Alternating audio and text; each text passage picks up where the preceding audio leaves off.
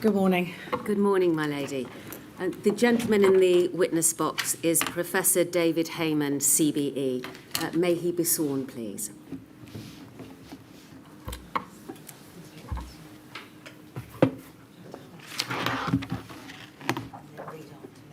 I swear by Almighty God. I swear by Almighty God That the evidence I shall give. that the evidence I shall give Shall be the truth. shall be the truth, The whole truth. the whole truth, And nothing but the truth. and nothing but the truth.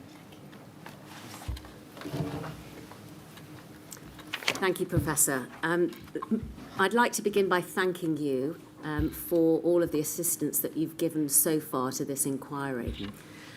During the course of my questioning this morning, please keep your voice up and speak into the microphones so that the stenographers can hear you clearly, and they're preparing a transcript of your evidence. If I say something that you don't understand or you can't hear, please ask me to repeat it, and I'll do the same for you. There will be breaks during the course of your evidence, but if at any time you require a break, please just say so. Thank you. Professor, you have provided a report during the course of preparation for this inquiry. Could we please put it up on the screen? Thank you very much. It's, for the record, INQ 301954846.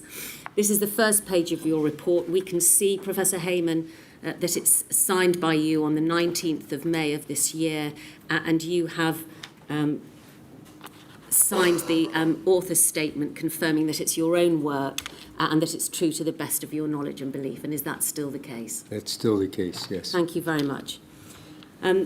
We can take that down. Dealing next with your qualifications and extensive career history, and I'm only going to concentrate for the time being on the highlights as they are relevant to this inquiry. You are a trained medical doctor, obtaining your BA and MD in the United States, and you have a diploma in medical epidemiology from the London School of Hygiene and Tropical Medicine. In 1976, you worked for the US Centers for Disease Control, investigating the first Ebola outbreak in the Democratic Republic of the Congo in 1976.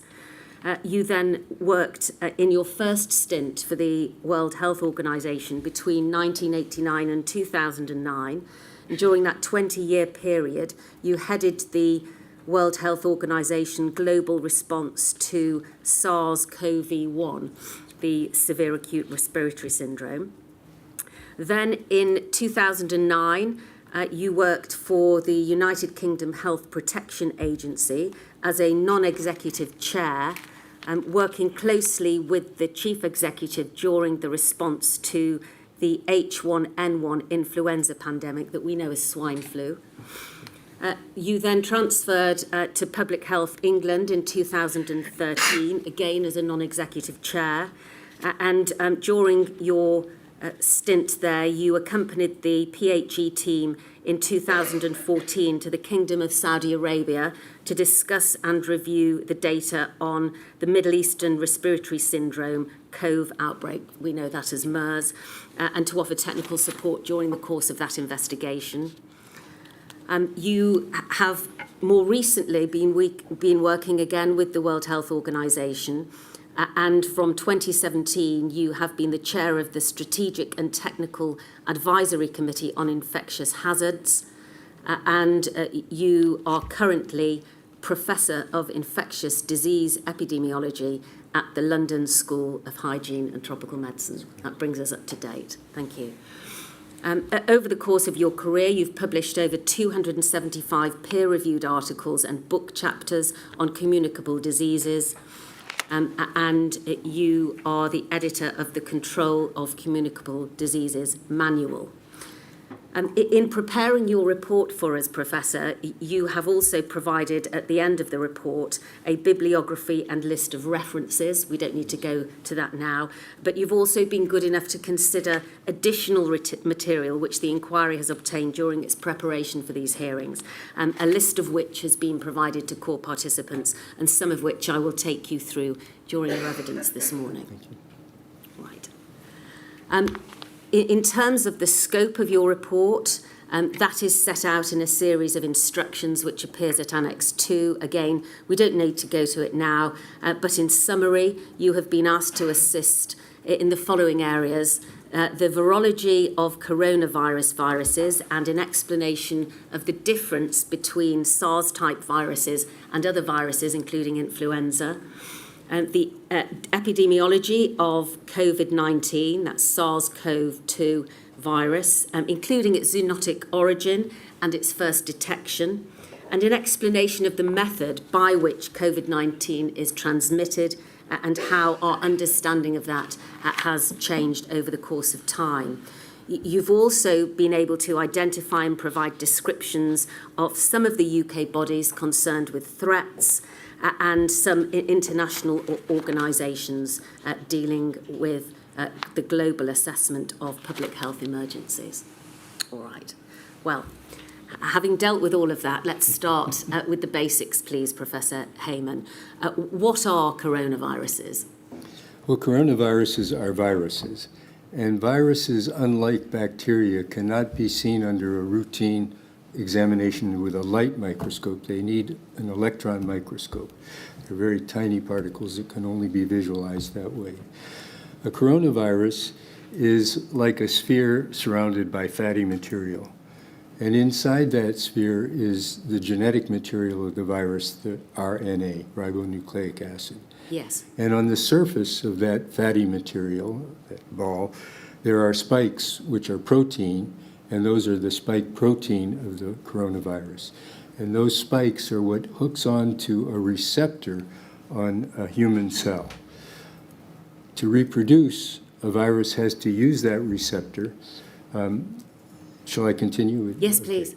To reproduce, a virus must enter the cell through the receptor. Yes. And then it takes over the mechanism of the cell and reproduces itself using the cell's reproductive mechanisms. All right.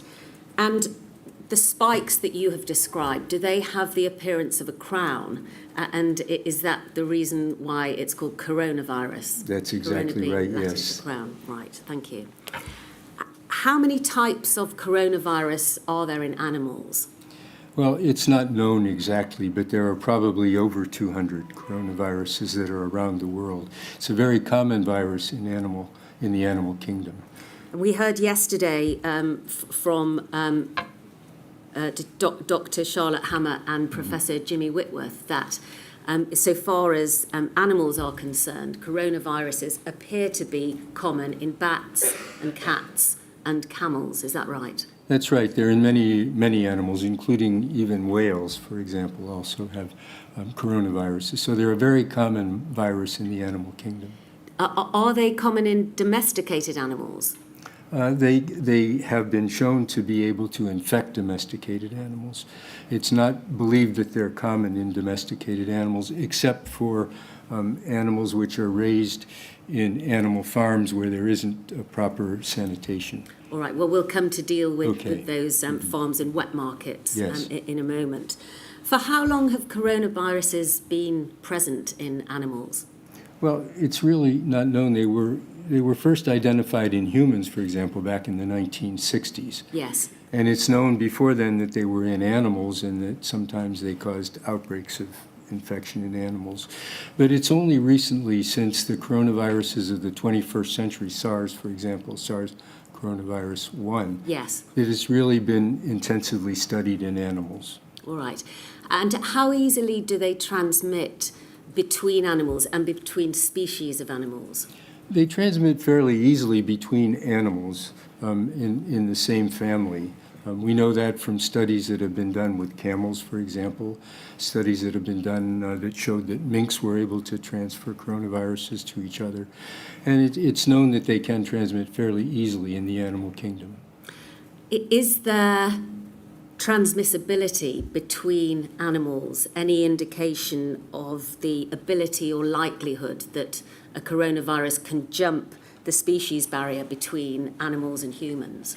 Well, jumping the species barrier is a very complex issue, really. There have to be a series of risk factors that line up in such a way that this jumps the species barrier.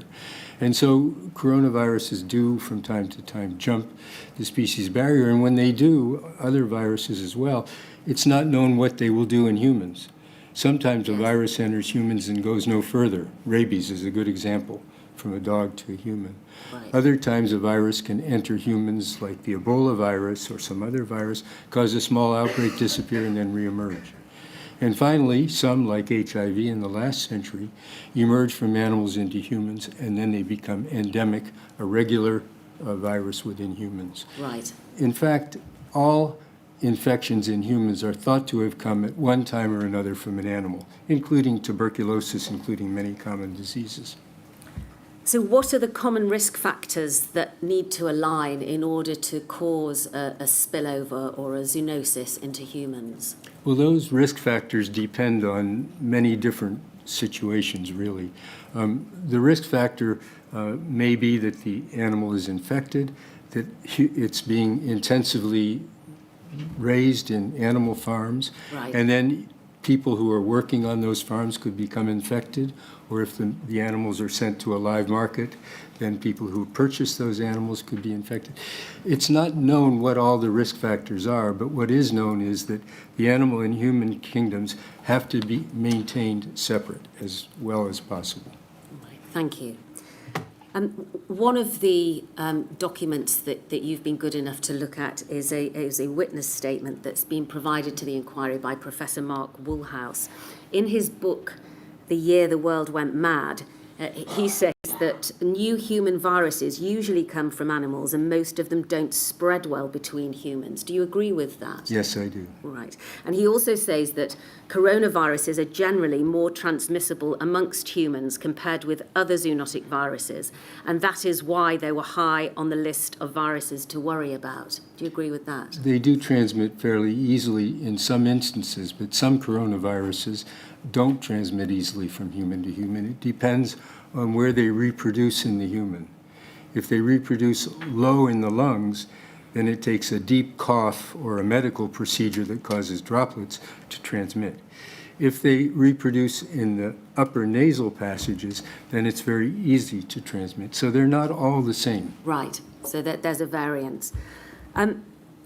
Could you explain to us, please, the process by which a virus becomes endemic in humans?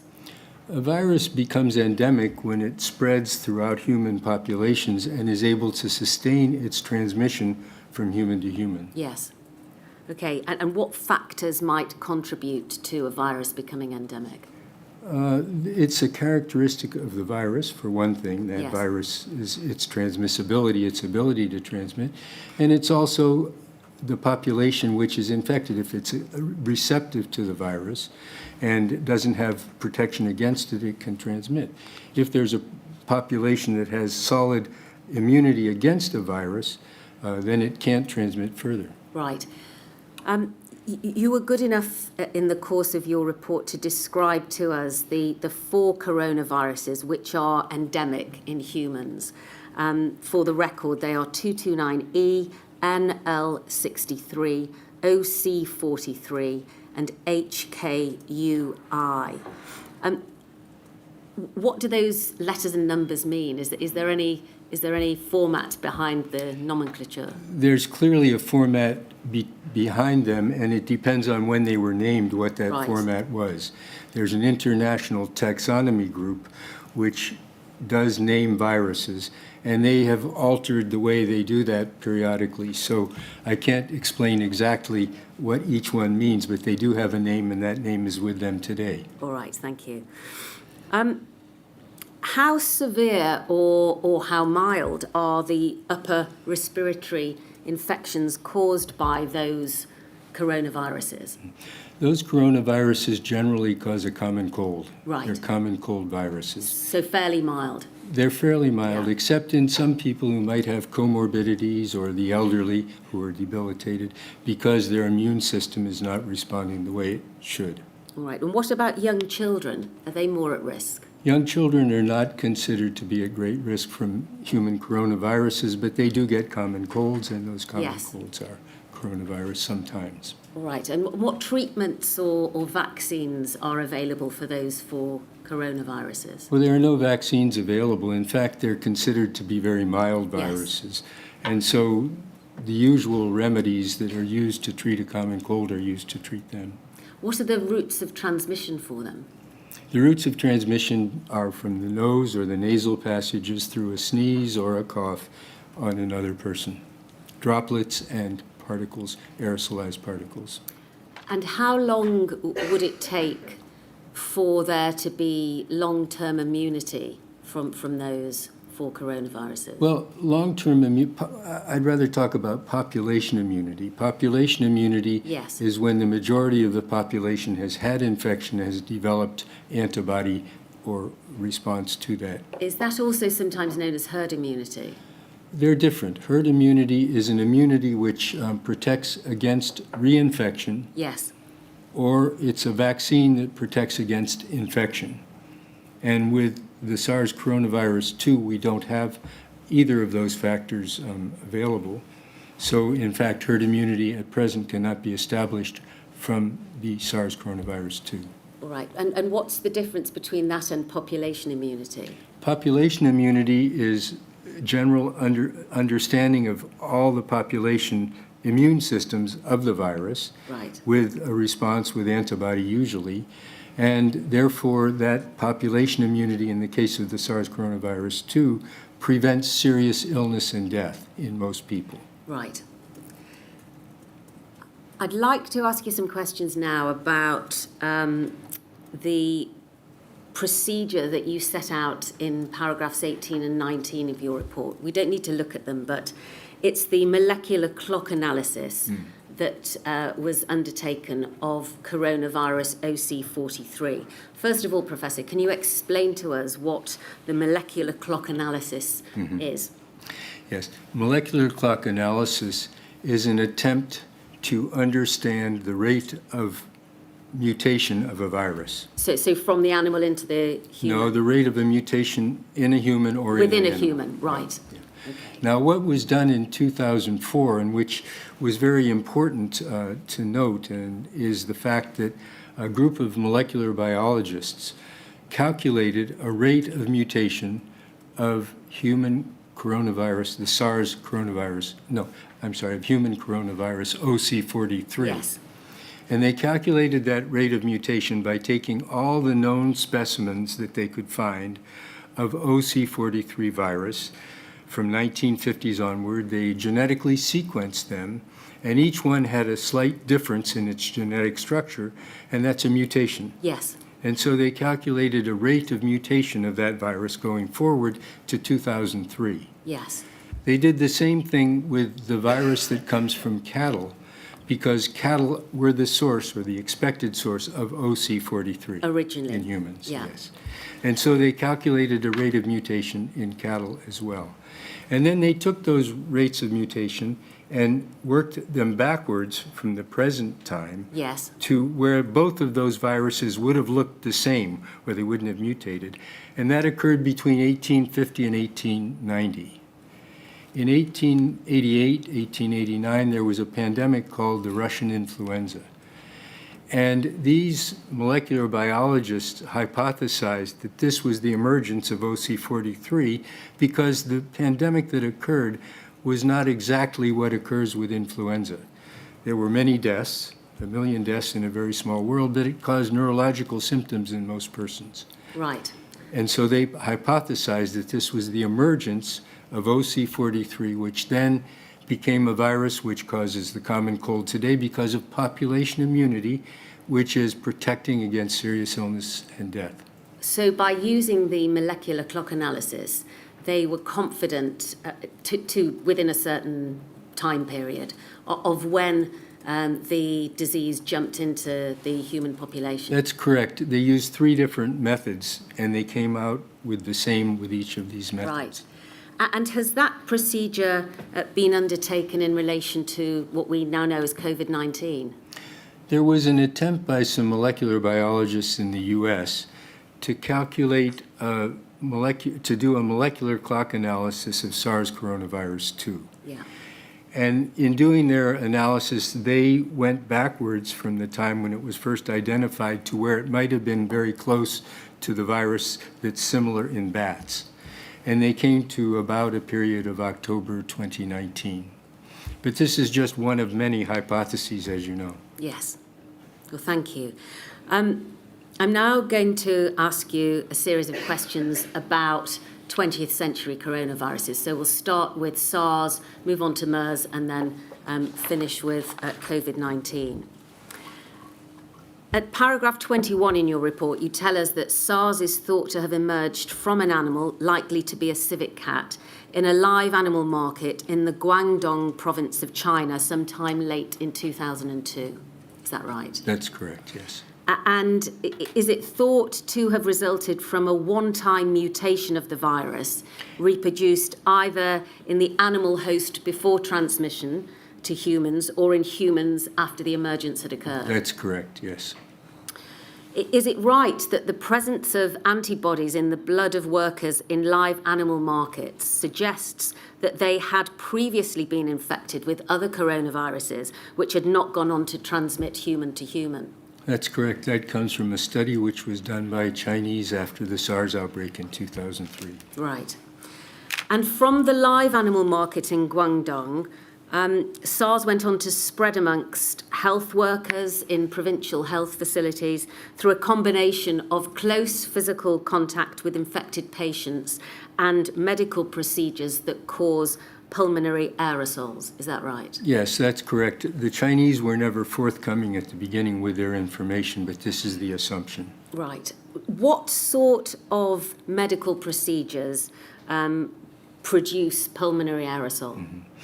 Well, when there's a severe respiratory infection, such as SARS coronavirus, there is a lot of mucus that builds up in the lungs. Yes. And to get that mucus out, to help the patient breathe easier, there's an infusion through the nose and a tube of saline, which is salt water, Yes. body salt water. And then it's the lungs are flushed out, the water is pulled out, and along with that is the mucus that's been softened and absorbed by the water, and droplets are many times caused as a result of that.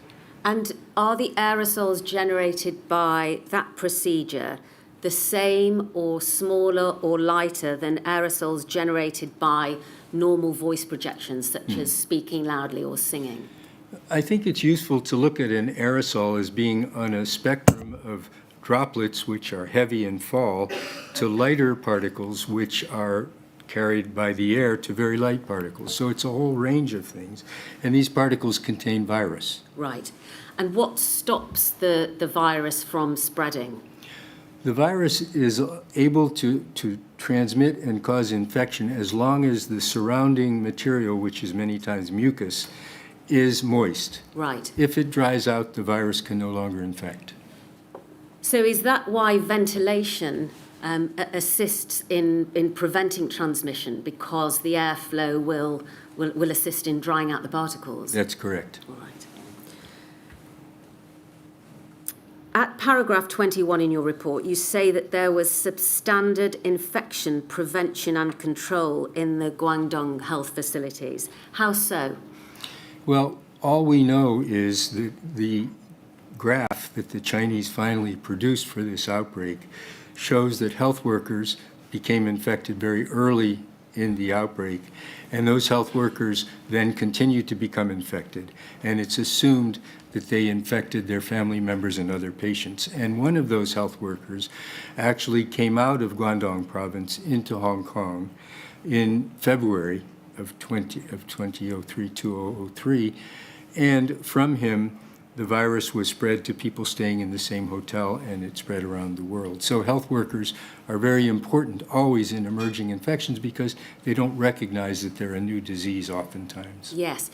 Do you know, for instance, Professor, whether or not those health workers were routinely wearing PPE, such as face masks or shields? I think it can be assumed that early on they weren't, because what the Chinese indicated when they finally opened up to providing information is they thought that this was influenza. Right. And they therefore were not worried that it was a new infection. Okay, thank you. SARS-CoV-1 was first identified as a novel coronavirus by genetic sequencing in March of 2003, which was about 3 months after its emergence. Do you have any comment to make on the length of time that it took to identify as a novel coronavirus? Well, the virus was first isolated from a patient in February. Yes. In late February. And so it was very rapid, in fact, that it was understood that it was a coronavirus. Which countries were affected by SARS? Well, there were, initially there were about 7 countries were infected because these were people who were staying on the same hotel. Yes. And I think in my testimony I've said it went to 21 or 22 different countries. And that included countries around the world. The good, if there was good in this outbreak, was that it didn't appear to make its way into Africa, where surveillance might not have detected it, and it might have spread even further than it did. Yeah. And you've described the virus reproducing deep in the lungs, which would require deep coughing or pulmonary procedures to create the droplets or aerosols that you've described. Was that a major factor in the control of SARS? I believe it was, yes. There were several factors that were important. Number one, SARS coronavirus 1 is not transmissible or highly transmissible until 2 or 3 days after the onset of signs and symptoms. Right. Unlike SARS coronavirus 2. Okay. Is that the incubation period? That's the period from, the incubation period is the period from infection to onset of signs and symptoms. Yeah. So that was one of the factors. It wasn't transmissible early. Right. It was only transmissible after signs and symptoms developed. Right. The second thing, it reproduced deep in the lungs, and therefore was very difficult to transmit. There had to be really deep coughing and close contact with others. And finally, there was a willingness of the world at that time to work together. And so countries agreed not to travel to places where there were uncontrolled outbreaks of SARS coronavirus 1, which included Singapore, Hong Kong, and Canada. And so the outbreak was one that was contained rapidly, and I think you could say that that virus now is gone from human populations. It's been eradicated. Thank you. During the evidence of Professor Whitworth and Dr. Hammer yesterday, we heard about something called the case fatality rate. Yes.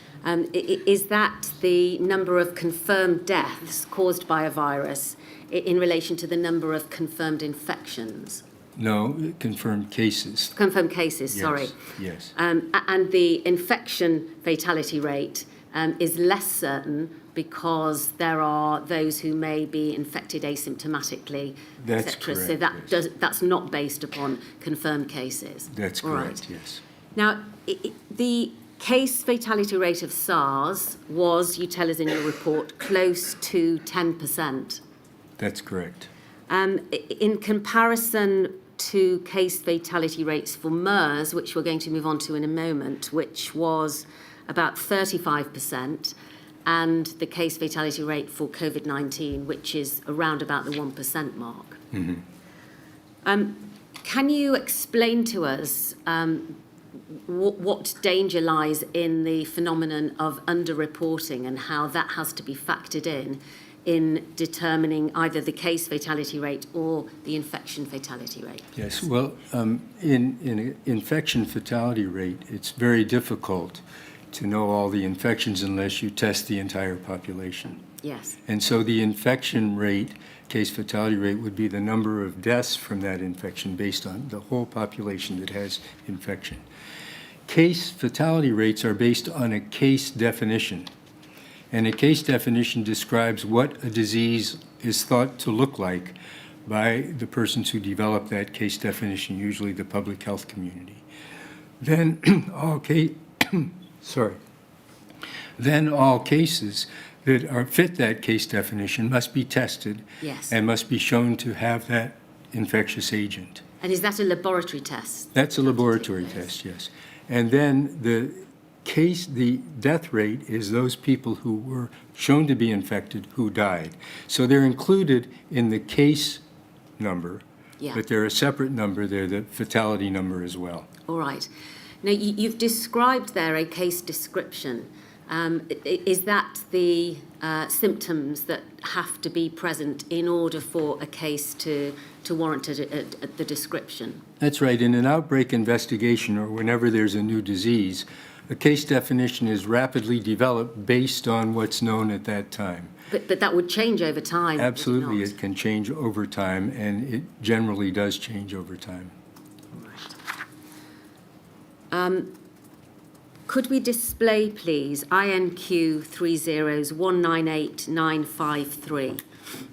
I think you've had an opportunity of looking at this before, Professor Heymann. This is a table which has been taken from a video lecture that Professor Chris Whitty gave to Gresham College London on how to control a pandemic in 2018.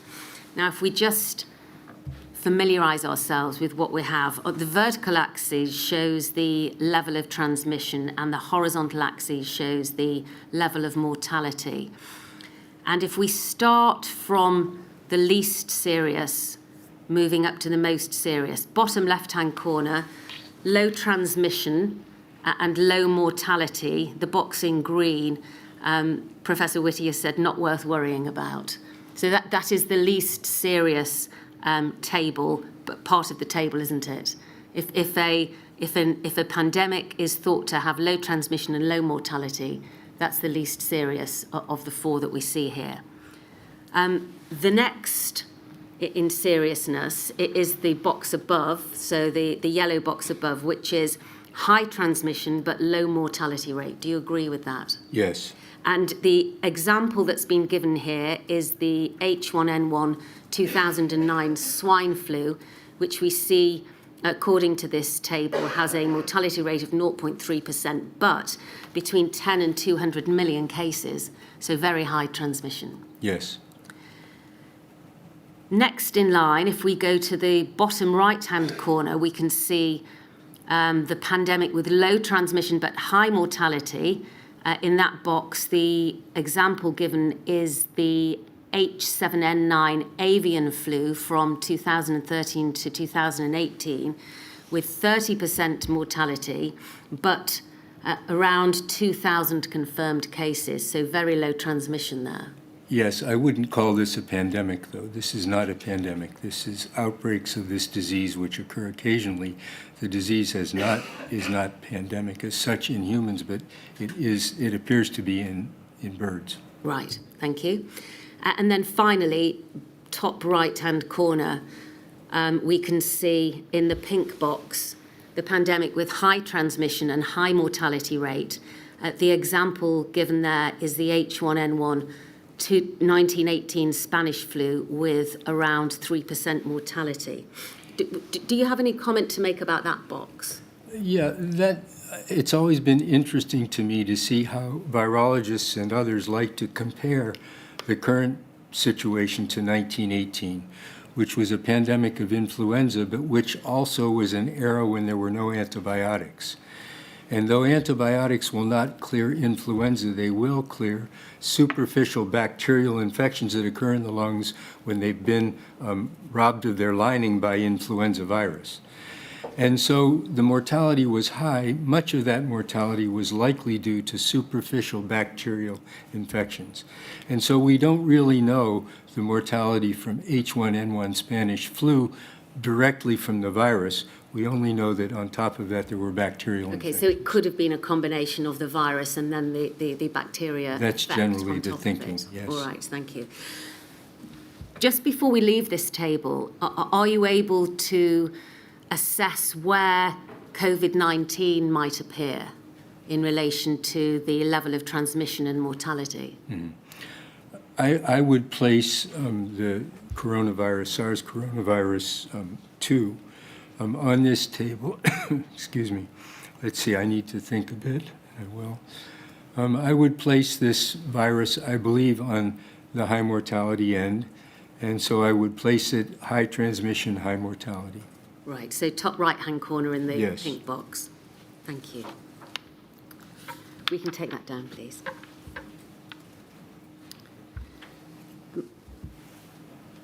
What are the symptoms and clinical outcomes of SARS, or what were the symptoms and clinical outcomes?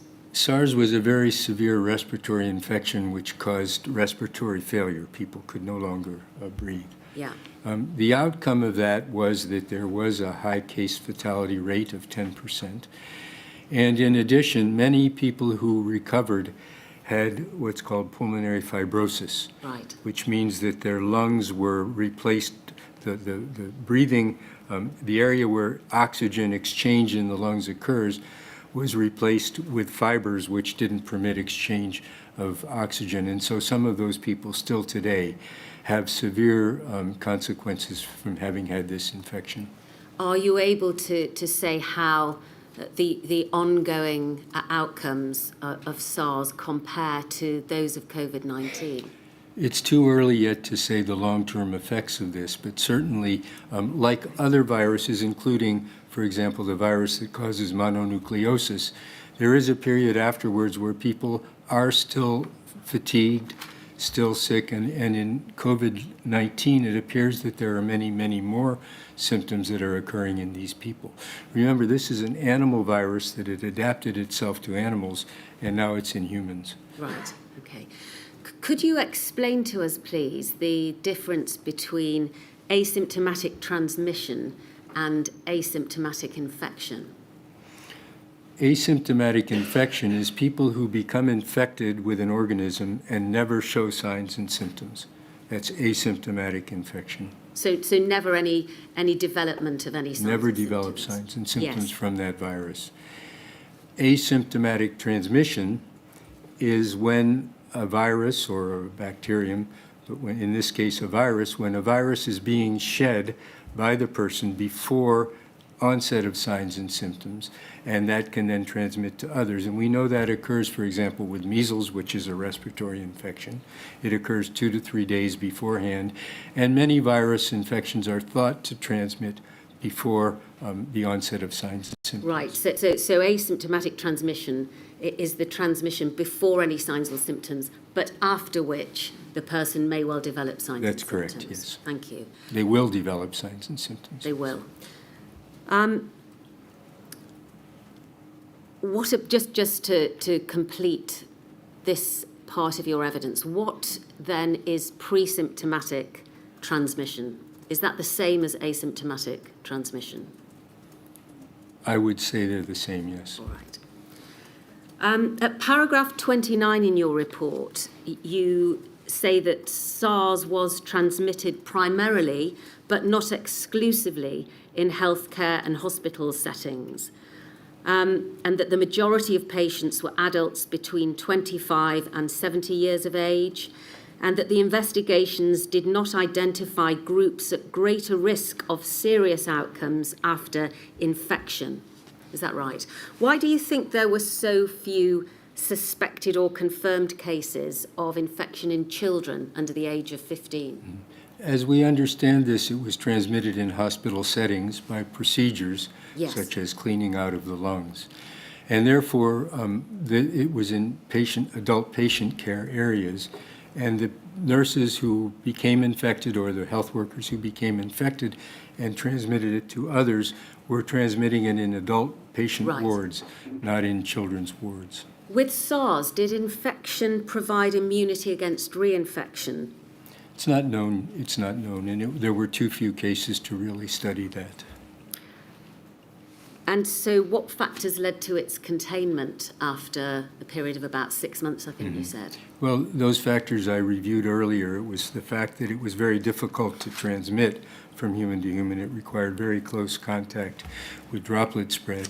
The world worked together to limit travel to where outbreaks were occurring. Yes. And it didn't get into countries where there was poor surveillance, which might not have detected it and permitted it to spread further. That was the reference to Africa. That's correct, yes. And so it didn't become endemic in humans? It did not No. become endemic. All right. So, Professor Heymann, sorry, going back to something you said just now, you said transmission was thought to be in hospital settings, so it was by treating adult patients that the hospital workers got infected, and then they were dealing with adult wards. But why weren't the hospital workers then going home where there were children So children will get infected that way. They did go home and they did transmit it in the household, and some children were infected, but the majority of people who were infected were adults.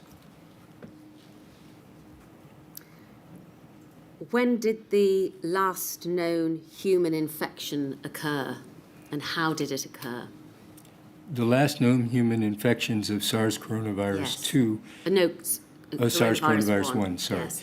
The last human infections of SARS coronavirus 1 occurred in laboratory accidents, one in Singapore, one in Taiwan, and several outbreaks caused by laboratory accidents in China. Right. Let's move on to MERS, please. First identified in the Kingdom of Saudi Arabia in June of 2012. Humans became infected from close contact with camels, as we heard yesterday. Was the route of transmission between the species through droplets or bodily secretions or feces or the combination of all three? Between humans? Yes. Yes. In MERS coronavirus, there is transmission from person to person by body secretions or by droplets or similar close contact. It occurs in hospital settings called nosocomial infection when health workers don't practice washing of their hands or when they're using equipment which has not been properly sterilized between patients. Right. That's the major means in which MERS coronavirus transmits from person to person. How many cases were there in the United Kingdom? There have been 5 cases known in the United Kingdom, but 3 importations of the virus. So the virus was first imported in 2012. Yes. Then since then, there have been 2 other importations, and one of those importations was transmitted to a person who had accompanied the patient and also to a visitor of the patient. Right. There was then a second major outbreak in the Republic of Korea in 2015, when an infected person returned home from the Middle East, so brought it from the Middle East, and became ill and was seen at various health facilities. Yes. Is that right? And again, substandard infection control at those facilities, which led to the infection there. That's correct. There were many factors that were thought to have caused this to spread so rapidly. One of those was the fact that the patient went to 3 different health facilities, and the infection prevention and control measures in all of those facilities was substandard. Were poor, yes. We're going to come to that in a moment. But in total, your report tells us that there were 185 cases in this outbreak with 38 deaths. So that's a case fatality rate of 20% or thereabouts in the South Korea outbreak. There were, you tell us in your report, a series of factors causing the infection to spread. And you've begun to tell us about that there was weak hospital infection control, weak patient isolation procedures, is that right, leading Yes. to infection of other patients and family members, and also a nursing shortage. So that led to a dependence on private, less well-trained caregivers. Is that right? That's correct. Yeah. And extremely crowded emergency departments without any isolation beds. But it was rapidly contained, was it not, Professor Heymann, within a couple of months? That's correct. And was that containment down to a change in policies in the hospital setting and an improvement in the infection controls? That's correct. There was an improvement in infection control after retraining of hospital staff. There was also an increase in ventilation in hospitals, which dried out those virus particles. As we've already discussed. Yes. Yeah. And there was also an understanding by the population, because of good communication, what this virus was doing and how to prevent infection. So there was a major effort at communication, which is always important Right. in outbreaks. And does it follow from what you've just said that the the main or the primary route of transmission of MERS was through droplets or aerosols, That's in the correct. same way that we've described in with Yes. SARS. Were there any super spreading events in relation to MERS? And can you describe to us what a super spreading event is, please? Yes, there were super spreading event in which virus? In MERS? In MERS, yes. In MERS, there have been some super spreading events. This was one in South Korea, Yes. for example. And there have been events where there have been several different cases in hospitals where one person was admitted. But it's been very patchwork, the understanding of this virus, because there hasn't been clear and transparent sharing of information in many instances. Right. And what is a super spreading event in scientific terms? A super spreading event is when a person who is infected for some reason or another is able to infect many, many other people. So it may be due to the fact that there are many people in a very small closed space, and the person is able to transmit because he's at the right, or she is at the right phase of transmission and then transmit. Super spreading events are events that occur when the risk factors line up in such a way that they can occur. All right, so what we have described happening in the hospital setting in South Korea, that would be described properly as a super spreading event? That's a super Even spreading something event. on that fairly Yes. contained small scale? Yes. Right. Was MERS capable of asymptomatic transmission? It's not yet known whether asymptomatic transmission occurs among humans, but clearly it occurs from camels to humans. The disease is now endemic in camels. The virus is carried in the nasal passages and transmits quite easily to humans. All right. So has it become endemic? It's endemic in camels, yes. But not in humans? Not in humans. No, right. All right, well, that brings us to COVID-19. It's no part of this inquiry to debate or to determine the origin of COVID-19, but you attempt to assist us in your report by setting out what you consider to be the theories of origin. Can you explain to us, please, Professor, what those consist of? There are two major theories about the emergence of this virus in Yes. human populations. One is that it came from a bat into an intermediary animal, and from that animal in humans, possibly at a live animal market. That's one hypothesis. Right.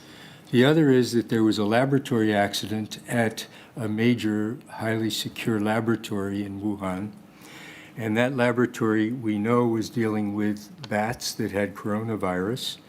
And that laboratory, the hypothesis is that either the virus was able to escape from studies that were going on in a human who left and was infected, or through some other means.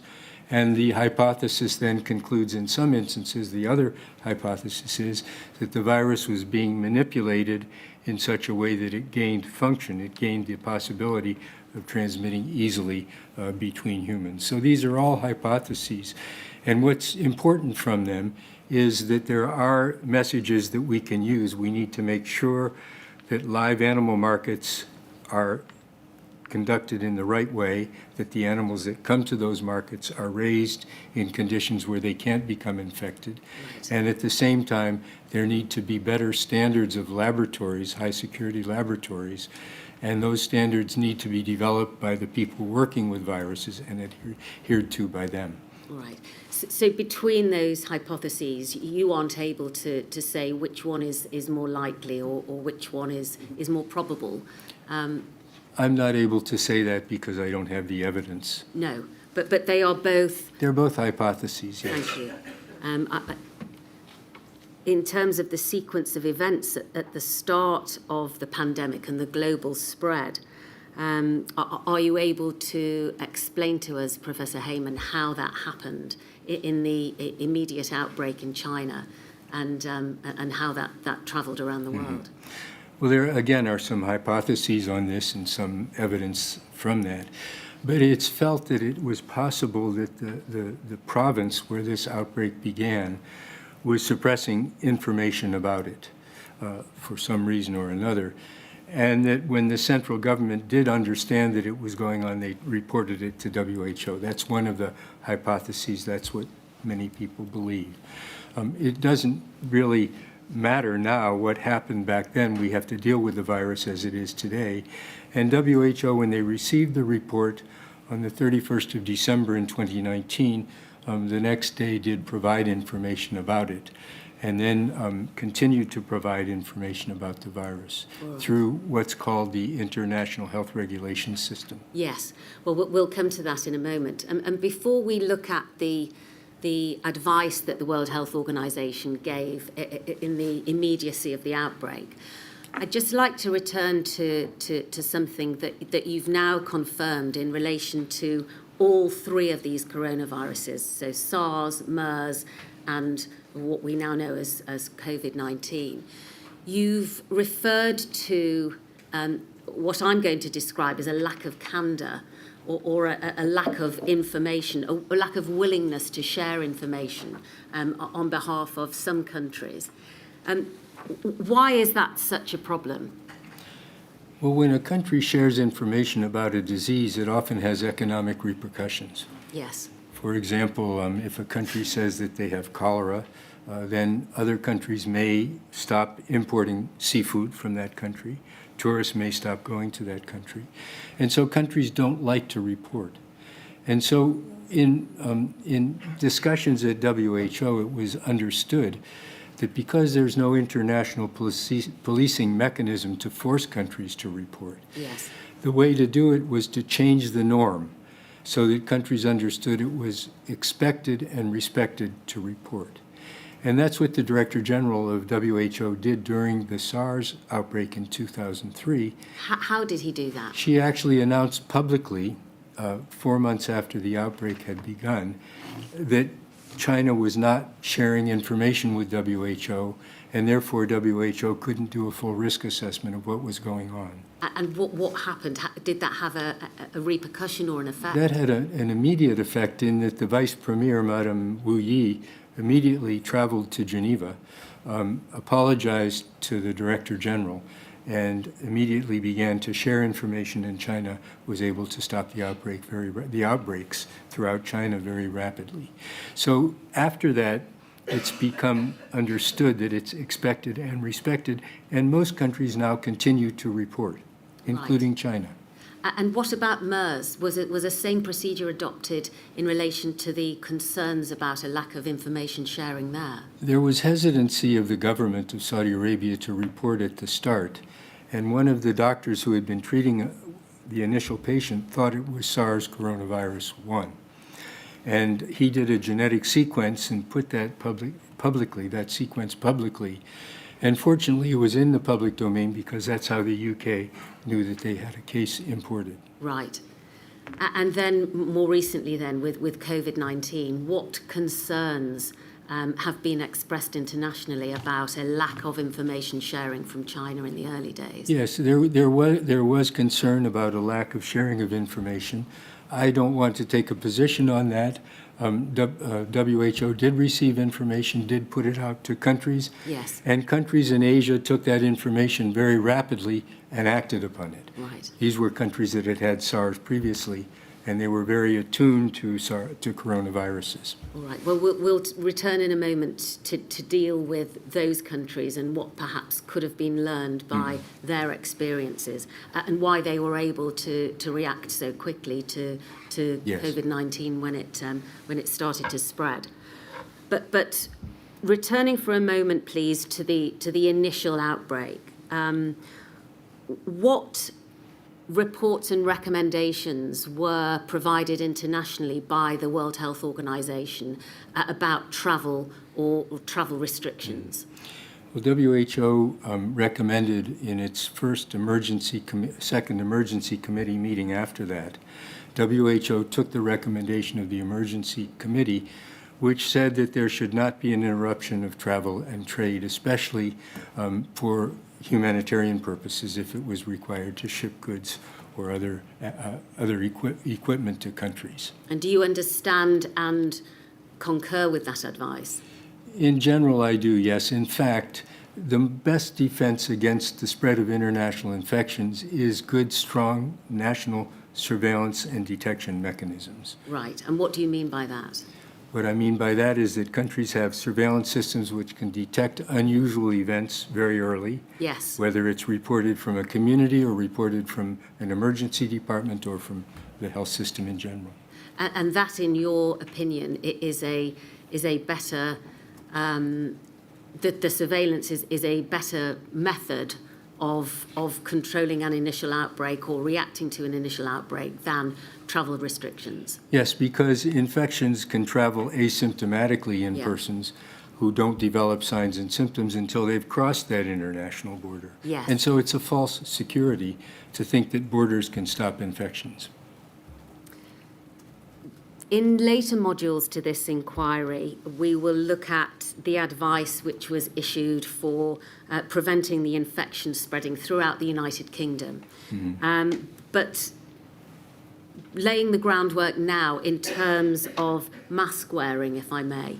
At paragraph 83 of your report, you confirm that the World Health Organization on the 29th of January of 2020 recommended wearing a medical mask alone during home care and in healthcare settings in the community, that offered adequate protection against transmission if combined with hand hygiene and other infection prevention and control measures, but that a medical mask was not required for individuals without respiratory symptoms in a community setting, and that there was no evidence at that time on its usefulness to protect non-sick persons. Yes, that was WHO's recommendation. Yeah, and do you have any comment to make about that advice that was provided on the 29th of January? Well, that was solid advice to prevent transmission in care settings, and it was very important, and medical masks have been were recommended for health workers. But it wasn't until much later, I think, in 2022, that the World Health Organization unreservedly recommended mask wearing for the general public whenever there was a need to decrease community spread. But you would say, I presume, Professor, that by that time there was so much more evidence available. That's right, and WHO doesn't like to make recommendations without an evidence base. They don't like to make precautionary recommendations, which are recommendations which would be modified as evidence comes in. So would you agree with a description that the initial advice back in January of 2020 displays a hesitancy of the World Health Organization in advising that mask wearing was appropriate? Or is it your evidence, Professor, that in fact that was solid, taking into account the very limited amount of evidence that was present at that time? Yes, WHO has said that the reason they didn't recommend earlier is because they didn't have the evidence to make that recommendation. All right, and as you just said, that the evidence base is extremely important. It's very important, yes. For the World Health. But there can be precautionary measures that are made, recommendations that are made, which were not made by WHO at that time. Even taking into account that COVID-19 is a fairly recent disease, are you aware of case studies in China around the asymptomatic transmission of the virus? There was a study early on about asymptomatic transmission in a household, but again, the case definition was not clear what was being used, and it was not really, it was published and it was peer-reviewed early on, but it wasn't really clear that this was an article to be followed. There were very few number of family members involved. The evidence really came from Singapore, when they were able to look at 7 different clusters of persons who were infected and were unable to link them to people who had clinical signs and symptoms. Right. But people who they were able to link them to in contact, some of them did later on develop signs and symptoms. All right. Now, you've mentioned again there the case definition. are you able to help us, Professor, with how the case definition of COVID-19 may have altered over time based upon the increasing evidence? Yes, early on, the case definition in China, for example, was a case definition of a very serious illness which required hospitalization. Yes. So they only were finding those serious cases because that's what they were looking for, when other cases were likely occurring as well. Right. Could I ask you to explain for us, please, the reproductive number? Just before you do, can I yes. just pause? The transcript's not running. Are there any problems? I think mine is, my lady. Oh, is it? Oh, maybe just it's me. Oh, I seem to have stopped rolling. Sorry, forgive me. It was just me. Not at all. I was asking you, Professor, about the reproductive number. Yeah, Can you explain to us what it is and how it relates to COVID-19, please?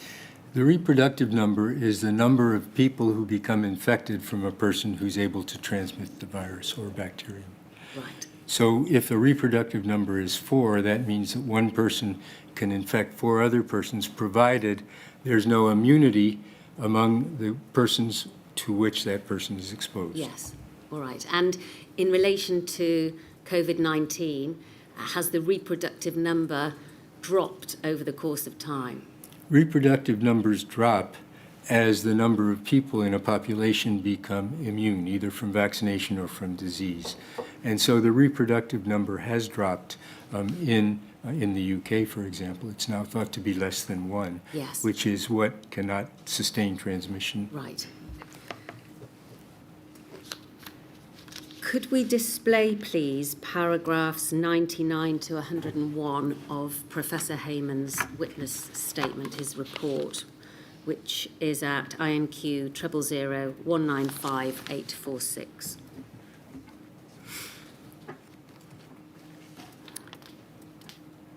Thank you.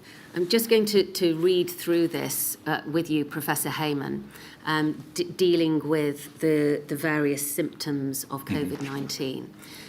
It's currently estimated that up to 33% of those infected in highly vaccinated populations do not develop recognisable signs and symptoms of infection after vaccination or on reinfection.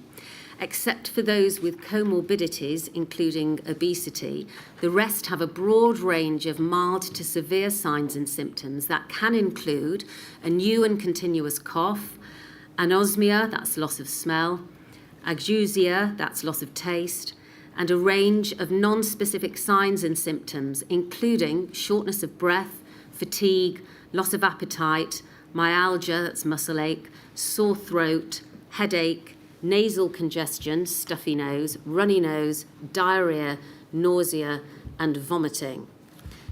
Decreased blood oxygen saturation is a hallmark of serious illness after infection with SARS-CoV-2, and complications include respiratory failure, acute respiratory distress syndrome, that's ARDS, sepsis and septic shock, thromboembolism, and or multi-organ failure, including acute kidney injury and cardiac injury. And if we can just move up, please, to complete this at paragraph 101. Infections in the elderly and in others from deprived areas and or from certain non-white ethnic backgrounds have caused more serious illness and death. Underlying health conditions such as diabetes and chronic renal disease, as well as obesity, likewise increase the risk of severe disease and death in adults. Now, that collection of symptoms and effects were not known about on the immediate transmission back in December of 2019. So does that picture build over the course of time as the transmission increases and we are able to see a variance in terms of the case definition? And does that expand? Yeah, yes, this is called the natural history of infection. Right. All the signs and symptoms that are associated at one point or another with infection. And it does modify as more information is obtained, and focus is not on persons who are seriously ill, but on persons who have a positive diagnosis but have less serious illness. And this often depends on being able to identify an infection by a laboratory test. Right. And why is it, Professor, that symptoms may be more severe for those who have comorbidities, in particular obesity? Well, in obesity, it's thought that there is a physical component to that, whereas it's very difficult for an obese person to breathe at times, especially when there's a pulmonary infection, making it very difficult to exchange oxygen. Right. At the same time, persons who are obese have a greater risk of diabetes too. And diabetes decreases the immune response to infections. It's known that that occurs with bacterial infections, and it also occurs with viral infections. Right. Thank you very much. We can take that off the screen now. Just before we break, I'm conscious of the time, my lady, and how long the stenographer has been working this I was morning. wondering that there have been some difficult words to Yes. transcribe. Is that a convenient moment to Well, do it it now? is, yes. Very well. I think probably we'll take a break. I shall return at 11:20. Thank you.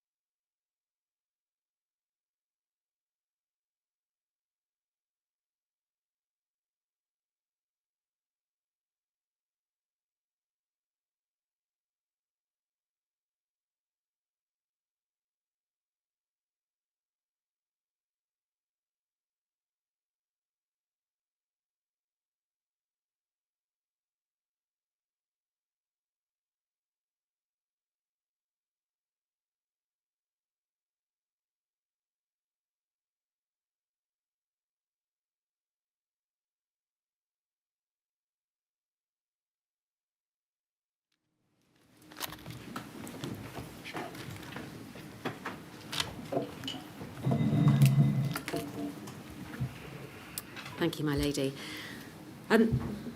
We were talking about the facets of COVID-19 and the various aspects of it that are important and that perhaps set it apart from other viruses. And I'd like to ask you, please, about the incubation period. What do we know about that so far? Well, the incubation period is the period, as we talked earlier, from the time of infection to Yes. the time of onset of signs and symptoms. Yeah.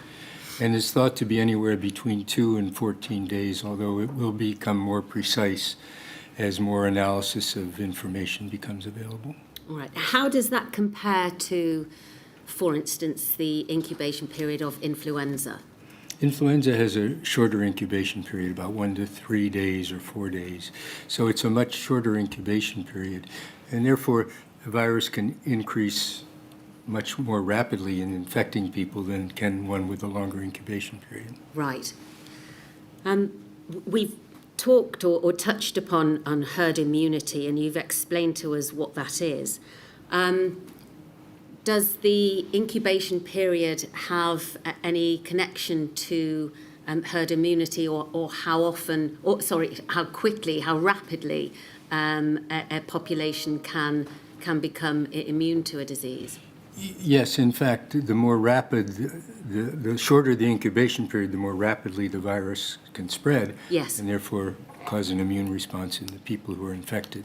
Right, thank you. Moving on to deal with the current figures for global deaths and cases from COVID-19. As of the end of May of this year, globally, there were 767 million cases and close to 7 million deaths. And those are the official figures. What is your opinion, Professor, about the danger of relying upon official figures and whether or not, in reality, those figures are likely to be considerably higher? Well, when reporting figures, it depends on many different things. The reporting of cases by countries, confirmed cases, depends on their testing strategy. Right. So some countries have a much higher testing rate than other countries. Some countries didn't bother doing testing at all. And so the reporting of cases is usually based on confirmed cases, and that depends on the testing strategy. Other countries may report suspect cases. It may not be clear in those statistics who reported suspect cases, who reported confirmed cases, and again, the confirmed cases depend on the laboratory strategy. So cases are not a good way of evaluating, or at least comparing, one country to another. Deaths, however, are a much more solid figure because deaths usually occur in a hospital setting in most countries, or many times do, and therefore that's a better indication, if it's a confirmed death, of the number of cases that are occurring. But even in relation to numbers of deaths, is there a difference between how some countries interpret a death caused by COVID-19? There is. In fact, it depends on what's on that death certificate in many countries. And sometimes there are comorbidities that have become the cause of death, but they were the cause of death because of a COVID infection, yet it's reported as being a death from one of those comorbidities. And so The Economist has recently calculated excess deaths globally as being in the region of 22 million.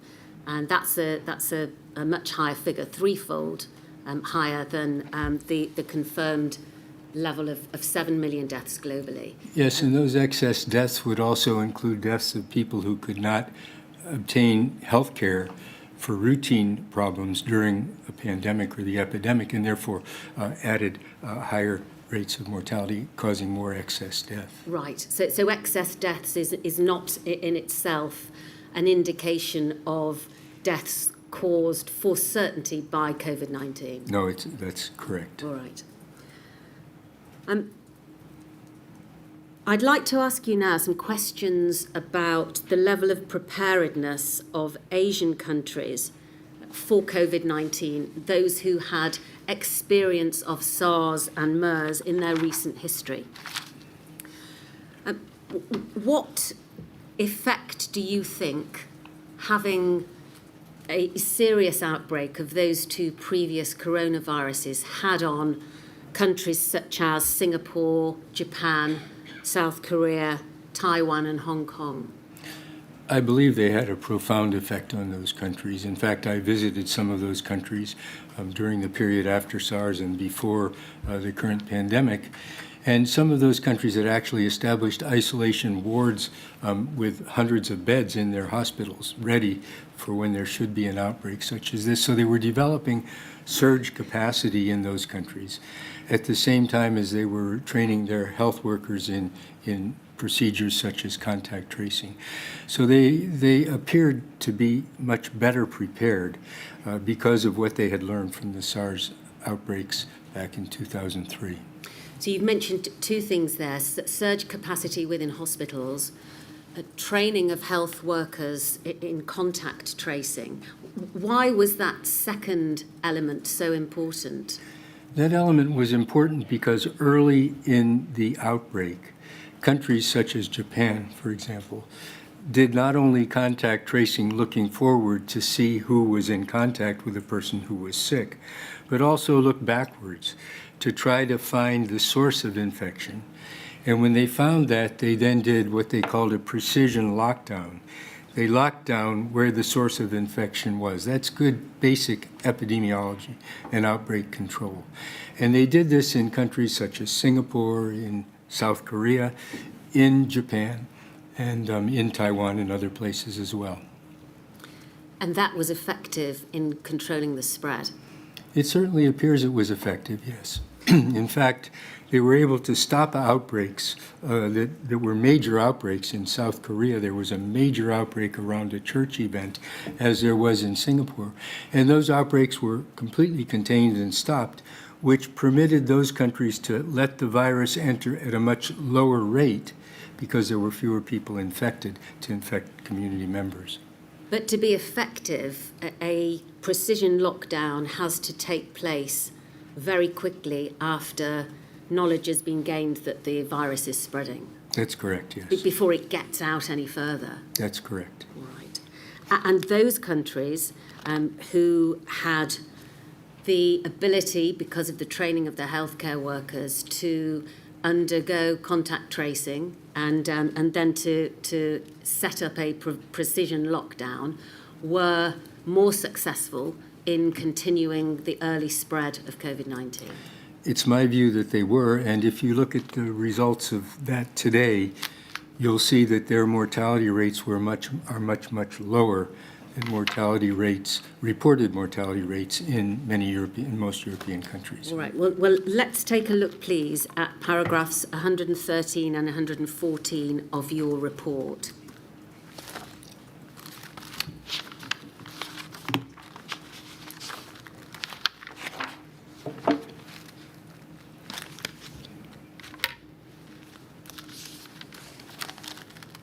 Pardon?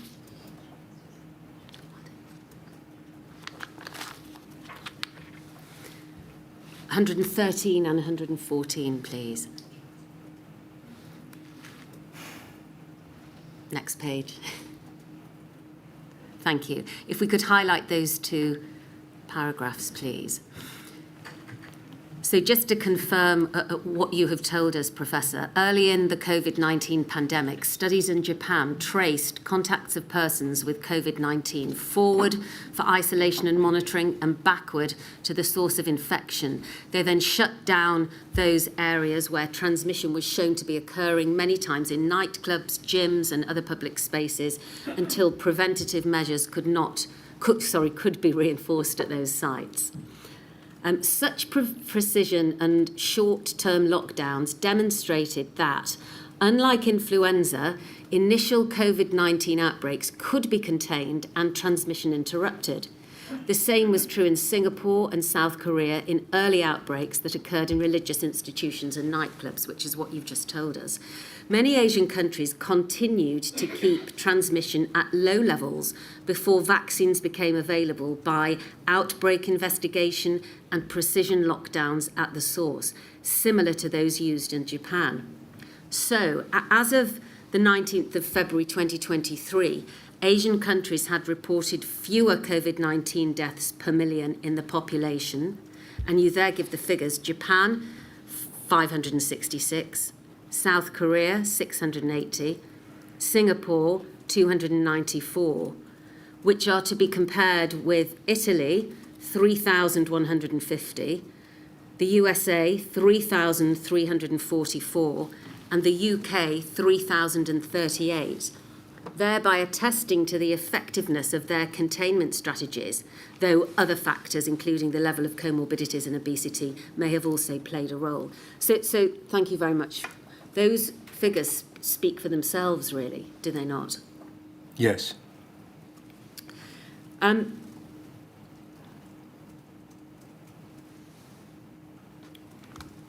You have described, when giving evidence before today, what is known as a surgical lockdown. Is that the same as a precision lockdown, simply a different way of expressing the same? That's correct. All right.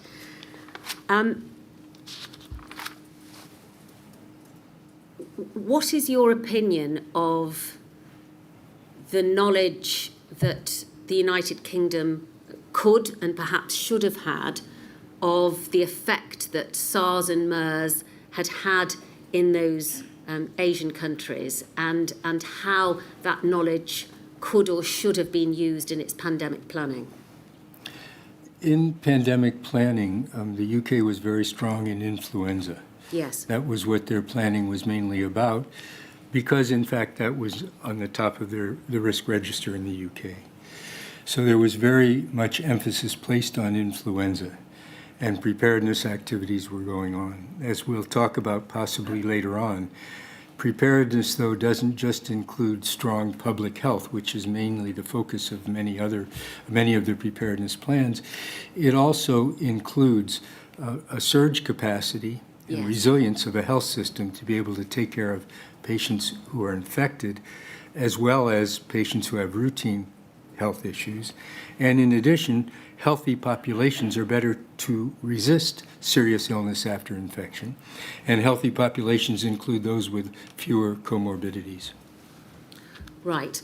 So just taking us back for a moment to the evidence that you've just given about the preparedness of those Asian countries who had a severe experience of SARS and MERS.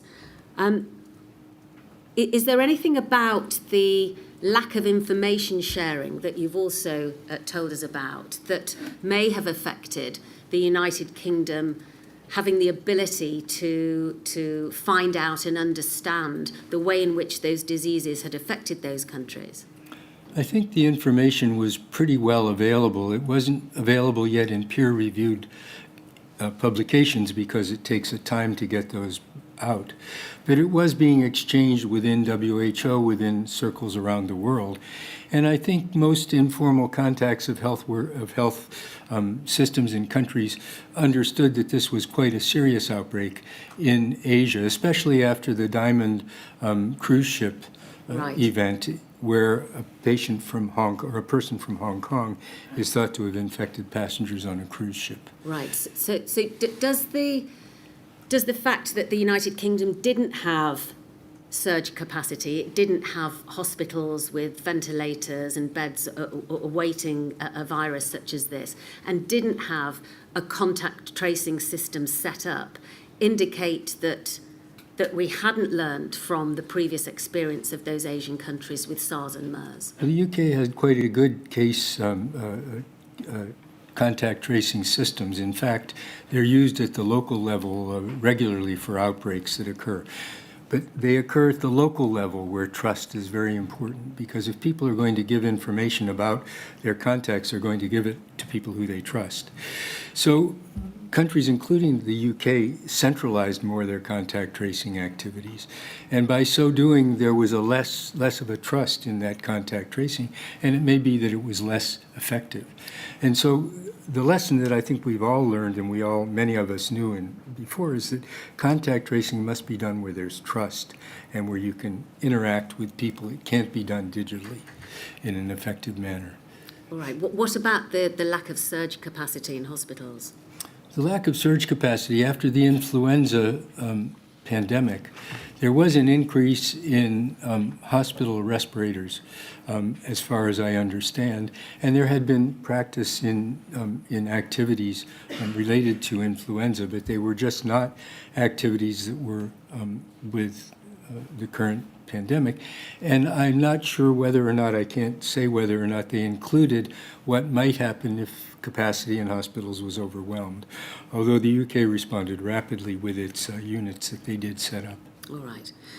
Finally, before we leave this topic, please could we display the report of Exercise Alice, which is at INQ 0000222732, please, and go to page 5.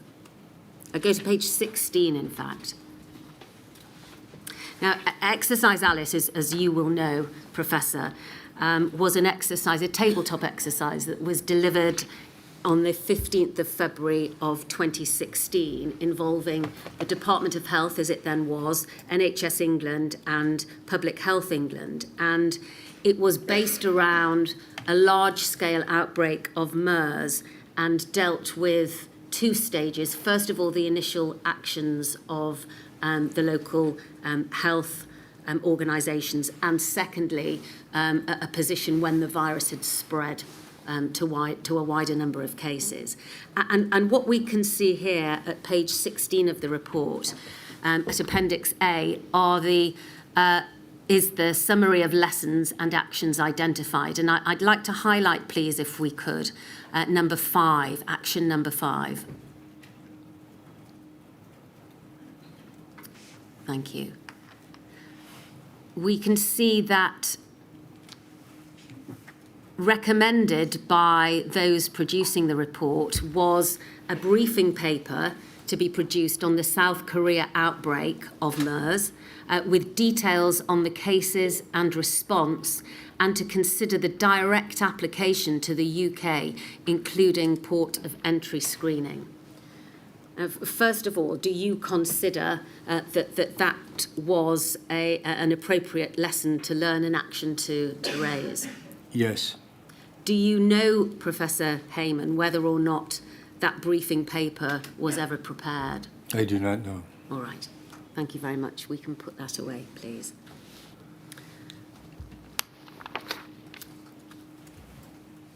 Predicting future pandemics. And this is something that we touched upon yesterday in the evidence of Professor Whitworth and Dr. Hammer. And they described to us the phenomenon known as Disease X, and why it's important for countries to expect the unexpected, or to look forwards and include in our pandemic planning a disease which is not yet known about, the details of which are not known about. Do you agree with that? Yes. And can you explain to us why you think it's important for that to be part of a country's pandemic planning? If you look at a disease X as being a respiratory infection or a respiratory disease, and look at the various outcomes of what might occur from that respiratory infection, then you can begin to prepare based on different scenarios. It's not just one scenario. As we talked earlier, it may be a respiratory virus that produces deep in the lungs. It may be one that produces superficially. But it's usually, disease X, in my view, is a respiratory infection. But there are other means of disease spread, as you know. Yes. They can spread by enteric infection, infections from food or water, and they can spread by vector-borne mosquitoes and other insects. So there are many different ways in which infections can be spread. But disease X, to me, is that rapid spread of an infection, usually a respiratory infection. And what Professor Whitworth told us yesterday was that, in his opinion, it's important to have a generic plan in place that can be adapted depending on the specific details of the disease that becomes a pandemic, that attacks us, if you like. Do you agree with that? Yes, as long as it can be adapted based on the different characteristics of what we know about viruses, where they reproduce, how rapidly they transmit, incubation periods, and a whole series of other issues. Do you think that a pandemic on the scale and severity of COVID-19 could have been predicted? I don't believe it could have been predicted precisely, no. I believe that there was concern about coronaviruses, that they could spread rapidly within populations. We had endemic coronaviruses. So I think there was concern about it, but an outbreak such as this cannot be precisely predicted because you can't predict an outbreak based on only one thing, and that would be a virus. It has to be those risk factors that line up to cause the emergence and to cause the infection to spread. The Human Animal Infections and Risk Surveillance Group, known as HARES. Tell us, please, Professor, what that group works on and the importance of the work that it does in terms of the animal kingdom, diseases there, zoonosis, and the prediction of what might be coming along the line. The HARES group is a One Health group, and One Health means that the animal, human, and environmental sectors are working together on risk assessment, risk analysis, and risk management. It's a very important mechanism within the UK. UK was one of the first countries to develop such a mechanism. So it's very important, and in addition, it includes the devolved administrations, and it includes Ireland, the Republic of Ireland. So it's a very important way of doing horizon scanning, looking what infections are occurring in animals and what their risk might be to human populations. And the HARES group meets, it's the environmental sector, the government sector, the human health sector, and the environmental sector, meets once a month. And they look at what's on the horizon and they see whether or not that can be considered as a risk in the UK. And if the UK is not prepared, they recommend guidelines, they recommend doing things to become better prepared. And so it's a very useful mechanism, and hopefully what it could do is shift the paradigm from rapid detection and response to prevention at the source by knowing the source of where these infections might come from. And that's a very important concept because today most countries think, well, what we need is a rapid detection system, then we'll rapidly respond. What is needed is a One Health environment where hopefully in the future epidemics and pandemics can be prevented. I can give an example. Yes, please. In MERS coronavirus, we know that it's endemic in camels. Yes. We know that humans get infected sporadically from time to time from camels. The obvious solution to this is to develop a vaccine and use it in camels. As long as that prevents infection of camels and prevents nasal carriage of the virus, we can prevent future outbreaks of MERS coronavirus. That's why it's important to be looking at both the animal and human sector and the environmental sector at the same time. Pardon me. Not at all. So prevention at source, meaning the animal before the zoonosis occurs, before the disease jumps into humans, rather than the rapid detection and response once that has happened. Both are important, but it's certainly the ideal is to shift the paradigm back to prevention at the source. Thank you. Let's then please move to your conclusions and recommendations. May we look first, please, at recommendation 1, which is at page 55 in your report. Each of your recommendations is preceded by a conclusion. And in relation to recommendation 1, you have concluded that research needs to be cutting edge, that there needs to the UK needs to maintain its high vaccination rate. And if we can go to the next paragraph, please, paragraph 262, we can see here your first recommendation is this: funding for research should continue in order to answer questions related to the pandemic strategy adopted by the UK, including total population lockdowns and the impact the strategy has had on sickness and death, and on surge capacity and resilience to continue routine healthcare.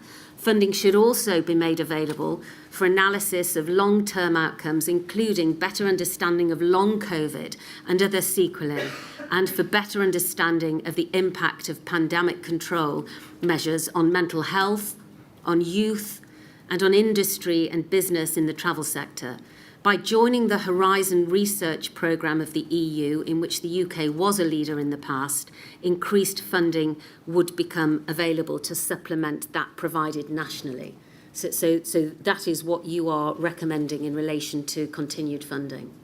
That's correct. The UK, in fact, has contributed much information to the literature because of their excellent research capacity and because of the funding that was made available by UKRI on the rolling call for research that could be completed within a period of 12 months early on in the pandemic. In fact, I chaired the panel that reviewed those research proposals. They were excellent and they gave very important information. Thank you. Can we move to paragraph 264, please, which is recommendation 2? Thank you. And before this, you have said in your second conclusion that the United Kingdom is one of the most respected donors of international activities to better prepare the world for epidemics and pandemics. And so your recommendation here is that funding should continue to be made available to national academic and technical experts so that they are able to support international activities that strengthen epidemic and pandemic preparedness and response activities, including support for funds at academic institutions and within government that permit replacement of skills nationally where United Kingdom experts are responding to overseas needs. That official development assistance support should also continue to be provided both to public, private and other pandemic preparedness activities, as well as to international organisations that provide global guidance and support epidemic and pandemic prevention, preparedness and response capacity development. That this should include continued active participation of the United Kingdom government in negotiations around the revised international health regulations and the pandemic treaty, using its soft diplomatic power when needed. Do you stand by that recommendation? I stand by that recommendation. Thank you. Moving to paragraphs 266, please.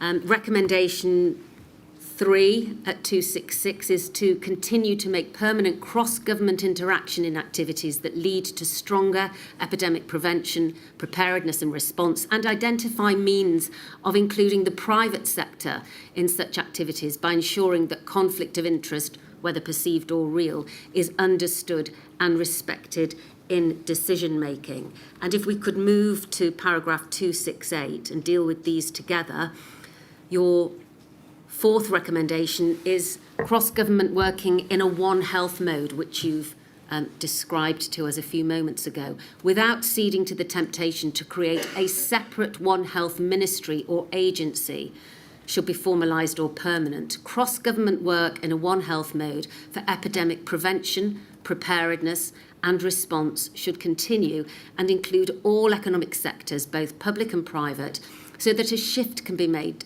to prevention at the source. Such a shift might be partially accomplished, for example, by increased use of cost-effective vaccines in humans and animals, cleaner agriculture, and cross-sector joint risk assessment, analysis and action.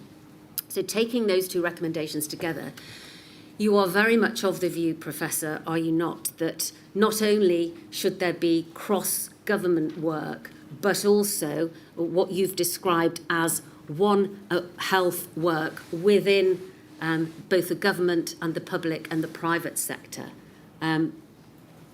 without being tempted to create a One Health ministry or agency, because that would be effectively working in a silo.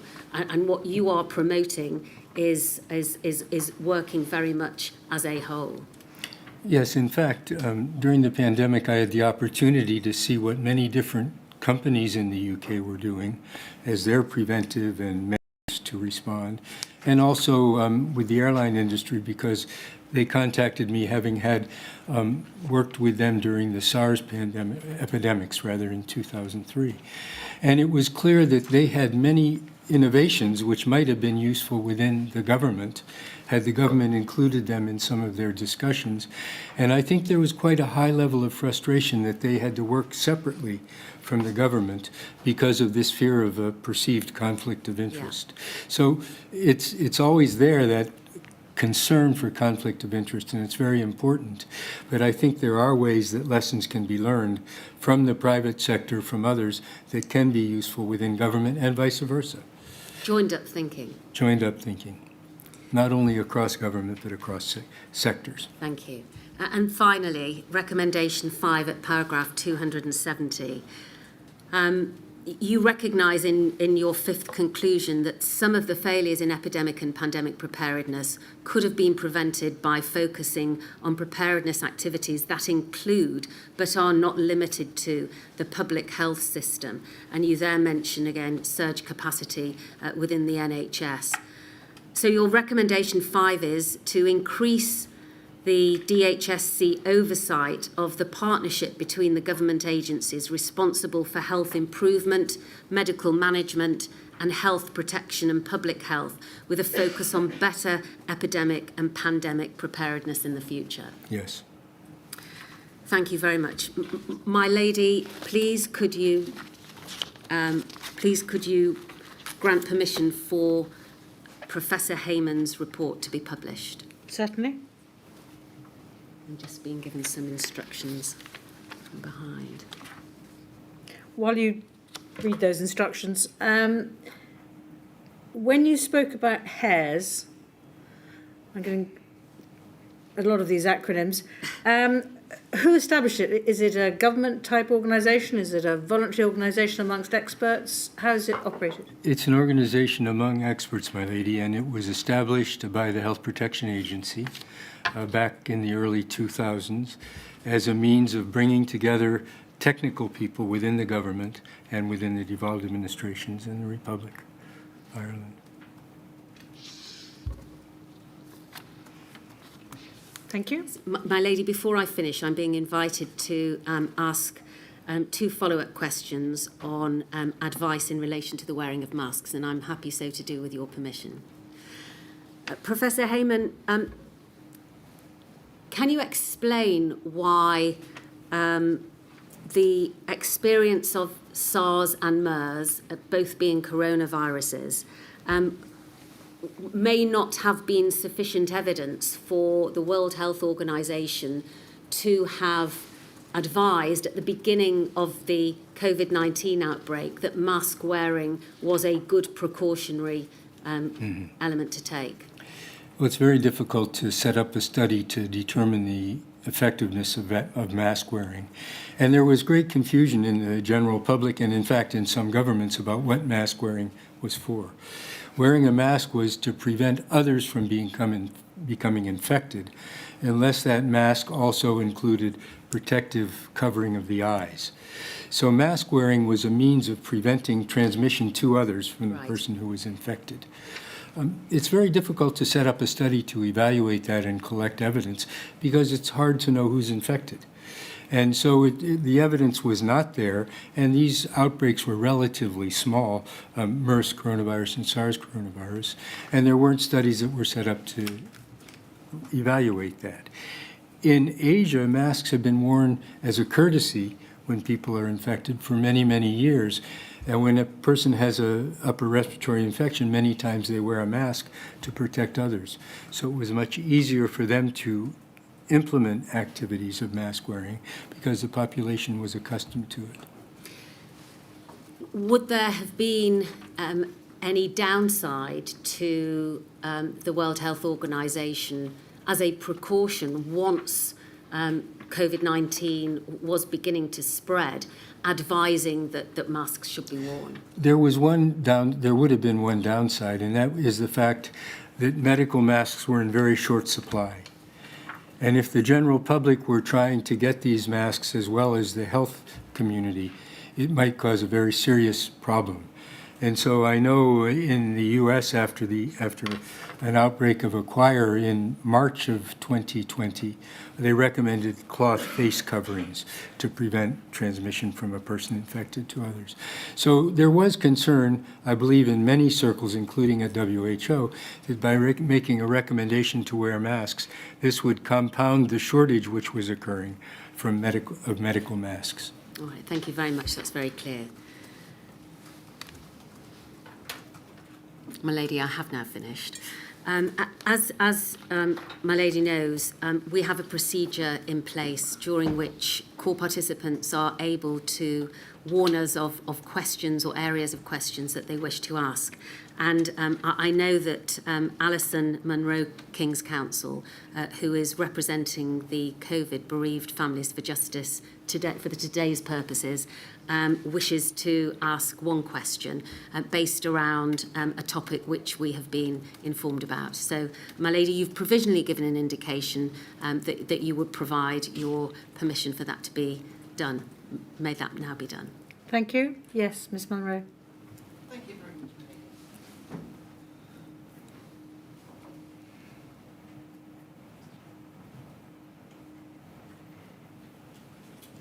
Thank you.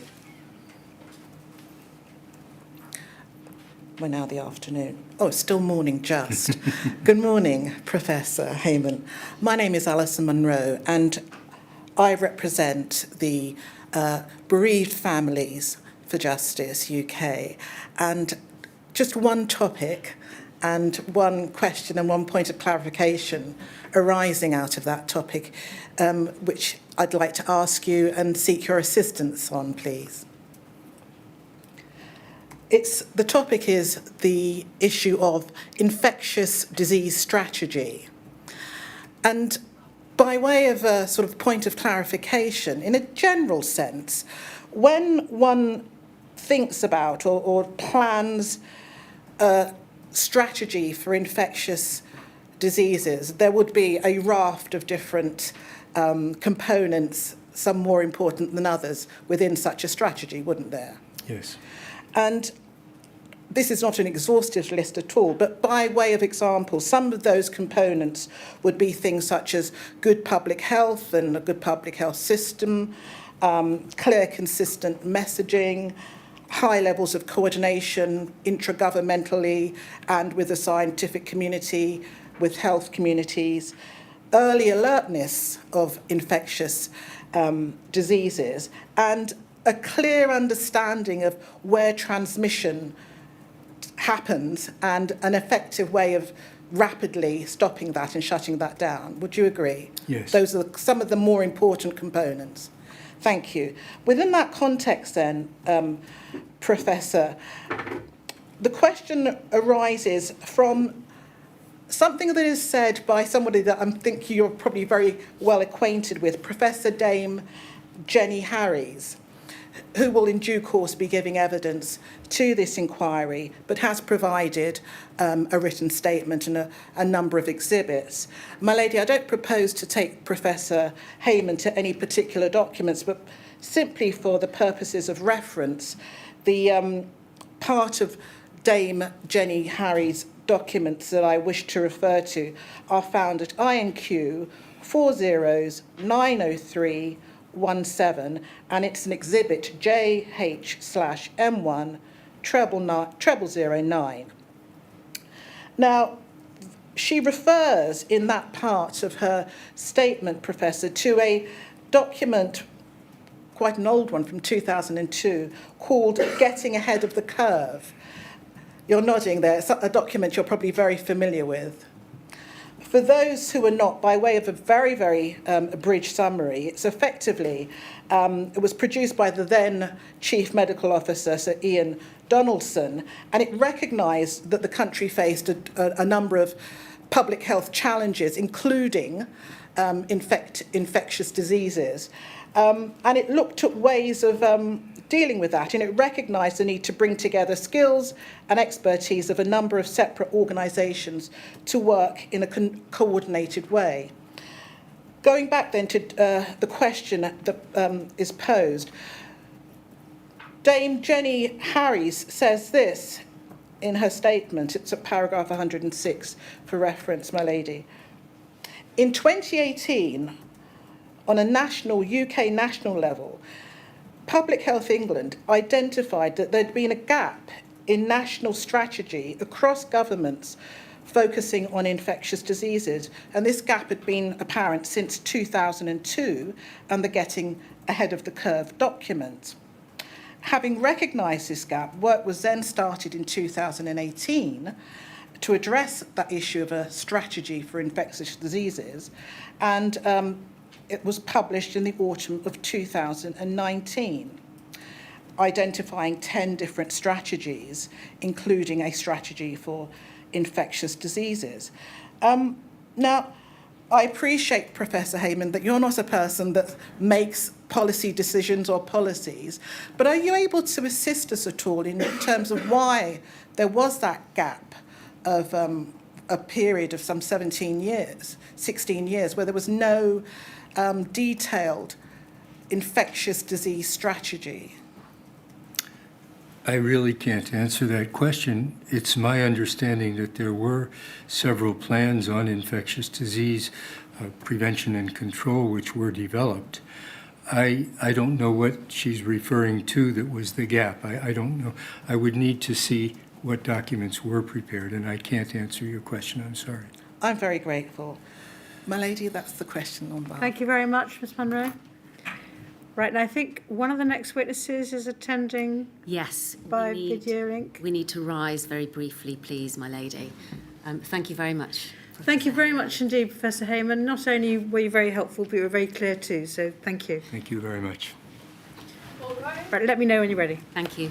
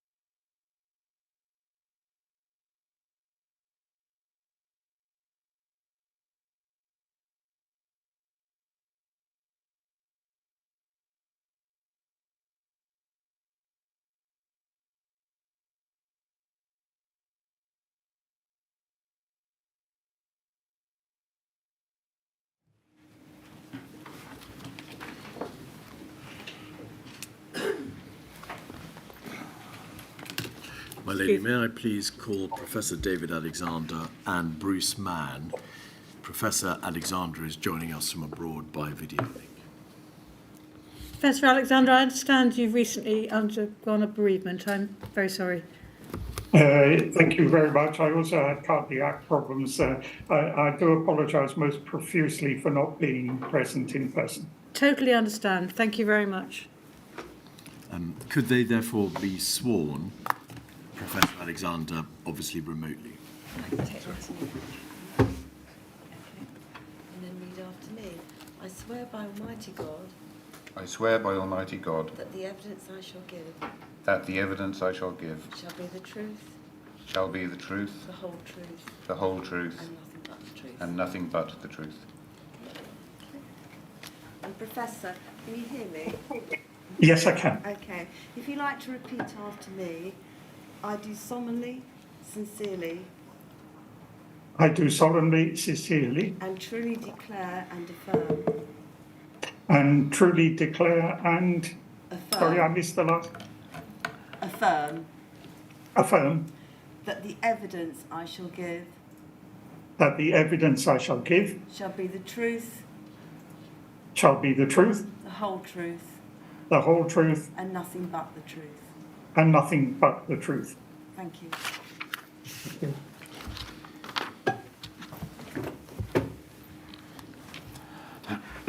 Gentlemen, could I commence by asking you both to ensure that you keep your voices up? It's going to be a little difficult at times, Professor Alexander, to hear you, so it's important that you do keep your voice up.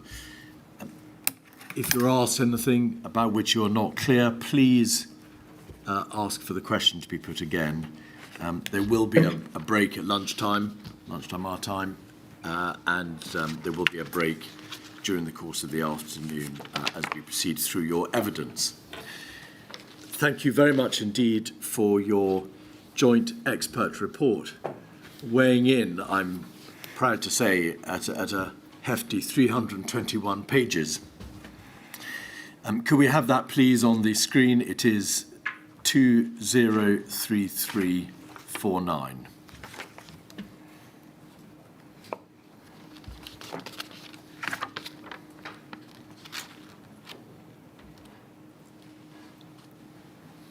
And my lady, may we have your permission to have that report published? We have. At page 2 of the report,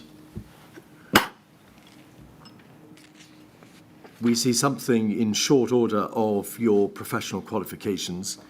Professor Alexander, commencing with you, please. First, are you Professor of Risk and Disaster Reduction at University College London? From 1982 until 2002, did you teach in the fields of geomorphology, physical geography, natural hazard and disaster studies at the University of Massachusetts in the United States of America? Were you also Scientific Director of the Advanced School of Civil Protection of the Regional Government of Lombardy, and also Professor at the University of Florence? It is correct. You have published the book Natural Disasters. It was published in London and New York in 1983. It's been subsequently reprinted, and you've published a number of subsequent books and articles, including How to Write an Emergency Plan. That's correct. And were you, or are you still, Vice President and Chairman of the Trustees of the Institute of Civil Protection and Emergency Management?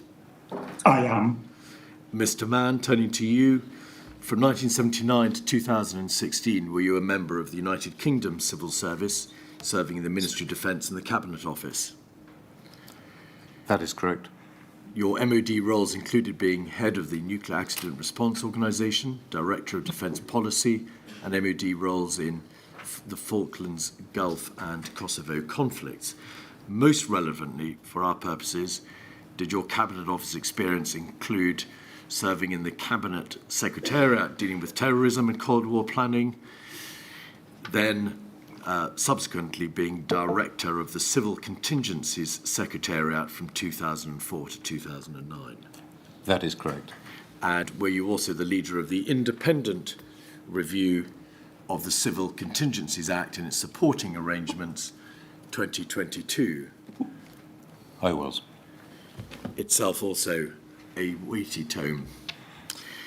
Do you, and have you both confirmed that the report which you've very kindly provided for us is the product of your own work, that the facts stated in it are within your own knowledge, and you understand your duty to provide independent evidence and expertise? Yes. Thank you. Yes. Now, it's probably convenient to start by considering very briefly the scope of your report. Could we please have up page 201?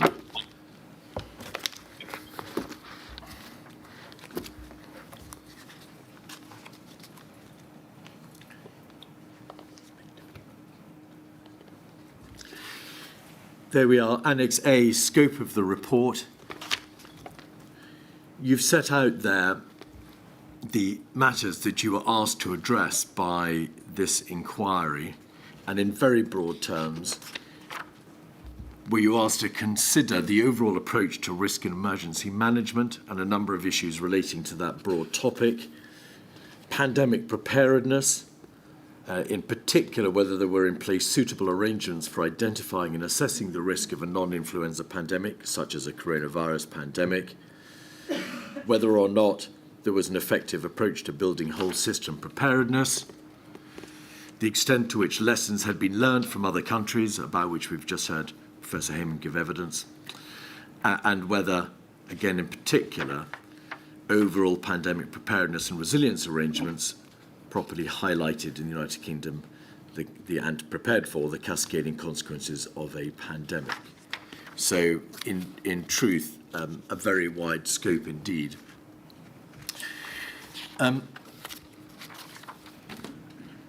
Could you please have up on the screen page 9?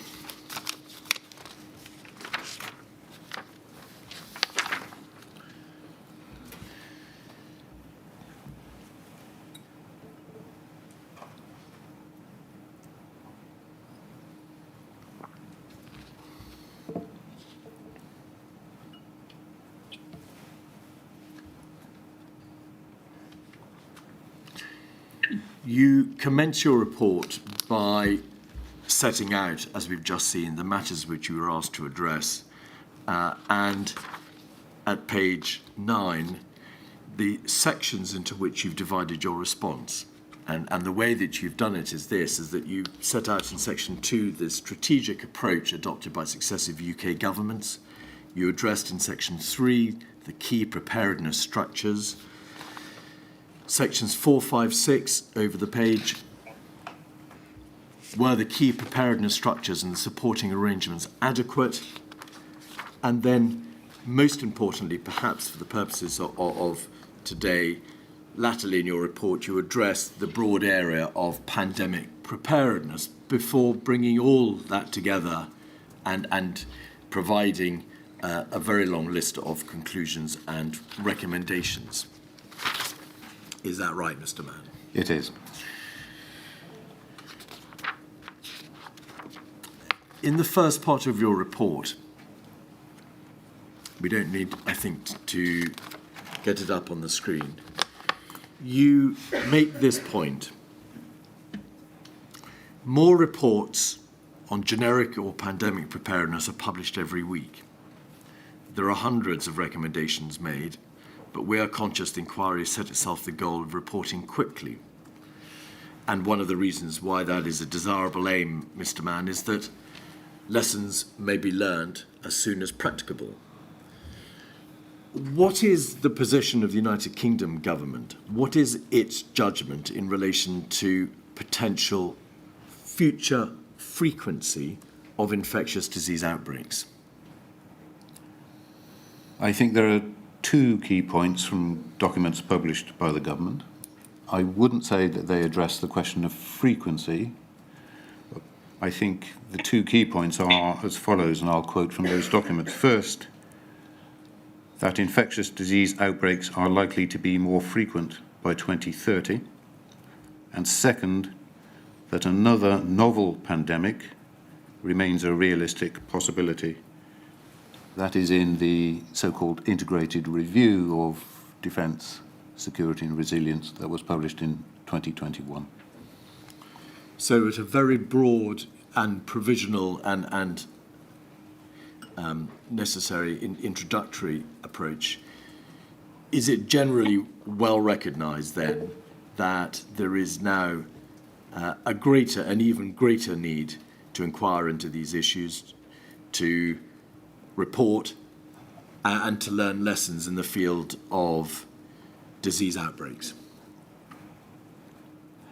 I hope that it is recognised.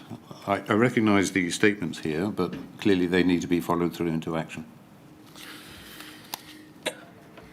If I might add here, I'm slightly surprised that the government said that another novel pandemic remains a realistic possibility. I would have thought a better way of describing it is as an inevitability, given that if we look at history, pandemics have been recurrent throughout recorded human history.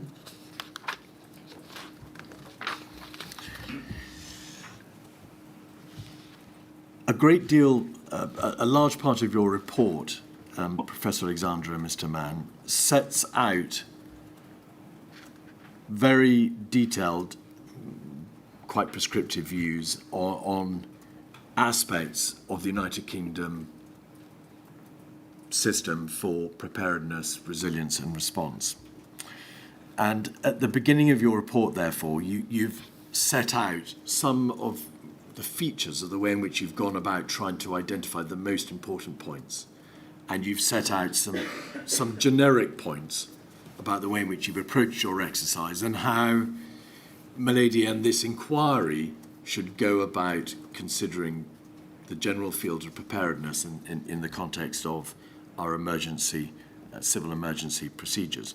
So may I turn to just trying to highlight some of the general points that you've made in your report. The first point you make, and it's at page 12, paragraphs 12 and 13 of your report, is that you say that it's very important to note and to acknowledge that on account of the planning, undoubtedly necessary and worthwhile planning that was done for the potential no-deal exit from the European Union, the inevitable consequence of the devotion of time and energy to no-deal planning had an impact on the United Kingdom's procedures and systems for general civil emergency preparedness. Is that right? Yes, that is right. Yes. Is that a political point that you seek to make, or is it simply a statement of fact that in preparing for one thing, which was a necessary aim in itself, the preparation had to be done, there was inevitably going to be consequences on other areas from which government resources, time and effort were then going to be diverted? No, let me be clear, it is not a political point, it is an administrative point. Yes, of course, there was an absolute need to prepare for exit from the European Union. The point that we seek to make is that there, as well as preparing for, if it came to it, a no-deal exit, there should have been capacity made available to continue to pursue preparedness planning in other fields. Is the position of the United Kingdom government that, in fact, important work was done in the course of preparing for the no-deal exit, for example, in relation to the reinforcement of preparatory relationships and links between various entities, in relation to solidifying and better preparing supply chains, in relation to the training of civil servants, because of course they would have to be trained for the purposes of ensuring for all the worst aspects that could come from an unintended no-deal exit in terms of our preparedness structures. And therefore there were undoubtedly benefits which accrued as a result of the attention to that particular course. Yes, I recognise those benefits in exactly the two areas you describe, which appear in the witness statements which we read on supply chains and on the improvement in the capability to manage major emergencies, crises. But at page 11, do you nevertheless identify that important work in the field of civil emergency, including work on healthcare provision, adult social care, resilience in critical sectors, planning for the use of the police and the military, the design of the central response structures, refreshing the 2011 pandemic preparedness strategy, and refreshing the UK pandemic influenza communication strategy, was affected to some degree or another? Yes. Agreed. That deals with, in a very general sense, the United Kingdom government. Were there consequences also in relation to specifically Wales, Scotland and Northern Ireland? Yes, I think the witness statements bring the consequences in each administration, bring those out very clearly. Page 12, please. So in relation to Wales... So in relation to Wales, in the same way as, in my view, important aspects of public-facing preparedness, as opposed to Whitehall-facing preparedness, important aspects of public-facing preparedness had to be paused. There were benefits in Northern Ireland, and the witness statements make that very clear. Those are, again, focused on, although it is important, they are focused on the inward-facing, within the administration capabilities. In relation to Scotland, which I think is over the page, was there an impact insofar as the biennial every 2 years, the biennial report to Scottish ministers providing an overview of the resilience of essential services and critical infrastructure were not published? Yes, this is the third aspect of in this analysis we broke the impact down into 3 areas. The first is preparedness within administration. The second is the assurance which ministers and senior officials could take on preparedness, and this paragraph covers exactly that. And then the public-facing activity preparing for the inevitable consequences of a severe pandemic. If I may add, in the witness statements, there is a clear thread of a common feeling that there were areas in which responsibilities were not adequately clarified between central government and between the devolved administrations. And Professor Alexander, when you say in the witness statements, are you in fact referring to witness statements which have been obtained by the inquiry from United Kingdom government civil servants and employees? I'm specifically referring to exactly those, but from members of the devolved administrations, Scotland, Wales and Northern Ireland. Just before we go on, Mr. Mann, could you just expand a little on what you meant by Whitehall facing and public facing? By Whitehall facing, I mean the preparedness within a government department or series of government departments. So more trained staff, better facilities and so on.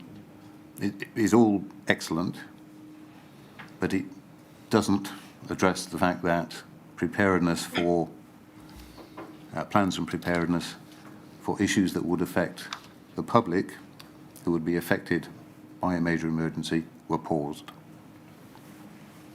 Thank you. In relation to Northern Ireland, you say at the top of that page, if we still have it, page 13, by contrast, for the Northern Ireland Executive, EU exit planning was broadly beneficial in building generic resilience and preparedness. Although some matters were paused for other reasons, the assessment of the official most closely involved was that EU exit planning meant that Northern Ireland was in a better position to manage the demands of major emergencies. And is that in fact a reference to evidence obtained by the inquiry from the Permanent Secretary to the Executive Office in Northern Ireland, who provides a corporate statement which sets out the Executive Office's view of the impact of the diversion of resources and attention to EU exit, but concluded that broadly that planning was beneficial as far as Northern Ireland was concerned. In exactly the same space. This is within the executive. You refer on the following page to the overall judgment of a gentleman called Sir David Stirling, who I think was the head of the Northern Irish Civil Service between 2017 and 2020. He says at paragraph 16 of your report, because you've cited a segment of his evidence, 3 challenges of persistent political instability, resource pressures and Brexit were significant issues in their own right. Together they combined to create a complex and difficult context and significant resource pressures.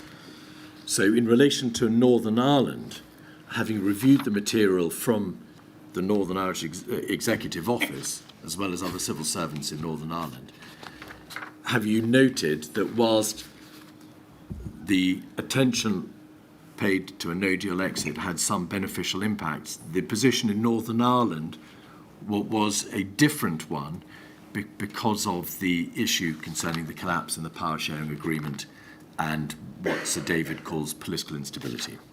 Yes, we tried to describe on the basis, I suspect, of relatively limited evidence, the 3 issues which face Northern Ireland.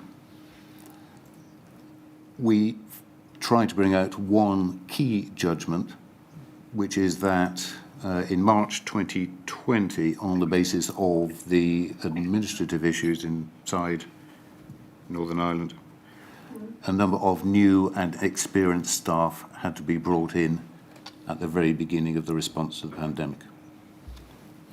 All right, thank you very much.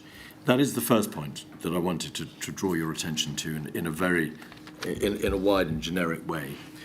The second point that you make in your report, in a general sense, is the need to look to the future. When asked to prepare recommendations and improvements in the way that you have, is it necessary to try to form a view or to try to look as far into the future as you can, so that whatever you recommend, if my lady adopts those recommendations and builds on them for herself, that those recommendations will stand the test of time and will have as long a term an impact as possible? Yes. Just in a very general sense, perhaps, Professor Alexander,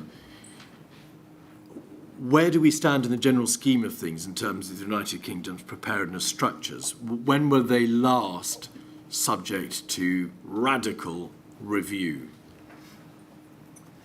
I suppose, really, that the last very significant change was the construction and the passing of the Civil Contingencies Act in 2004, which removed the need to depend upon thoroughly outdated legislation from the Cold War and the civil defence period.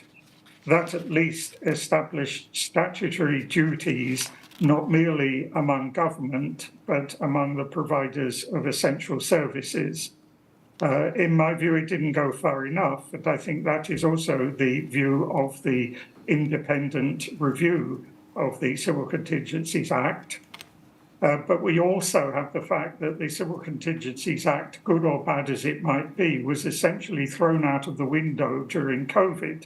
In other words, it was essentially replaced by the Coronavirus Act, which, although it was drafted in 2017, was essentially passed very quickly with little debate once the pandemic had started. All right, well, we'll return to the question of the pandemic draft bill and the Coronavirus Act in due course. When, as you say, the Civil Contingencies Act was passed in 2004, had the passage of that bill and its coming into force come after a time when the government had been dealing with matters such as widespread flooding, I think foot and mouth, that there had been fuel protests in the years, or at least at some point in the 2 or 3 years before the Act. Was that primary legislative structure and the duties which were associated with it and the guidance and so on, to what extent were they informed by the political events that had taken place in the United Kingdom in the run-up to 2004?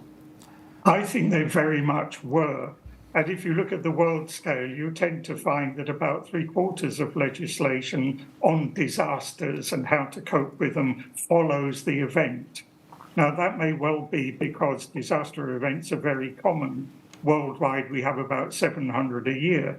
But nevertheless, it is extremely common for a major event, a major civil contingency, to be the stimulus for a reappraisal leading to the passage of legislation to improve safety.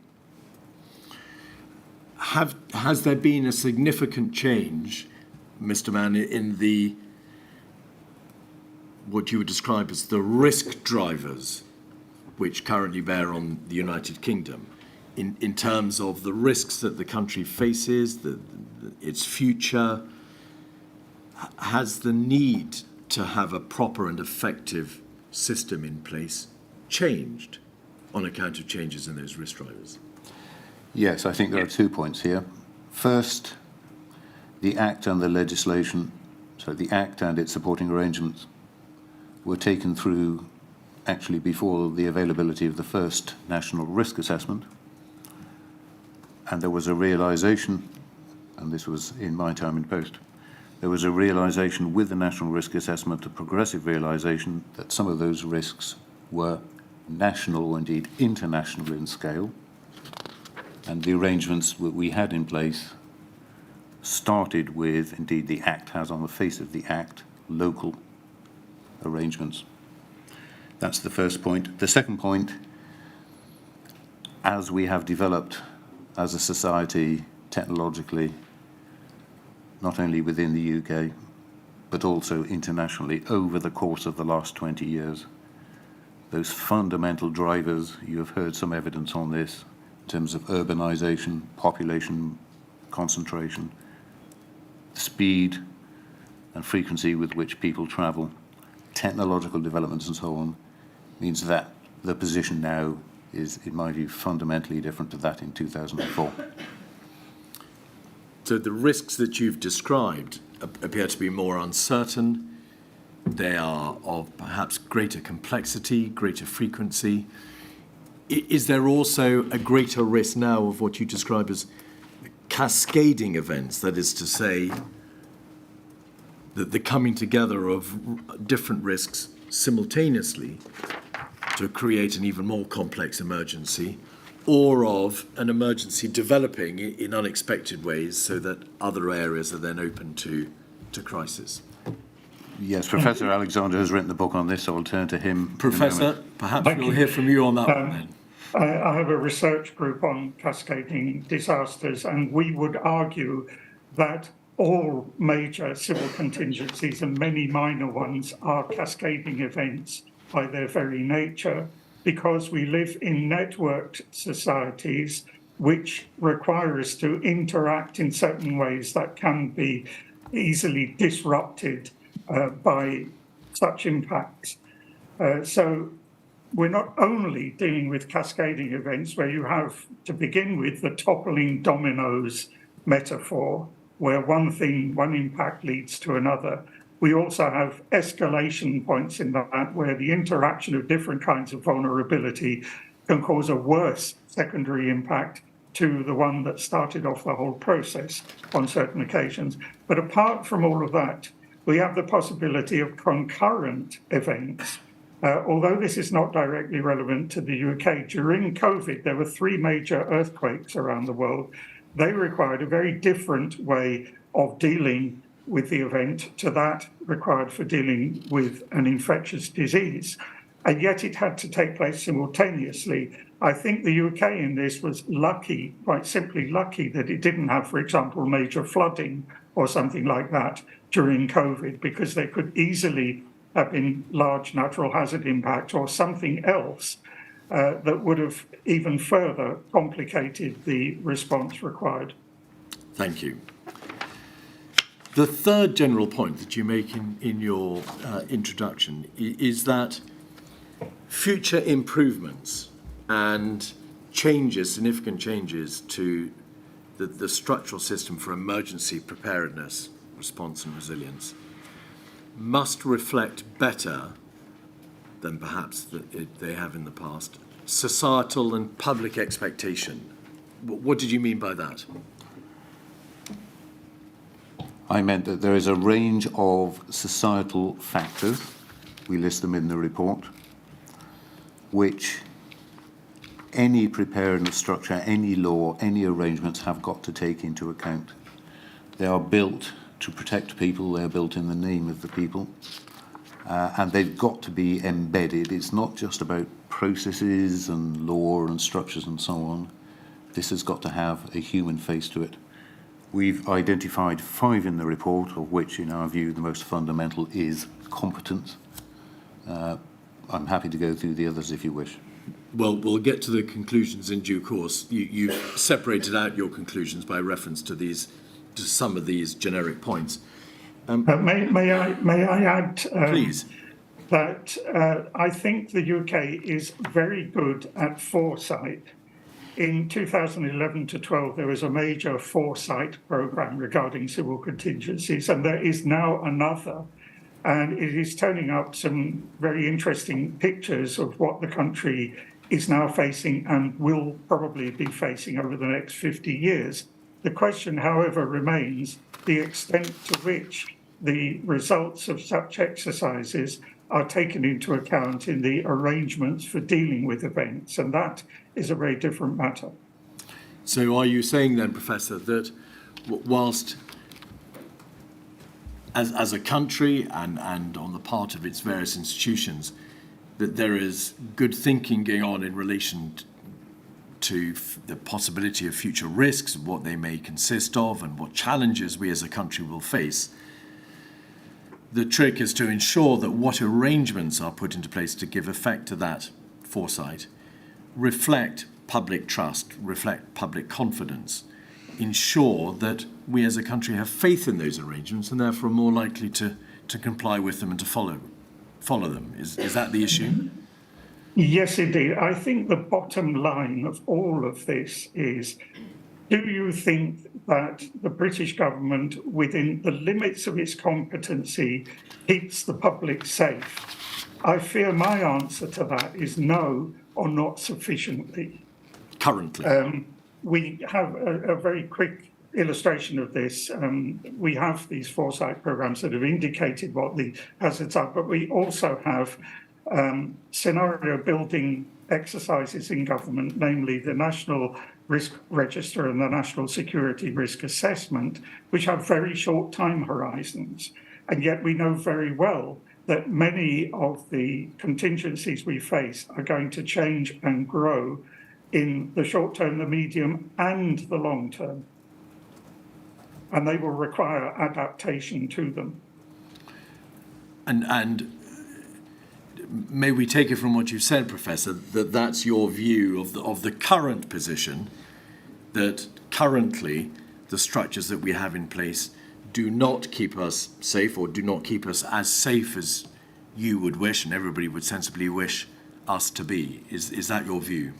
That is indeed true. We are, of course, all responsible for our own safety, but government, of course, has an essential, fundamental and central role in providing safety to its population, and I think it could do more and better in that. All right. Well, we'll return, of course, to some of the aspects to which you've made reference, particularly the National Security Risk Assessment in due course. The fourth general point that you raise and to which you refer is devolution. And this is an important point because, of course, this is a United Kingdom inquiry, and it is inquiring, of course, not just into arrangements in Westminster, the United Kingdom arrangements, but into the affairs of England, Scotland, Wales and Northern Ireland. In a general sense, who or which structures bear the primary responsibility for dealing with resilience, dealing with preparedness, that is to say, being in a position to respond, and resilience, having the ability or capacity to be able to respond well. I'm sorry if I appear to be avoiding the question. It has to be a shared responsibility, but technically and in law, civil contingencies is devolved in Scotland and Wales. There are particular arrangements affecting Northern Ireland. So does it follow, Professor, please? Yes. Yes, thank you. I agree entirely with what Mr. Mann says. However, I think if you look around the world, you would see that the management of civil contingencies only works if it is done at the local level, because that is invariably, no matter what the size of the event, the theatre of operations. Therefore, the quality of local organisation is absolutely paramount. It is, however, dependent on the quality of support given by higher levels of government. One of the problems we have in Britain is that if we leave aside the question of the devolved administrations, we don't have an intermediate tier to manage this. And at the same time, it is very hard to manage local endeavours from Westminster.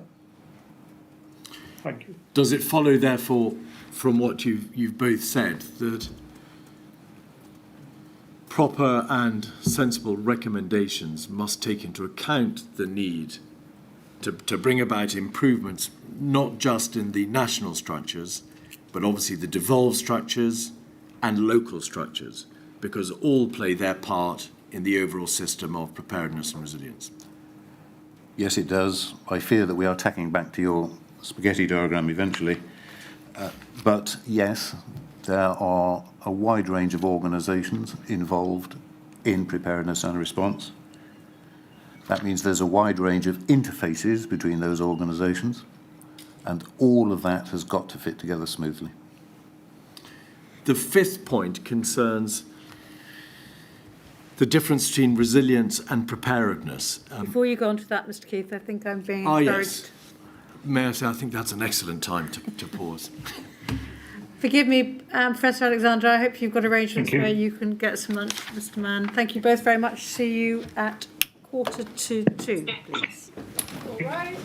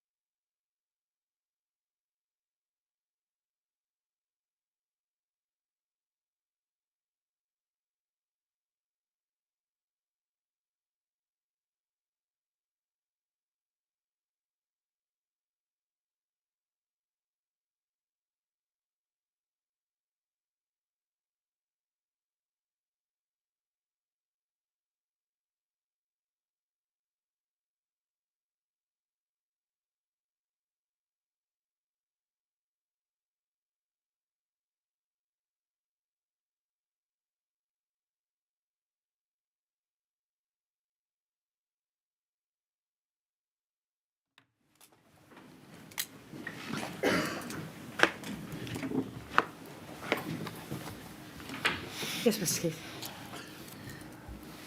In your report, Mr. Mann, Professor Alexander, you refer repeatedly to the concept of preparedness and also to the concept of resilience. And we've all referred to those two words repeatedly already. Preparedness appears to be about being ready, identifying a risk, the risk of an event occurring, and then preparing to deal with it, so doing something about it. And resilience appears to us to relate to capacity and concern the ability to resist, absorb, or adapt to an event. To what extent can improvements to the structures for civil emergency better prepare us as opposed to better enable us to be resilient? So putting it another way, to what extent can any recommendation or any inquiry improve our resilience? Is that something which is capable of being reported on, commented on, being made the subject of improvement? Yes, I think in three areas. First, on preventative activity, not only before an emergency arises, and you heard from Professor Heymann this morning, but secondly, at the onset of an emergency, to seek to slow spread, to give people time to prepare. That's the first area. The second area is to recognise the need for whole system preparedness. The third area is the need, I'm sorry to use jargon, to recognise the need for whole of society preparedness. That's not just public sector entities, that is the voluntary community sector, the business sector, communities, individuals and their families. If I might add here, there is a question of lessons learned, which is a phrase that is often exercised. The measure of a lesson learned is in fact immeasurable positive change. There are most definitely lessons to be learned from COVID-19, as there are from previous events. But one small illustration of this situation is that one of the lessons of the 2005 bombs in London was the need for greater coordination between the emergency services, particularly in the declaration of major incident that moves them from normal activity into fully emergency-related activity. That had not happened then. 12 years later, in the Manchester Arena bombing, there was exactly the same problem, which implied that in the 12 years that intervened, that particular lesson, which is extremely important in terms of saving lives, had not been learned. Does it follow from what you both said that the distinction for our purposes between preparedness and resilience may therefore matter little? Because what matters is ensuring that the country puts itself in as best a position as possible in order to prevent civil emergency, to respond to civil emergency, and to recover from civil emergency. And to do so in a way which engages the whole system and the whole of society. And so notions of resilience and a debate about how wealthy and healthy a country we are and how well we can adapt to an emergency perhaps doesn't take us very much further forward. I think if you're looking at risk before an emergency happens, I think there are a variety of ways in which you can tackle risk. We set them out on figure 1 and figure 2, which is identified in the first place, seek to avoid it or minimise its consequences, prepare for it, respond to it. Each of those is a separate and distinct activity, although there are some overlaps, but they all need to be addressed for a country to be resilient. That's the proposition that we've got in section 2 of our report. So is resilience just an omnibus word then, or an aspect, if you like, of general preparedness? Preparedness is one aspect of resilience, but there are many others which need to be addressed. All right. Resilience is a concept that actually has a history that goes back about 2,080 years to the first known sources of it. It is a rather difficult concept because it has been used in at least 200 different ways in modern times, which can easily confuse matters. But to me, it is a mixture of adaptation and resistance to adverse events. This very definitely includes preparedness and planning. Therefore, both preparedness and resilience involve foresight because it is necessary as far as possible to anticipate the events that are likely to occur where these can be foreseen. Obviously, not everything can be, but very much indeed can be. You may be familiar with the concept of the black swan as enunciated by Nicholas Tayyip in his book of that name. It is worth remembering that it is a concept that is quite controversial. In other words, it applies in economics, which is a rather distinctive discipline. The idea is that Europeans went to Australia believing all swans were white and then encountered black swans. In other words, that we are likely to be faced, by analogy, with events that are completely unforeseeable and therefore unforeseen.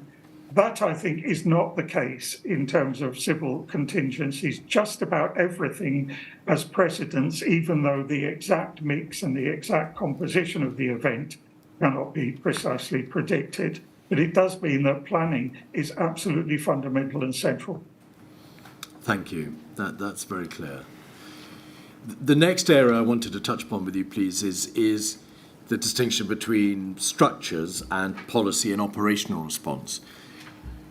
Very little of your report addresses the detail of how, for example, services and help are actually provided by way of education or the responses of the emergency services or the actual provision of healthcare in hospitals or of social care in care homes. Is that because when looking at a system of preparedness and looking to see where it can be improved, it's necessary to focus on the structures and on the general policies rather than on the specifics of operational responses? No, I'd come at it another way. The focus should be on the outcomes. What are you seeking to do to reduce harm and loss at all stages that we've described in the cycle?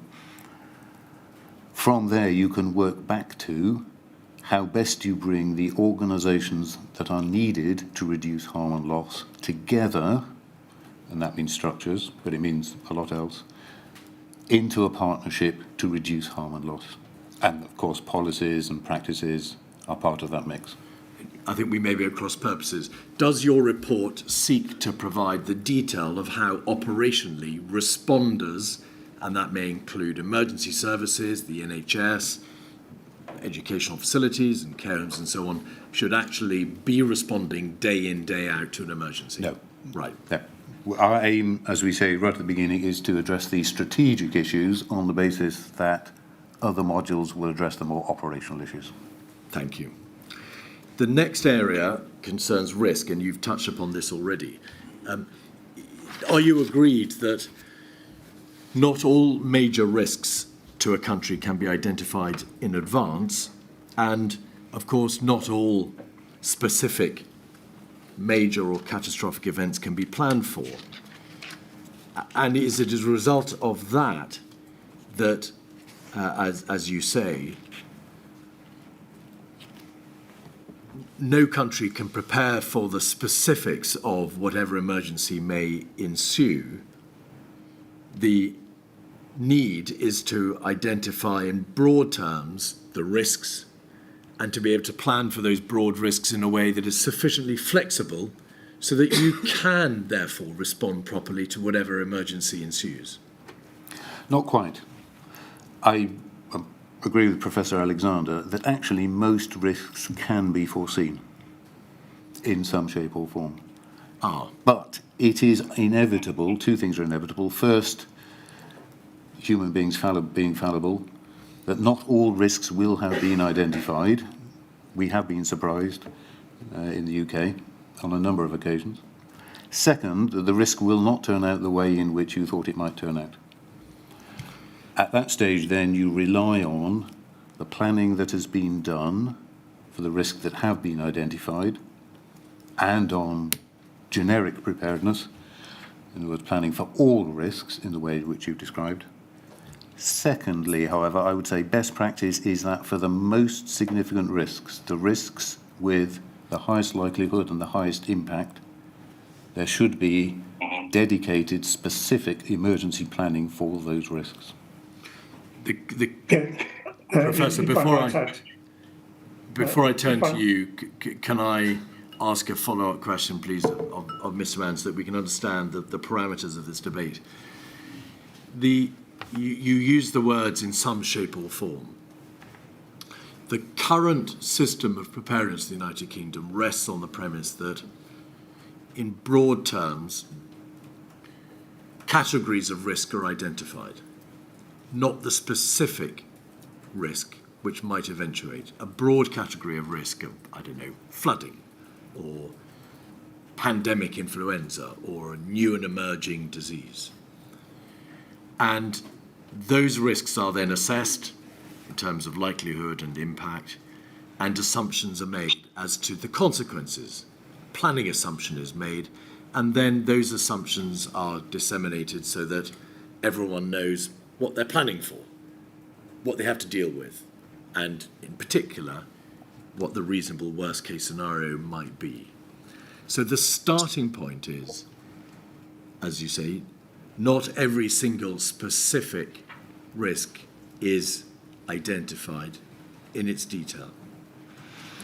So for both of you, would you agree that it is not possible, perhaps you may say it is possible, but we understand you not to say so, that every single specific risk with its particular detail can be identified in advance? I think the distinction between us is, I believe that those risks can be identified in advance. The question is what is taken into planning. So there are thousands of risks confronting the UK. You cannot plan for thousands of risks. Indeed. So you need to group them together where that is sensible to do so. Flooding is an example. You cannot predict where the flooding will be, how severe the flooding will be. But what you can do is build something which says, if there is flooding, this is the plan we will put into place, this is the capabilities we will deploy. So I think there's a distinction between us on identifying the risks in the first place, because if you don't do that, you will get caught out. I think we may be at cross purposes. Professor, what do you have to say to that proposition? I think one of the key issues is building scenarios. There is a website from a European project that was managed by the University of Manchester, and the website is still active, though the project is finished, which includes 1,500 risks that Europe, and in particular the UK, faces, in terms of a brief description of possible scenarios and a description of so-called weak signals, which are indications that that particular risk might be coming to the fore. Now, whether or not that helps us is a moot point, but let's also remember that the National Security Risk Assessment and the National Risk Register, its public face, both include scenarios.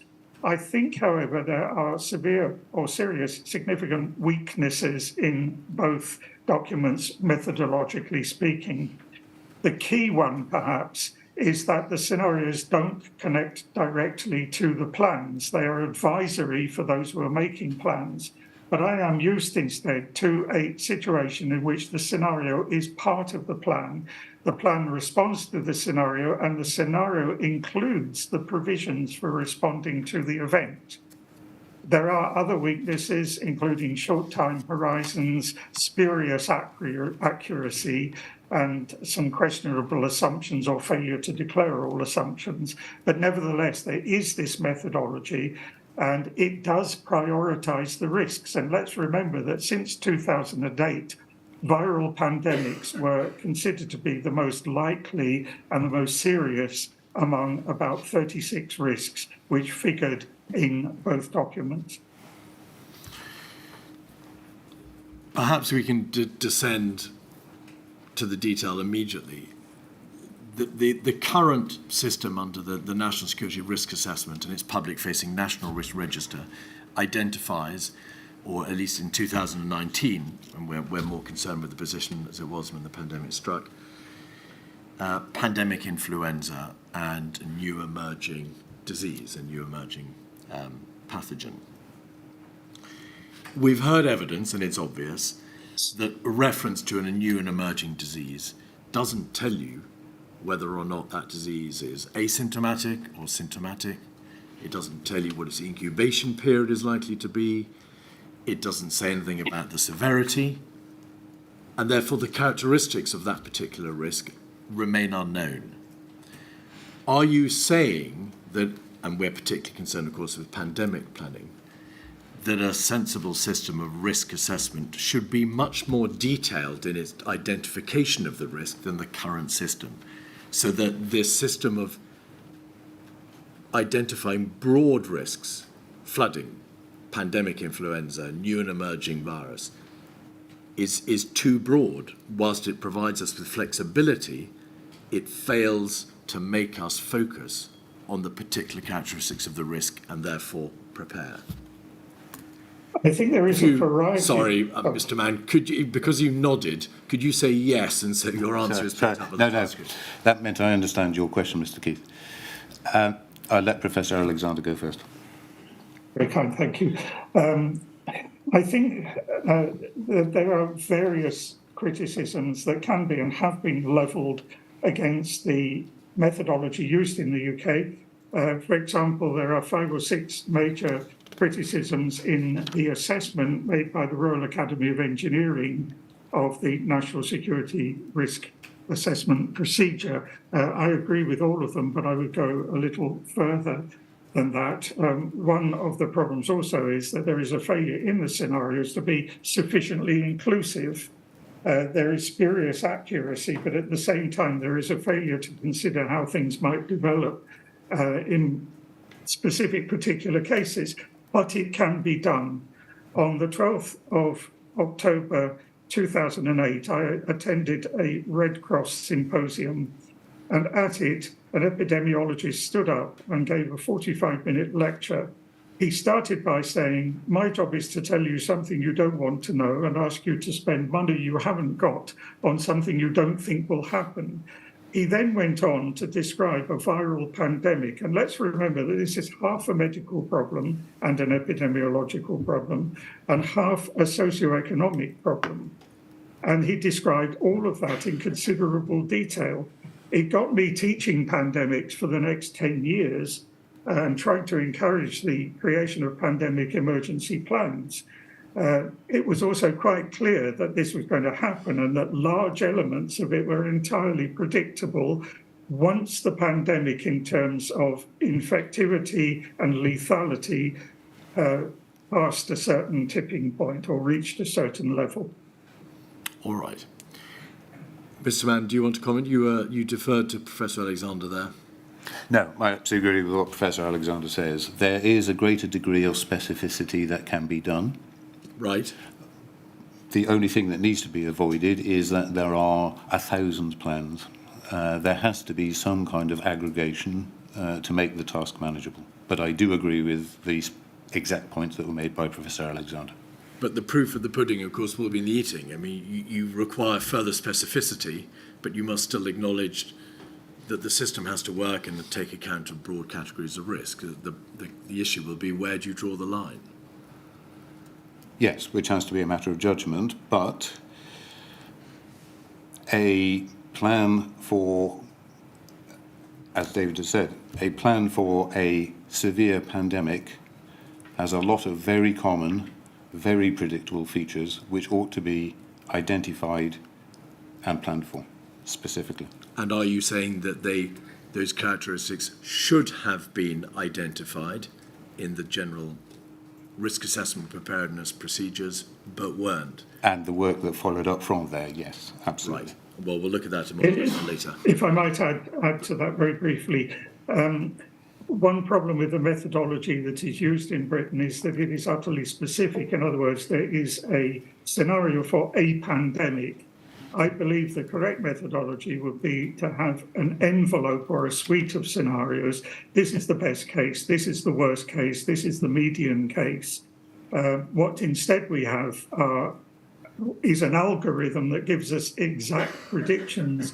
48,324 deaths will occur. This, of course, is nonsense. It is indicative, and in that sense, it is helpful. But I think we need a much broader way of describing our scenario. All right. Well, we're going to return to that in detail a little later. And at this broad level, we must try to, I'm afraid, keep our answers as short as we can, or you must keep our answers as short as you can if we're to be able to get to the meat of it. Another broad point that you make in your report, or another issue you refer to in your report, is the existence of international indices of health security and related capability. And we've heard evidence about the joint external evaluation, which is conducted under the auspices of the World Health Organization, and we've heard also of a second procedure under the Global Health Security Index processes. In a general sense, is it possible accurately to gauge or assess preparedness in advance of a crisis? Britain, United Kingdom did well in the JEE evaluation prior to the pandemic, but the evidence may show that in the reality we didn't do so well. Is it ever possible to gauge or assess preparedness in advance? Yes, I believe it is, provided that it is done in sufficient detail against precise or reasonably precise metrics. Yes, I believe that it is. All right. Now, sorry, Professor, please add what you were going to add. I have done research on this in Mexico, and much depends upon the quality of the methodology used for evaluation. It did appear at the time of the pandemic that the World Health Organization evaluation of Britain's ability to cope with the pandemic was simply wrong. It didn't match up to the results that came out in comparing the British response to that of other countries or comparable countries. All right, thank you. Could you please turn to page 23 of the report? Professor, I presume you have a hard copy of your report there in front of you. I do. You say this: there was thus no document which set direction for the wide range of organisations involved in building resilience and preparedness, helping to unify their actions towards a common end. Are you saying that there is in the United Kingdom no single document, no single strategy, no single piece of paper which sets out our disaster risk reduction strategy? Or is this a conceptual point that you're making? No, absolutely not. Very practical point. No, there is no document that sets out where we're trying to get to, how we'll know when we get there, and what steps we will take along the way, and, importantly, what resources we will apply to trying to achieve that ambition. Might I add here that when finally an attempt was made at this with the UK Government Resilience Framework of December 2022, in it there is no mention of gender, of people with disabilities, of the elderly, or of ethnic and cultural minorities. And yet all of these are essential issues that need to be dealt with if resilience is to be created, maintained, guaranteed, or whatever.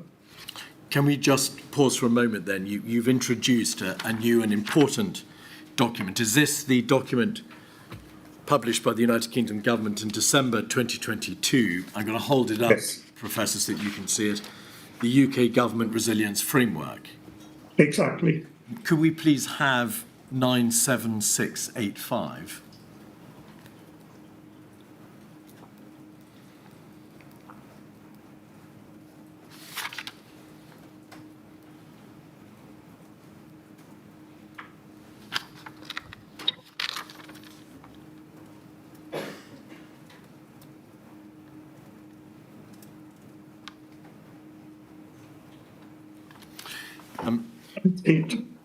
Mr. Mann and Professor Alexander, I think the position was that as a result of wider-ranging reviews carried out by the government into national security and biological security, integrated reviews and so on and so forth, that the government committed to publishing a new strategy, and it called for evidence in July 2021 for the public to contribute answers to questions that it posed on a range of topics. And this document, the Resilience Framework, was published in December 2022.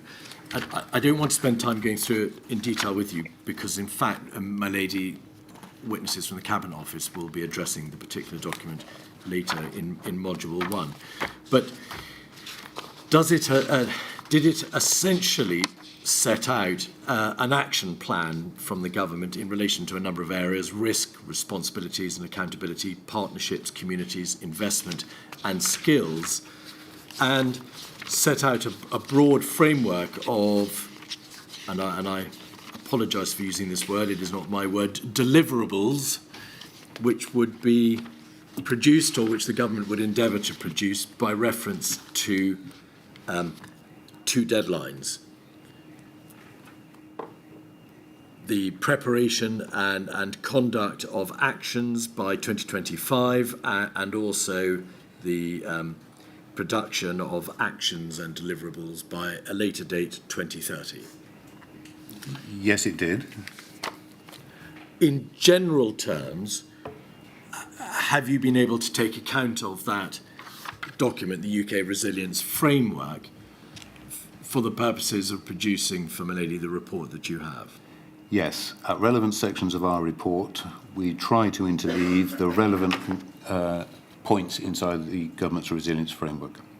Now, that is, on one view, a strategy document. It sets out at very high level what the United Kingdom proposes to do in relation to improving the structures, producing deliverables in relation to various aspects of the civil emergency structures in this country. Well, why does that not suffice to be the single strategy document of which you speak? 4 points, I think. First, in my view, it starts from the wrong place. Why? It sets out a range of measures and says if those implies if those measures are taken, we will have a sufficiently adequate system to deal with the future we face. I don't believe that to be the case. I think the document should have started in a different place. What do we need first to deal with catastrophic emergencies? Secondly, actually to pick up international best practice. And I think it falls short in both of those areas. Second, it's too slow. It suggests a range of measures for implementation in the period 2025 to 2030. I think a lot of those can be done sooner and ideally should be done sooner. Third, it's not a strategy. It was advertised as a strategy. It does not set out this is where we'd like to get to, this is how we'll know we'll get there, and these are the steps we'll take on the way. There's a lot of very good ideas in there, but they're not brought together into a single unifying roadmap which everybody in the respondent community can use. And finally, it is almost silent on resourcing. Mr. Mann, you're probably more used to the use of language of this kind than I am, fortunately. What exactly does the preparation and conduct of actions mean? It's not even English, is it? Preparation and conduct of, does that mean just actions?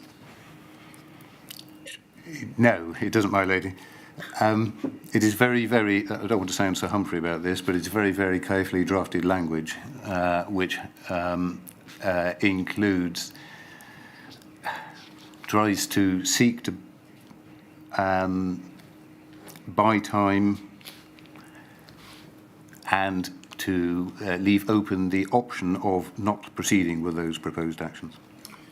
But doesn't the word conduct usually mean you've done the thing? It ought to, yes. Yes, but I don't think in this specific case It is being used in that sense for all of the actions that are proposed. Some of them, you may have noticed, are the subjects of, I'm sorry to use jargon, pilots and pathfinders and other things, which leaves open the option of not proceeding with those measures. Could we, I want to ask you, since you've raised the topic, Mr. Mann, perhaps we could get the summary of the framework actions on the screen. It may be at page 72, Annex B of this December 22 report, which of course is post-COVID. And we'll just have a look at some of the propositions and the language.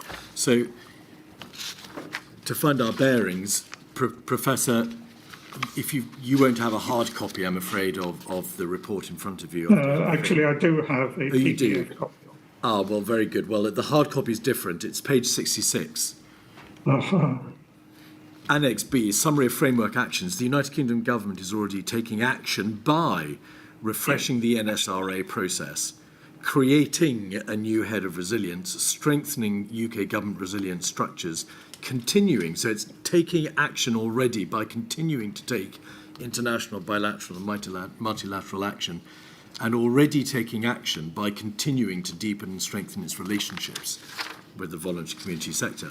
If you turn over the page to page 67 in the hard copy or 73 online, by 2025, the United Kingdom government is committing to take the following actions: clarifying roles and responsibilities of the United Kingdom government for each NSRA risk to drive activity across the risk life cycle, conduct an annual survey, introduce an annual statement department, develop a measurement of socio-economic resilience, run a pilot across the three key pillars of reform, of leadership, accountability and integration and resilience, grow advisory groups, deliver a new resilience academy, deliver a new training skills pathway, reinvigorate the national exercising programme, and over the page 68 in the hard copy, 74 online. By 2030, the UK government will develop proposals to make communications on risk more relevant and easily accessible, work across the three key pillars of reform to strengthen the local resilience forums, introduce standards on resilience, provide better guidance, build upon existing resilience standards, and in relation to investment, have a coordinated and prioritised approach to investment in resilience, informed by a shared understanding of risk, consider options for funding models for any future expanded responsibilities, and offer new guidance. So in your professional opinion, Mr. Mann, firstly, and Professor Alexander, are those propositions, are those commitments sufficiently concrete, clear, precise to meet the concerns that you've both expressed already this afternoon? No. In three senses. First, if all of those were executed, the question I think needs to be addressed is, would the UK be in a better place to handle catastrophic emergencies? My judgment is no. Secondly, are they concrete, to use your language, Mr. Keith? No. What they don't do is, first of all, set out how we'll get from here to there in a way in which responders throughout the community can understand. And secondly, they don't have any kind of, almost any kind of metrics on, okay, when we get there, this is what we'll see, this is what it will look and feel like. Professor? Yes, there are one or two of these that have already been done. For example, the measurement of socio-economic resilience, the British Red Cross has already done that, but they are outside the system. However, more substantially, my feeling about this is that it is an attempt to tinker with the system rather than radically approach it with a new view. My opinion of the British civil protection system is that it actually is not a system. It is a set of fragments, which is a way of saying that it isn't terribly well connected despite the spaghetti diagram. Indeed, perhaps that is diagnostic of what I'm saying.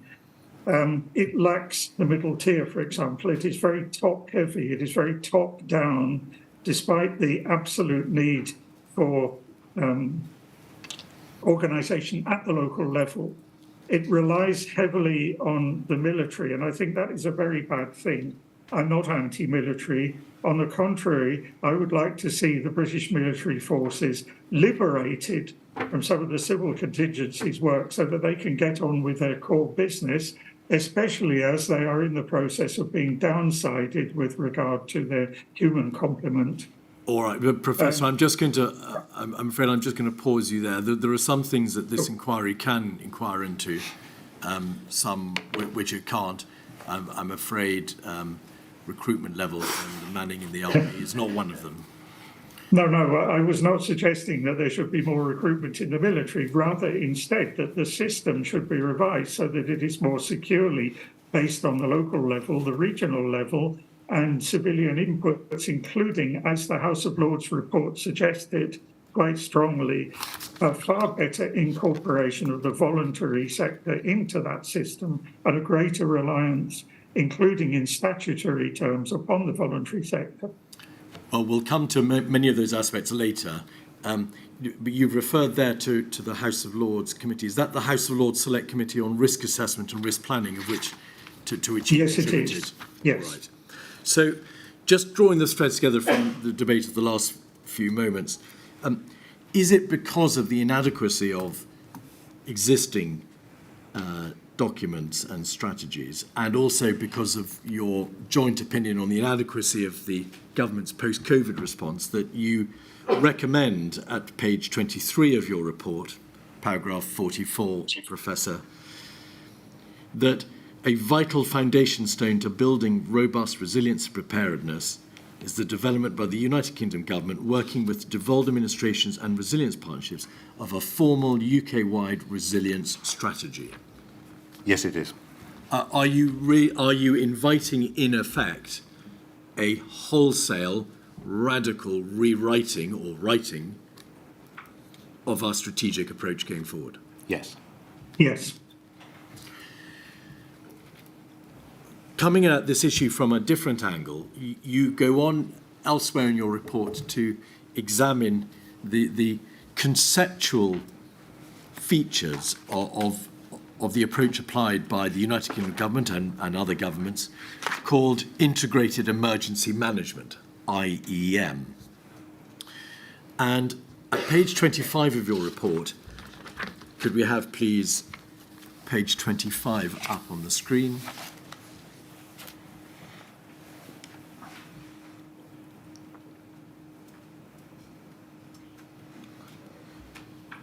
There is a figure 1, Original Integrated Emergency Management Framework. We understand that each of the blue circles signifies an approach, or at least a broad description of what must be done. And there's obviously a strong level of doctrine or conceptual analysis in this. But you've summarised the phases in your report: anticipate, horizon scanning, assess, the analysis of identified risks, prevent, the actions undertaken to seek to avoid a risk, the likelihood of a risk arising, prepare, the development of emergency plans, respond, the actions taken to deal with the immediate effects of an emergency, and recover. And together they form, doctrinally perhaps, the framework for emergency preparedness, response and resilience. Why is it necessary to separate out these functions in this way? Why is it necessary to have what is known as an integrated emergency management framework? Is that not just more jargon? No, I think it does two things. First, starting from the position of identified risks, it identifies the process which knits together the actions of a wide range of people and organisations into trying to avoid or reduce those risks causing harm and loss. Not every organisation will have every one of those phases, but it's important that they can all see how, when they come together in partnership, they can minimise harm and loss, the risk of harm and loss. That's the first. The second then is for those who are tackling, let's say, one part of that, emergency preparedness, they need to see the interconnections between what they are doing, what others are doing, and not work in their own silos. So, sorry, Professor, you were going to say something?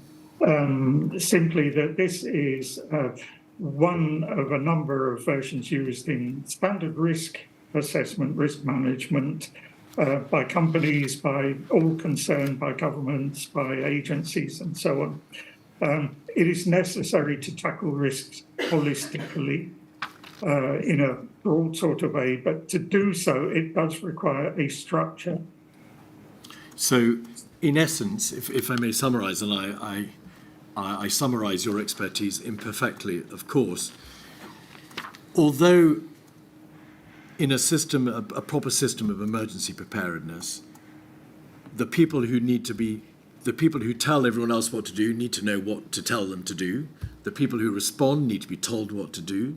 The people who draw up the policies need to draw up clear, concrete, and transparent policies. That's not enough. To your second point, Mr. Mann, everybody playing their part in a system of civil contingency and emergency crisis management needs to understand where they come into the general scheme of things. They need to understand, you would say, Professor, holistically, how it all hangs together.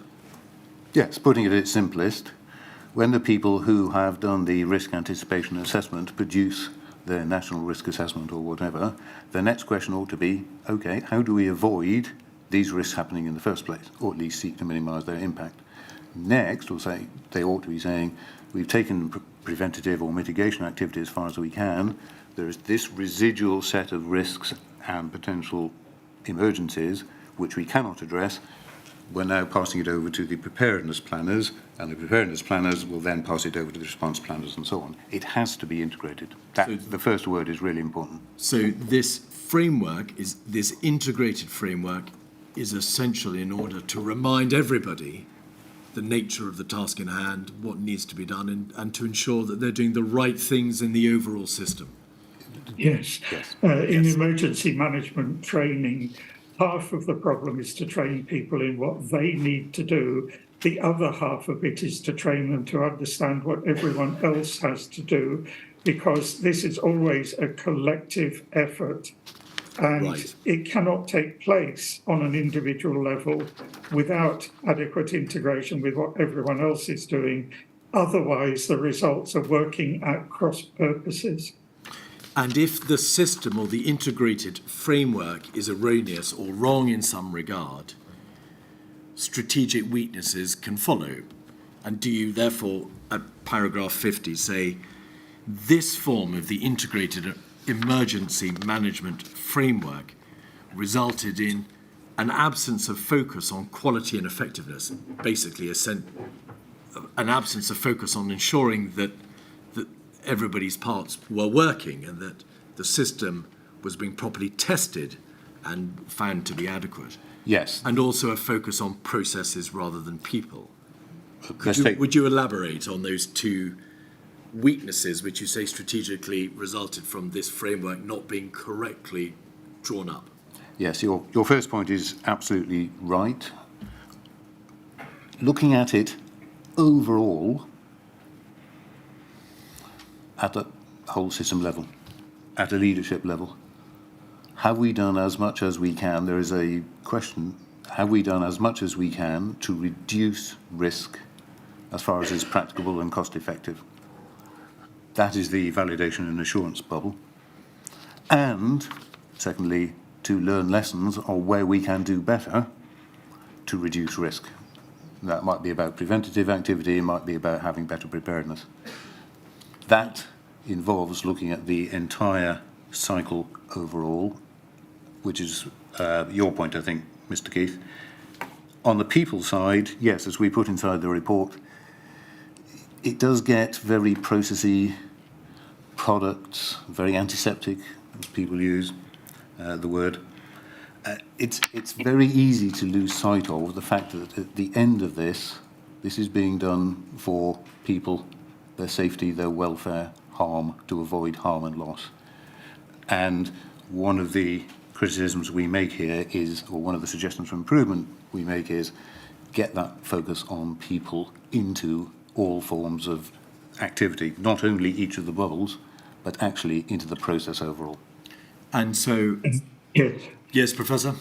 In 2005, the London Assembly produced a committee which then produced a 3-volume report on the bombs of the 7th of July. That was a day when there were some fairly severe problems in managing the emergency as it evolved. And the very first recommendation of that report was that the responders and the agencies and organisations behind them needed to shift their focus from processes to the beneficiaries, the people they were helping. I thought at the time that that would cause a revolution in British emergency management practice, because it seemed both eminently sensible and something that clearly needed to be done in a wide variety of arenas. I was rather surprised to find that it simply did not happen. You may know, Professor, that my lady was the Deputy Assistant Coroner in the inquests into the terrible deaths of those who died in the 7/7 attacks. And so what you're saying essentially is it was recognised, and I'll apologise for giving me evidence, it was recognised by my lady in her report after the inquest and by the London Assembly that proper preparation and proper response needs to focus more on people rather than becoming obsessed, perhaps overly focused with the processes themselves. Exactly. I'd like to emphasise that this is in no way a criticism of any individuals, in as much as there were many people who did precisely focus on the people, on the outcomes and so on. Indeed, but the system. But the question is, how much leeway to do that did the system allow them? Right. So if we could have up page 27, I think it's 27 in the hard copy for you, Professor. Do you both recommend that in this issue, in this identification of the learning and the work that has to go into identifying the integrated system, what we are all meant to do, it is essential that 2 further segments be inserted. One is a express obligation to validate and assure, that is to say, to test. And a second one, to learn and improve following a recovery so that lessons are better learned and the system is improved along the way. Yes. And if that is done, Yes. if my lady recommends that the integrated emergency management framework be expressly altered to include those important features, that will have a beneficial practical outcome. Yes. This will tell people that as part of their day-to-day work, as part of their training, those 2 activities need to be recognised and done properly. All right. And furthermore, there are at least, I think, 62 universities in Britain that provide expertise that is useful in this case. Now, some of them are directly used, for example, Nottingham Trent and the Fire Service, Manchester Metropolitan University and the National Health Service Emergency Response. However, there is a belated and rather slow realisation in government that they need to use academic expertise more, particularly academic expertise of an applied nature, which is directly useful in the processes of validating and learning. The next part of your report focuses on the legislative framework and structures. This is section 3 of the report. And as you've already identified, the piece of legislation at the heart of the emergency preparedness legislative framework is the Civil Contingencies Act 2004. In light of the time constraints, I'm not going to take you through even the most important parts of the Act. Could we please focus our attention on the Act at broad level? The Act provides, in its first part, for duties to be imposed at local level, and I'm summarising hugely here, on two groups of responders, Category 1 and Category 2 responders. If perhaps we could have up our spaghetti chart. I think it's INQ 204014.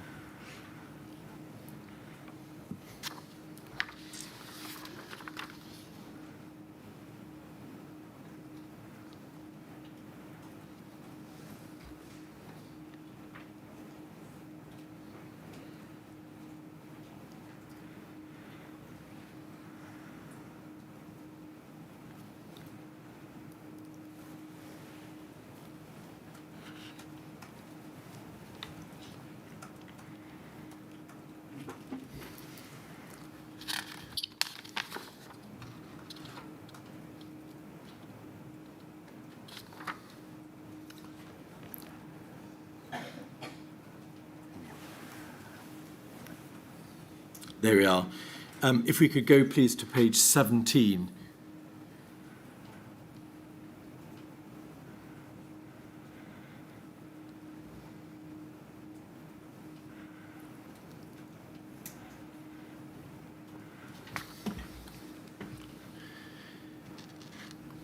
This is, I'm not quite sure, is that, it's just suddenly jumped, is that, has it jumped to a different page? I've got the one with the local resilience 2009. down at the bottom left. Yes. If we look at the top, pandemic preparedness response structures in the United Kingdom and England, 2009, I think that's page 17. Could we just, to get our bearings, have page 3 and then page 4, if that's not too arduous a burden?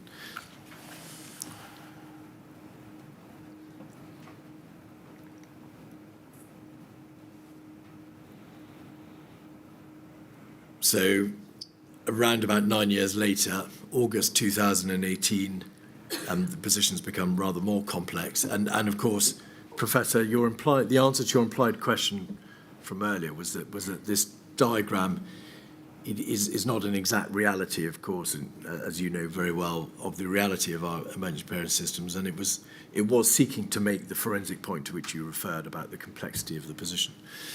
And then page 4 should be 2019. There we are, August 2019. So right at the bottom left, we have the local resilience forums, and then we have the two types of responders, Category 1 responders and Category 2 responders.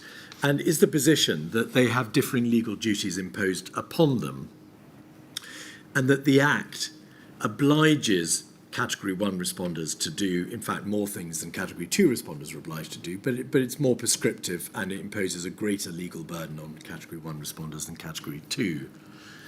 Is that a fair summary? That is correct. Yeah. Yes. Is there an argument for changing the imposition of the legal duties on Category 1 and Category 2 responders to make sure, to bring Category 2 responders further into the fold, to bind them closer to Category 1 responders, and to sharpen up that part of the system? Yes, I believe there is, for 3 reasons. First, we'll come back to this. If we, as we propose, if it is the aim to build a system which is capable of dealing with catastrophic emergencies, with the ability to deal with local and regional emergencies, then Category 2 responders, at a time when the whole country is responding to a catastrophic emergency, have got to have fuller responsibilities than they presently have. We saw that proved in the COVID-19 pandemic. Can I just pause you there? Could you give us, please, some indication of who the Category 2 responders are, and explain why they are the sorts of entities, utilities and so on and so forth, and businesses and communication suppliers, who need to be brought into the fold more because of the more complex risks and the more dangerous emergencies we're likely to face? Certainly. Category 2 responders are, in shorthand, the people who provide the essential services on which the country depends to keep running. So water, electricity, communications, and so on. Transport operators. In other words, to keep the country running, here's the core point, they need to be capable of doing effective planning and playing a full role in the response. And that means they need also to have played a key role in the identification of risk and in the preparedness planning. So on the duties which presently fall on the so-called Category 1 responders, the public sector bodies, we believe that they should have a full role in each of those activities, and therefore the duties should fall on them. First point. Second point, the future risk picture, especially with climate change, the leading effects of climate change, means actually that some of the most significant emergencies may start with the provision of essential services, electricity failure, telecommunications outage, flooding, and so on. That also, in our view, increases the responsibility on them to undertake those activities. Thirdly, in the review, independent review which I conducted, it was very clear that there was a developing us and them. This did not feel like equal partnership. There was a mixed picture, but it did not feel like equal partnership, and equal partnership is exactly what is needed for dealing with a catastrophic emergency. Professor, do you want to add to those 3 points? Well, we live in a world of cascading disasters, and the cascade often occurs through the failure of critical infrastructure, which has between 8 and 11 categories. It is things like water and sewage, electricity, gas supply, transportation, healthcare, emergency response.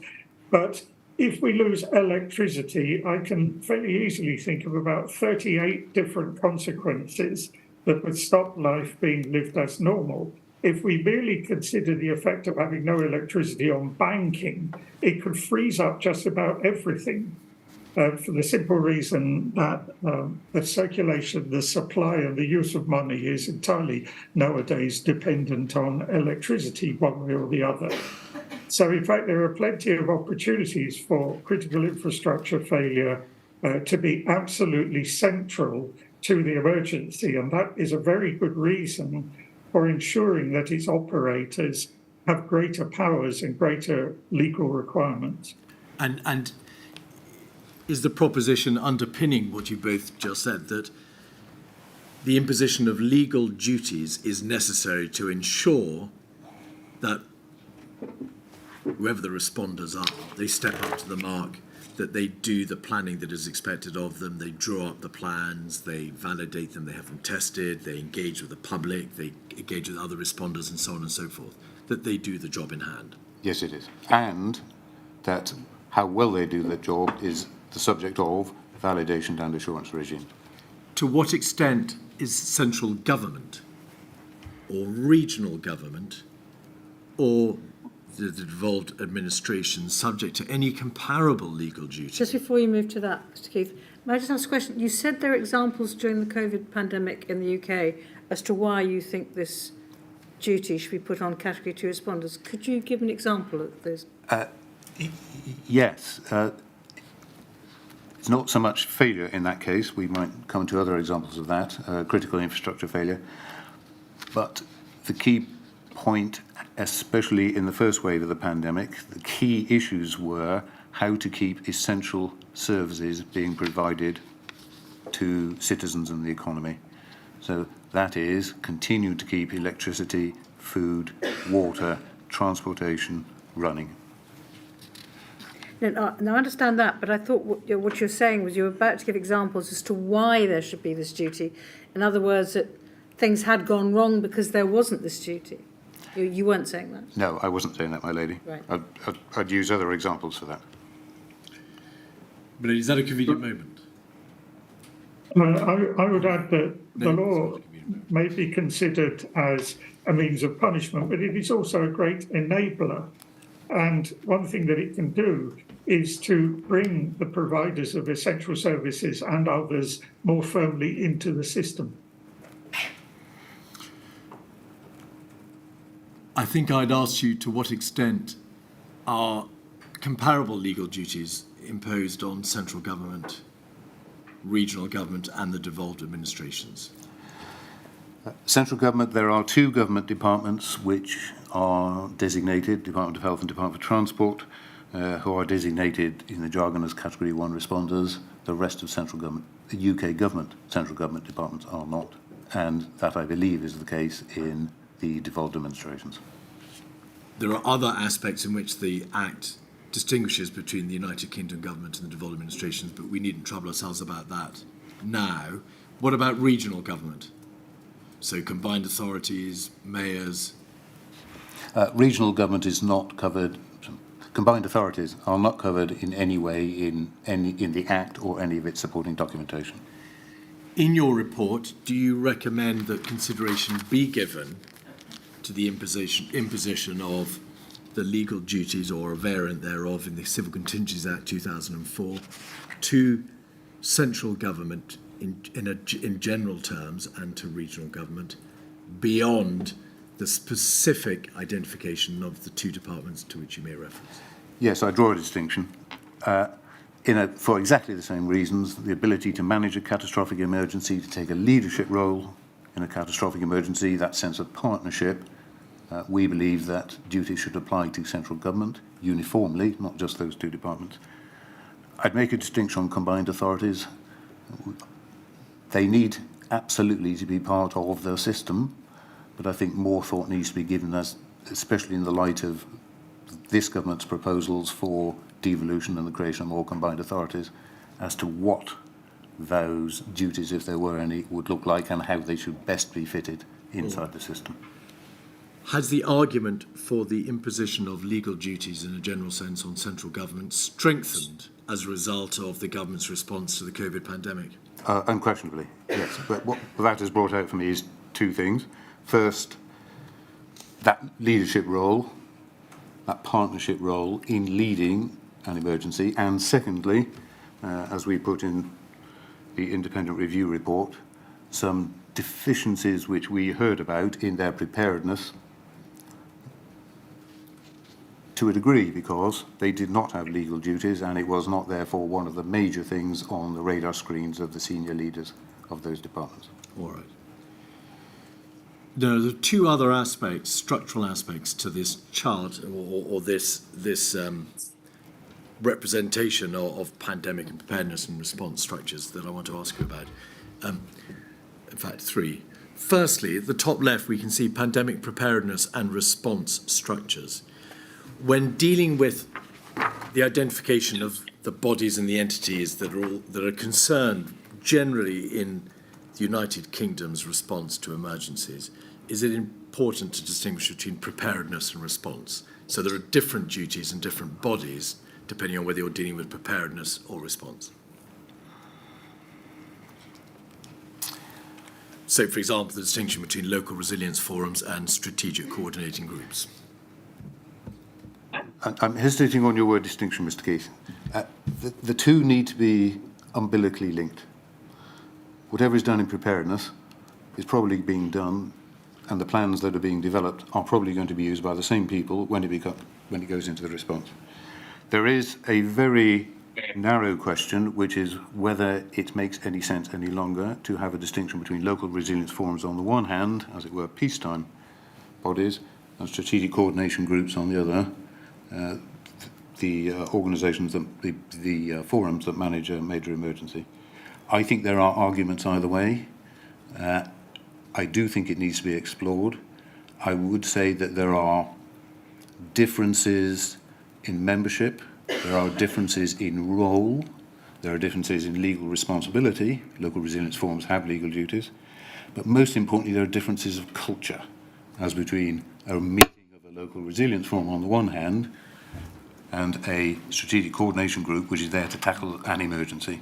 Those need to be thought through carefully, but I think it is a very good question. Professor, before I ask you to come in on this, may I please just ask a follow-up question, and then I'll ask you to comment generally. In your own report, Mr. Mann and Professor Alexander, you separate out, by reference to preparedness and then response, all the many structures. So I think section 4 deals with preparedness, and your section 5 dealt with response. And so many of the same bodies to which you referred in one area were replicated in the other. And of course, you've identified that many of the bodies have both response and preparedness functions. Is there an argument for radical reform in terms of trying not to draw out that distinction between preparedness and response in terms of identifying the right bodies and the right duties to impose on them? Is this an unnecessary complication now?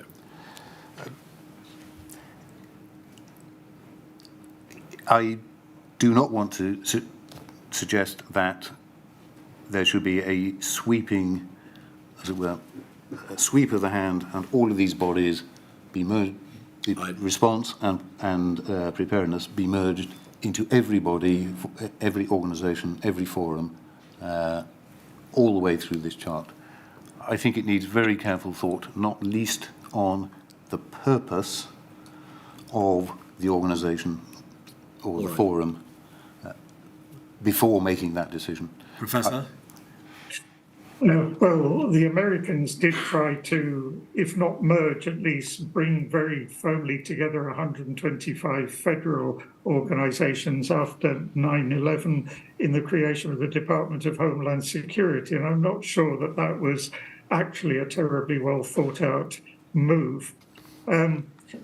I think there needs to be more of a sense of constancy in the way that emergencies are managed, rather than having fora that meet at intervals and groups that are coordinated to manage emergencies when they occur. I think there really should be something that is there all the time, constantly upgrading the planning and so on.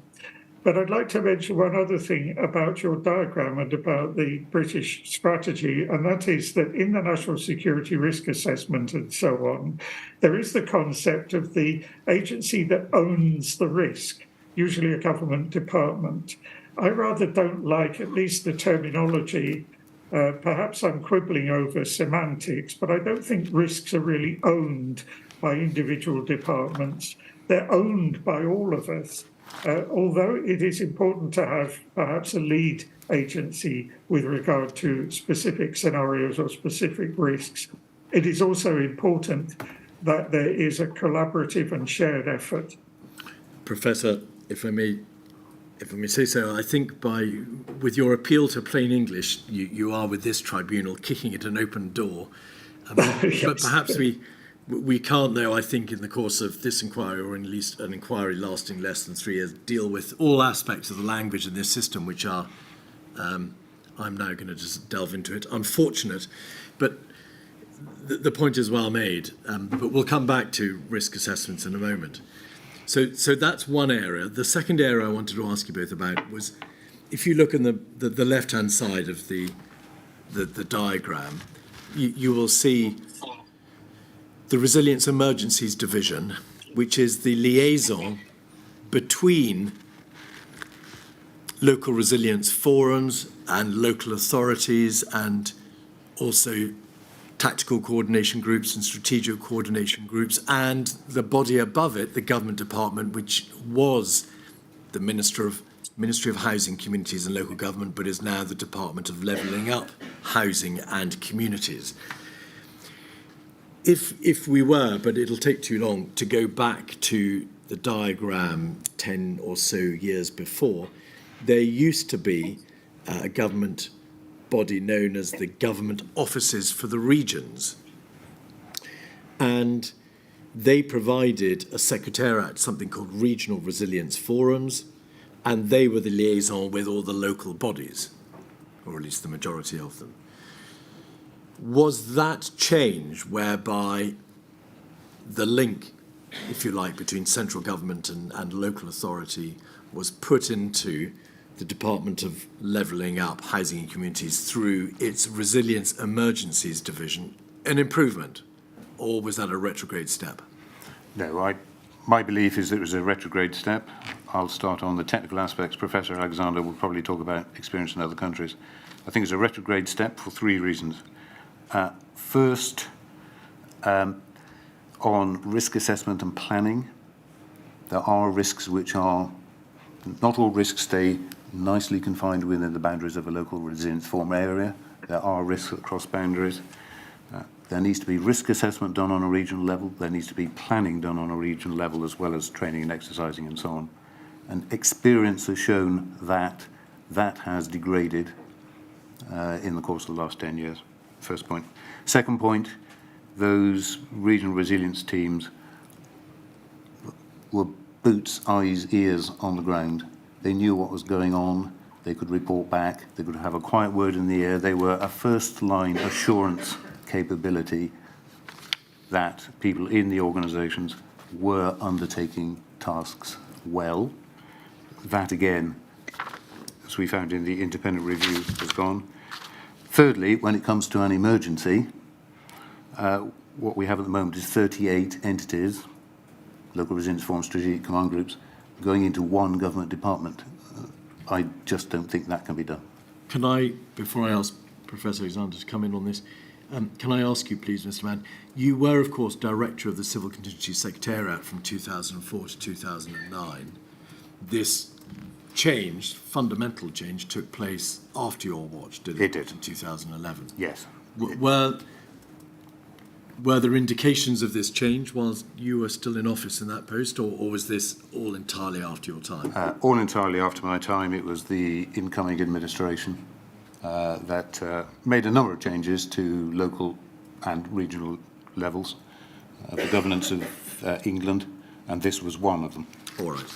Professor, do you want to add anything to the point about the RED, the resilience? Yes, please.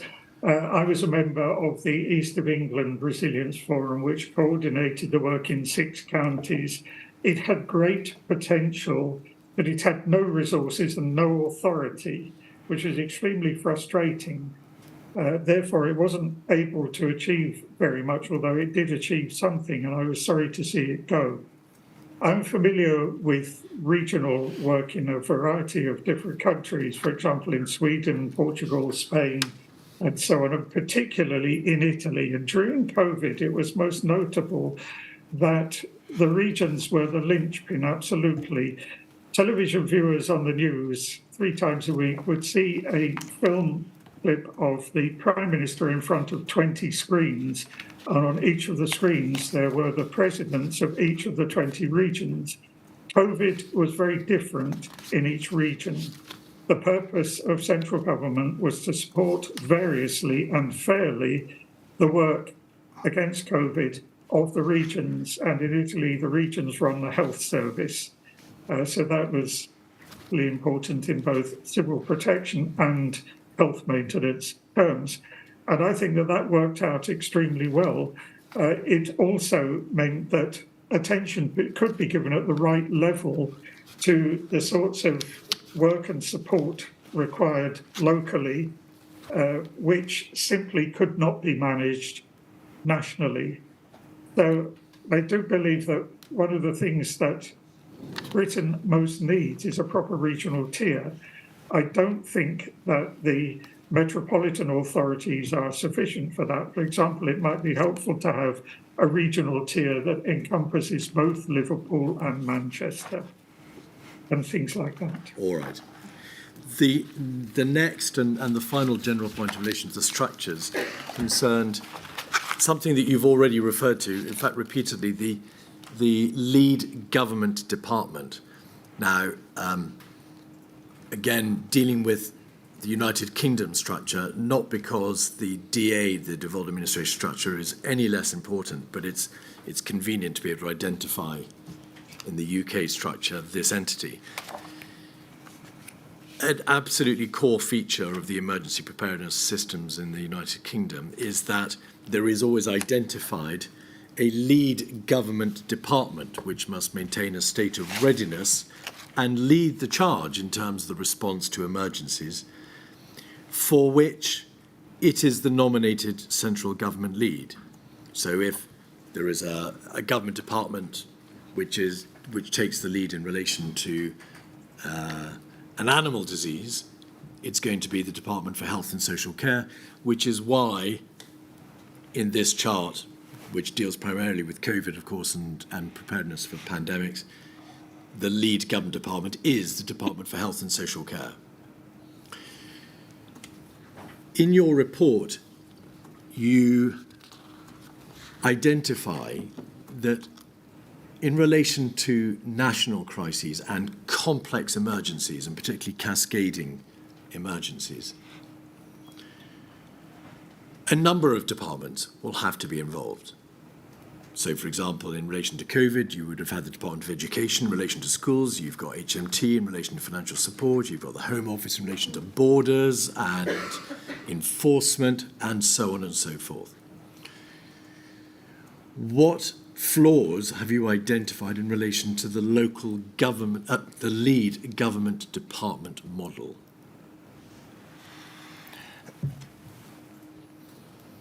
The most obvious systemic issue is whether, for a catastrophic emergency,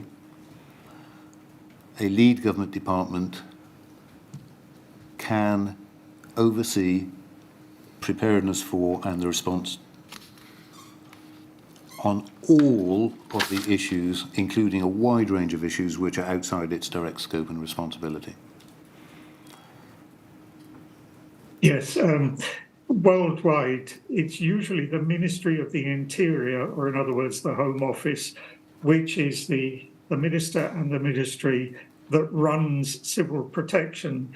And it was the Italians in 1999 who bequeathed to Europe a non-binding European Union directive that civil protection should really be a dependency of the cabinet as a whole because of the need to give full weight to other ministries, health, public works, whatever, economy, whatever the ministries might be. And that was adopted by a number of countries, more or less by Britain as well. And that was absolutely necessary to avoid the marginalisation of particular government ministries and departments. And when COVID, of course, struck, a very large number of government departments were engaged. Was the flaw that when more than one lead government department had to respond and take responsibility for important parts of the country's response, the lines of accountability and transparency and leadership blurred because nobody could say there was one single lead government department that was in charge? I think there are two parts of the answer to that question. There's a preparedness part to it, which is who should lead on areas which are outside the responsibility of the so-called lead government department, and make sure that those are planned for properly and what is needed is in place. Is that the lead government department, or is that somebody else like the Cabinet Office?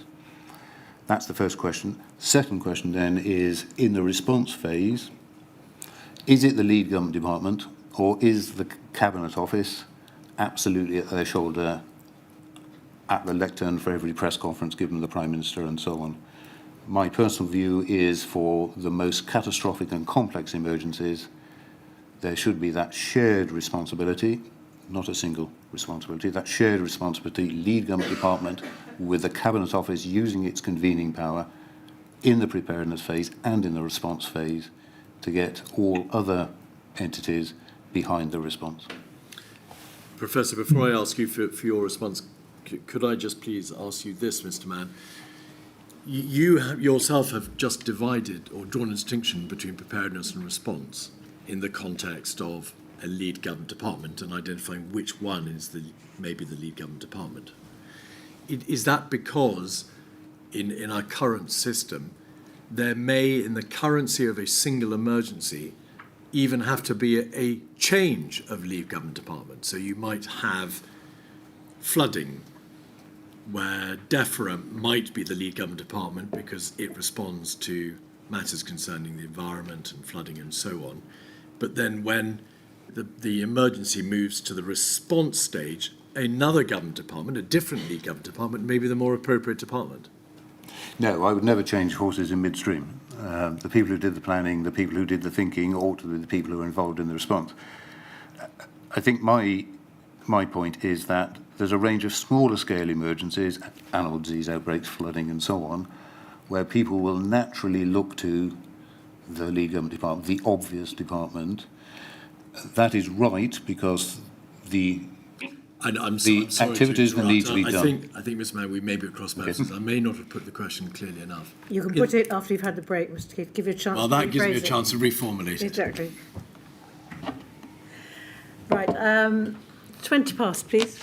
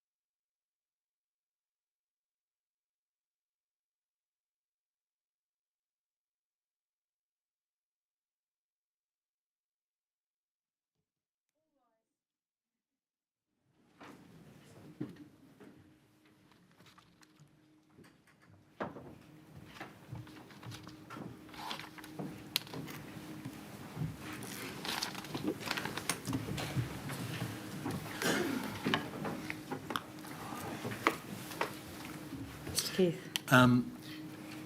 Mr. Mann, I think that we may have been at cross purposes. What I was asking you was whether or not, and I confess I haven't really reformulated the question, are there ever occasions in which, in the course of an emergency, there may be a change in the nominated lead government department? So, for example, drawing on the witness statement of Mr. Hargreaves, your successor as the director of the Civil Contingency Secretariat, a flood may require DEFRA to be nominated as the lead government department for the purposes of the initial response, but for the purposes of recovery, DLUC, the Department of Levelling Up, Housing and Communities, may then become the lead government department. Yes. I'm sorry if I misunderstood you, Mr. Keith. Yes, there are two circumstances. First, because the immediate emergency has cascaded into another emergency. We had that at Buncefield, we had a fire and explosion, and then we had an acute shortage of kerosene to Heathrow Airport. The leadership changed in that circumstance. Secondly, then, for the recovery phase, absolutely the instinct, the usual preference would be to pass it to DLUC. All right. The second question that I wanted to ask, just by way of clarification, do you happen to recall when EPRR, Emergency Preparedness, Response and Resilience, became devolved insofar as Wales was concerned? The transfer of functions order. The transfer of functions order, 2018. 2018. I knew you'd get that. So, just to deal then with the lead government department and to conclude that issue, the lead government department,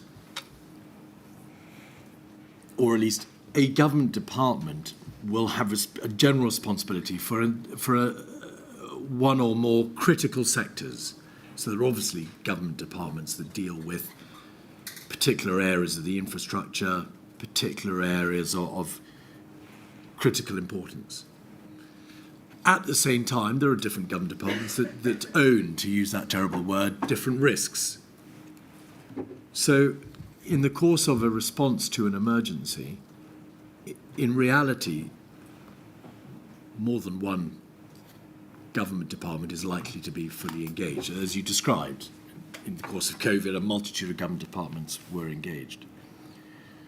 What government body is responsible in advance of an emergency for ensuring that each government department's plans and procedures and policies are up to date, correctly drawn up, properly written, and do the right job, and ensuring that each of those government departments has, to use the seemingly the correct nomenclature, assured itself, tested itself, and also responsible for ensuring proper collaboration between government departments and making sure they all work smoothly together in the event of a crisis?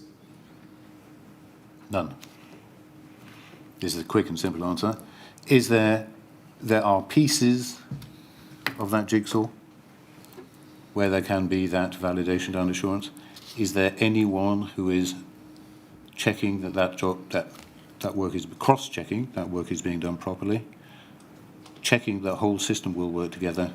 There is no such department. Does not the Cabinet Office liaise at least with government departments to ensure that they are doing what they're meant to do in advance of a crisis, brokering arrangements, ensuring proper cooperation, and in the event of a crisis, both assisting government departments to respond collectively, as well as putting into place the physical arrangements like COBRA and so on and so forth to make it happen?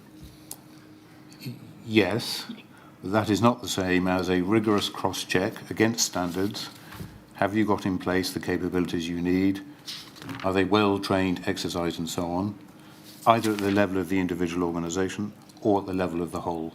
I'm in an area this important, it needs that forensic checking, and that is not done. But I sense that you are focusing with your answer upon the particular issue of standards, which we'll come to in a moment, which is the general word given to the system by which anybody, whether it be a local resilience forum or a regional resilience forum or a strategic coordinating group or RED of DLUC or the lead government department, meets a certain standard, that it's tested, it's validated, to use your word, it's checked. There is no one body that is responsible for checking the various moving parts. I think Professor Alexander's physically had his hand up. Yes, thank you. I was just thinking that it's possible that one is looking at this from the wrong perspective, in other words, back to front, because what really matters is solving problems as they arrive. I would therefore expect the system to be able to identify the problems and allocate them to those who can solve them, in other words, the various departments, with a degree of flexibility and general ability to respond rapidly, rather than purely being aware beforehand of what is likely to happen and who is likely to need to be responsible. That certainly is what is done in scenarios, but there is also a process, not merely of prior planning, but of adapting plans to dynamically evolving circumstances. I think this was very, very evident in COVID, because initially we didn't know what was going on, because it was an emerging disease of which the characteristics were partly or largely unknown.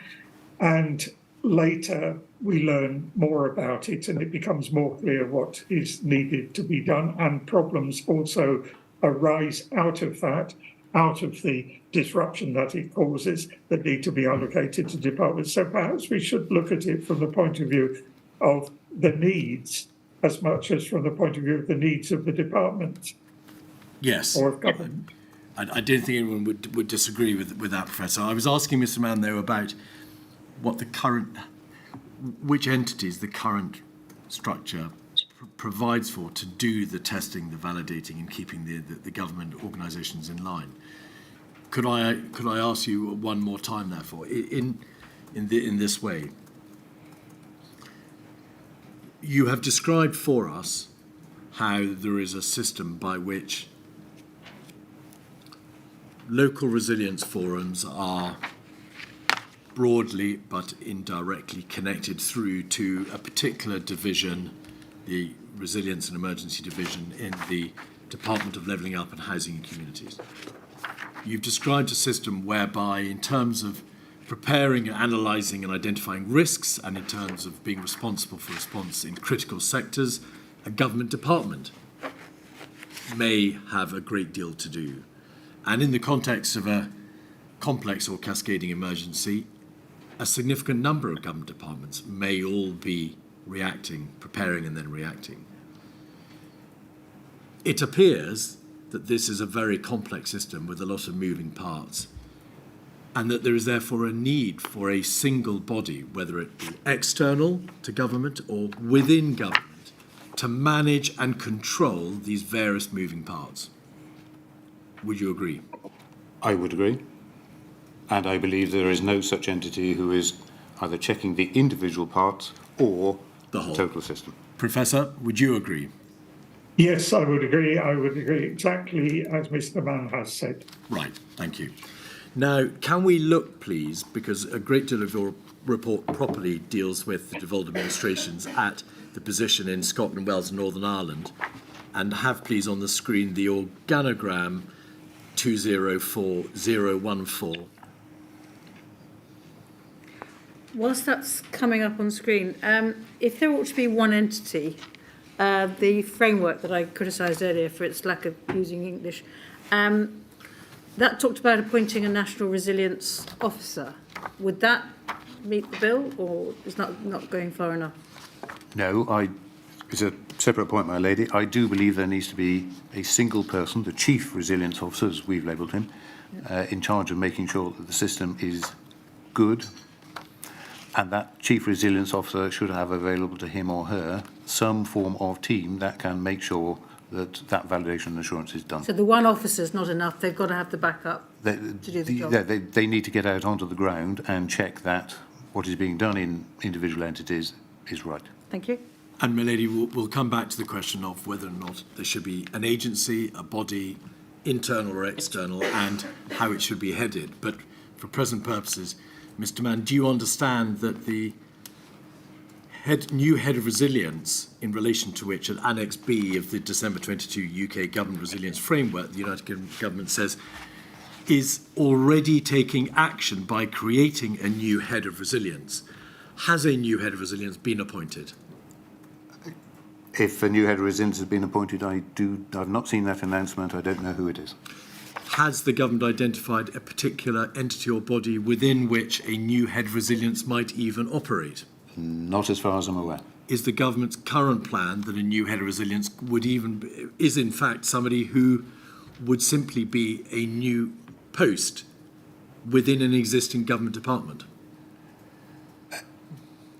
The role of the head of resilience, the location of the head of resilience is left quite vague in the resilience framework. So I'm afraid I can't answer the question because the material there is vague and I have seen no subsequent announcements. Thank you. So there is the organogram. Could we please have slowly, in relation to Scotland, please, page 8, I hope this will work, page 8, then page 7, then page 6.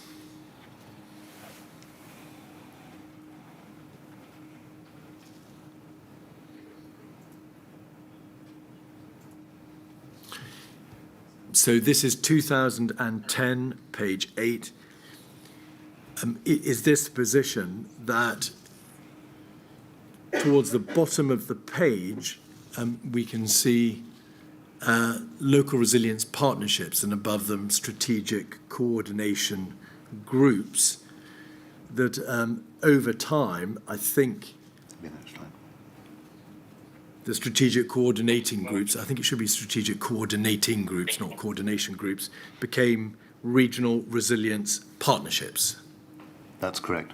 If we go forward, please, to page 7, which is 2017, we can see in the bottom left regional resilience partnerships, and then forward to page 6, 2019, the position on the advent of COVID.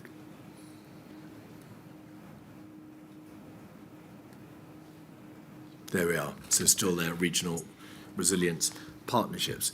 And does everything that you have already said in relation to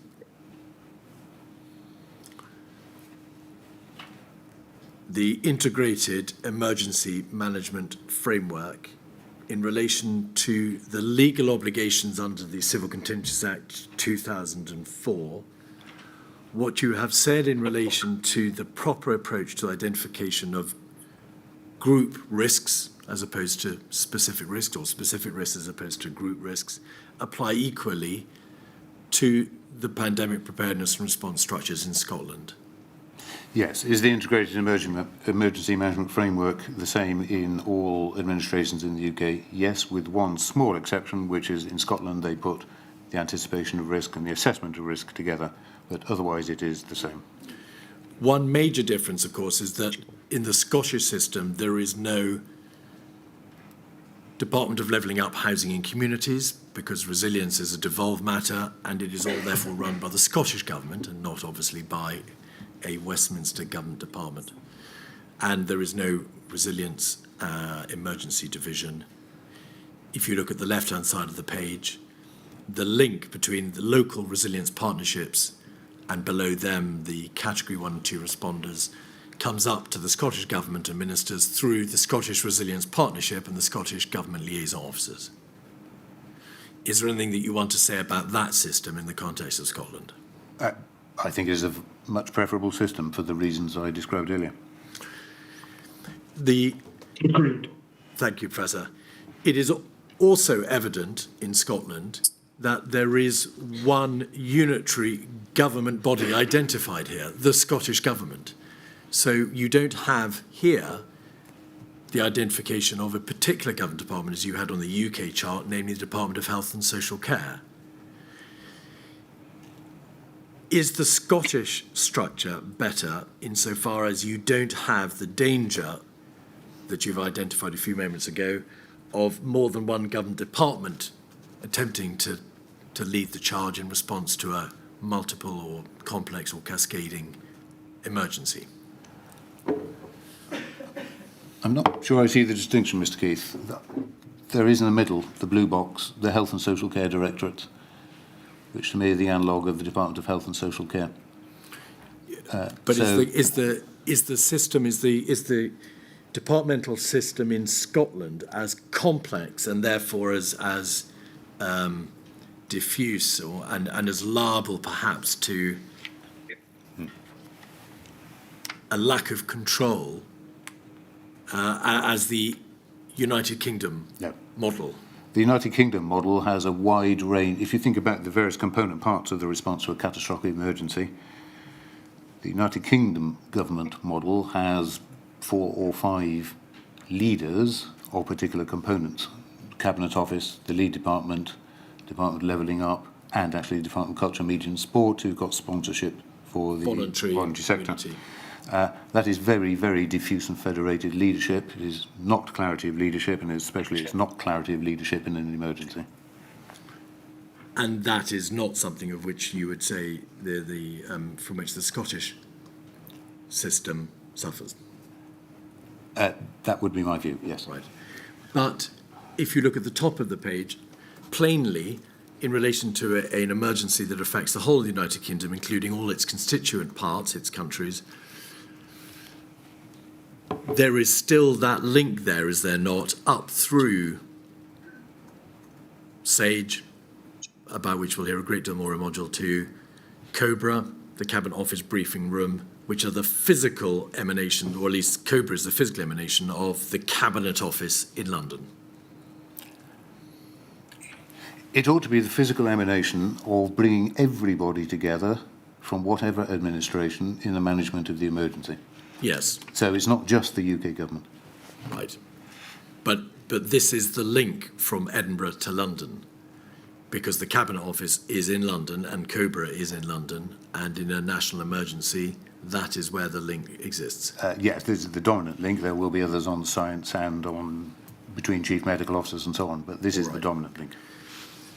And then finally, in relation to the Scottish model, if you look at the top right-hand corner of the page, National Security Risk Assessment and National Risk Register is the system for the identification of risk, the apportionment of risk to particular sectors, the grouping of risks, the analysis of planning assumptions as a result of those risks, and then the sending out to everybody of what those risks are and how they should respond, the same in Scotland as in Westminster. Do they use the same NSRA procedure? It starts from the same NSRA, which covers all administrations. It is then for each administration to choose to take the NSRA down into its own risk assessment, and the administrations, Wales and Scotland, do. And is that why underneath the NSRA you can see a line to Scottish risk assessment? Exactly. And then that line, there's a line from there down to the Scottish Government Resilience Room. Is that the Scottish equivalent for assessing the impact of risks in Scotland that is the equivalent of COBRA, the Cabinet Office Briefing Room in London? Yes, this chart does not cover all of the material that I had in the UK government chart. There will be peacetime, as it were, non-crisis activity being taken forward on the basis of the risk assessment, which is not just about the resilience room. All right. Could we have, please, page 10 of the organogram up, please, in relation to Wales?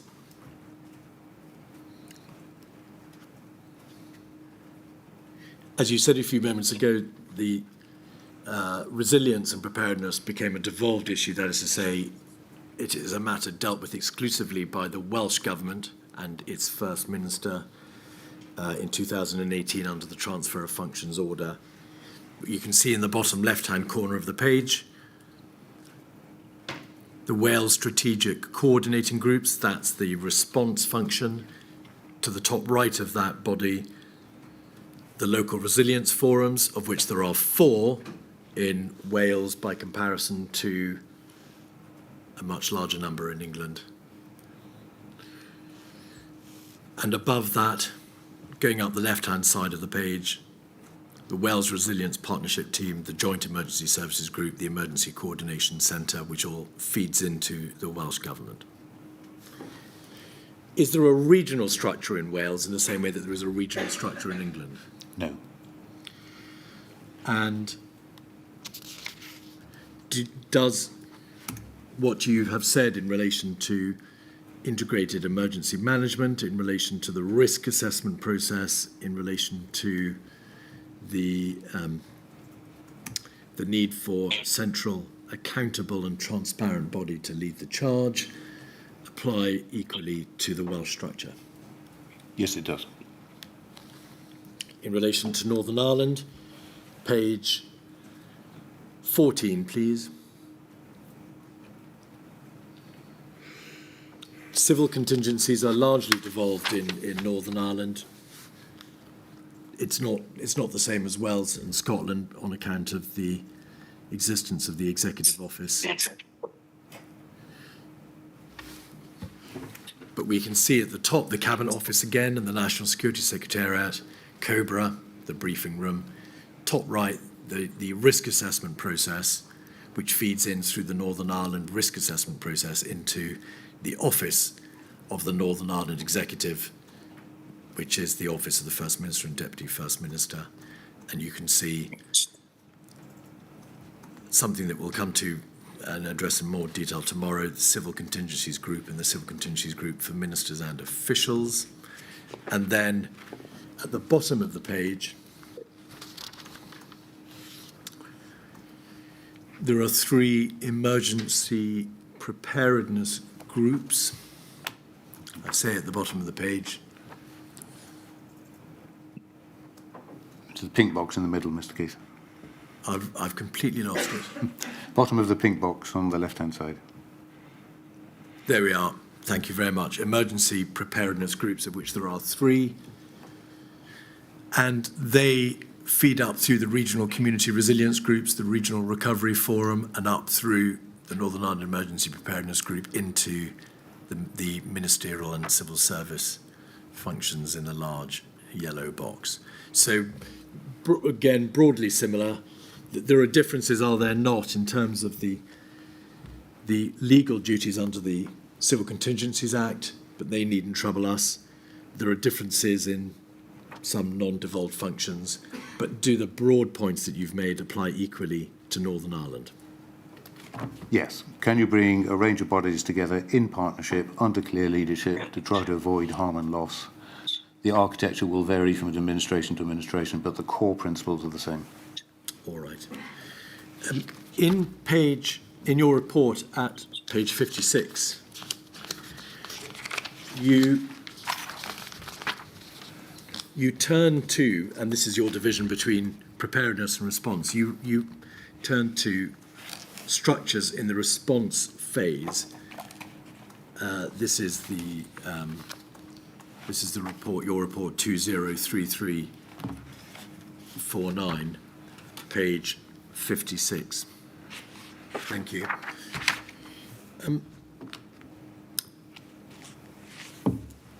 Just add something about what we were dealing with before, for the record. I'm very much in favour of devolution in civil protection. I am concerned about the grey areas, which are essentially 2.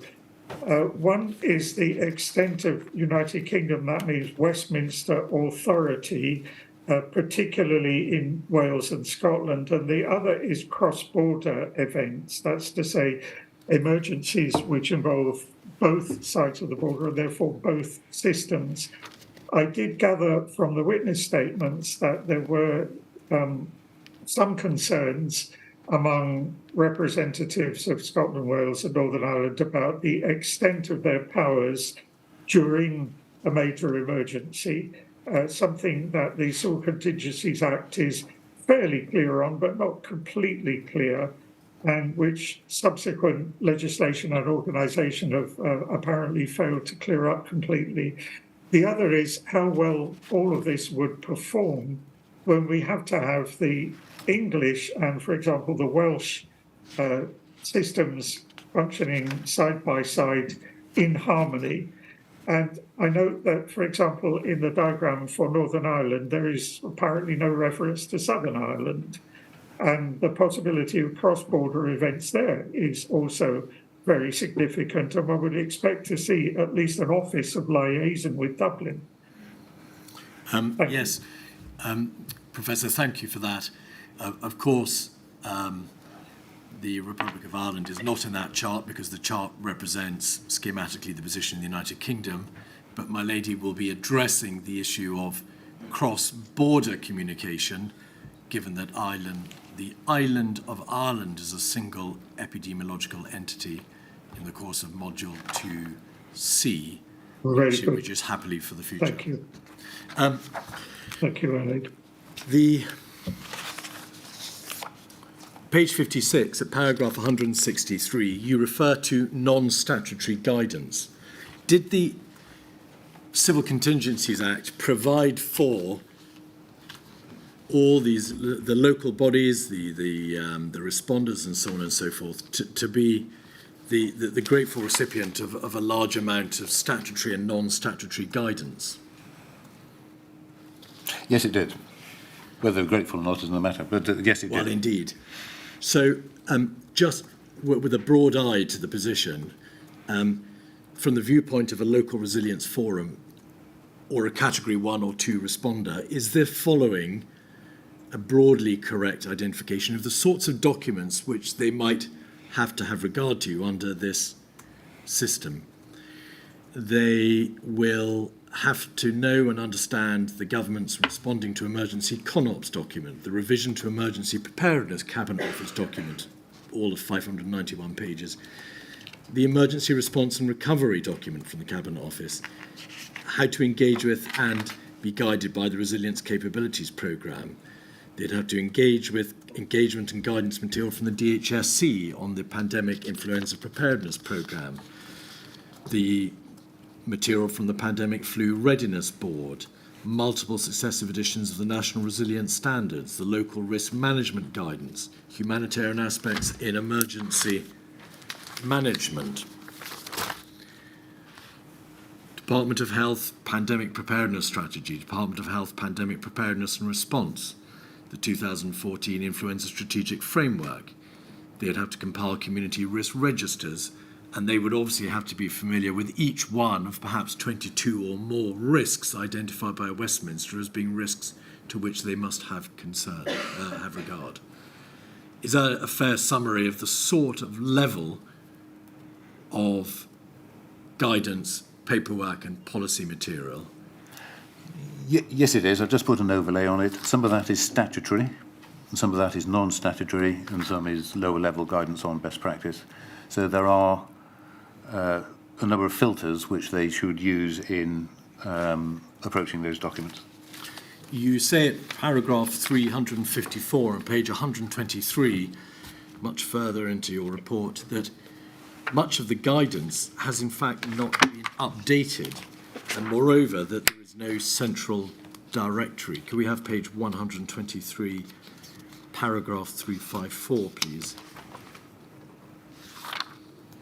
If you go back one page, please, to 122, you'll start to see some of the material to which I've made reference. And you say at paragraph 354, it is gravely disappointing that so much of the key generic resilience and preparedness doctrine and guidance was not updated by the United Kingdom government during the relevant period. And is it the position, in fact, that two of the most essential documents, that's to say the guidance from the Cabinet Office called Responding to Emergencies, Concept of Operations, which you will know of, Mr. Mann, prior to your role as an expert, because it was first published in March 2010, shortly after you left the Cabinet Office. It was last updated in which year, do you recall? 2013, I believe. And the Emergency Preparedness Doctrine, which is the general guidance from the Cabinet Office for local authorities and local resilience forums and so on, the 591-page document to which I've made reference, was that updated last in March 2012? Yes, in a series of individual chapter updates, yes. Yes, section 6, I think, was updated. Is there a very strong argument for having this profusion of paperwork brought together in single guidance, or at least in a single location? I think there need to be two things. First of all, a nice, simple map as to where it all is. People should not have to fight to discover it, especially to fulfil their jobs effectively. Secondly, in this day and age, it ought not to be a 500-page document. There are different ways of presenting and packaging these things so that people who need specific aspects of a 500-page document can pull down what they need on specific aspects.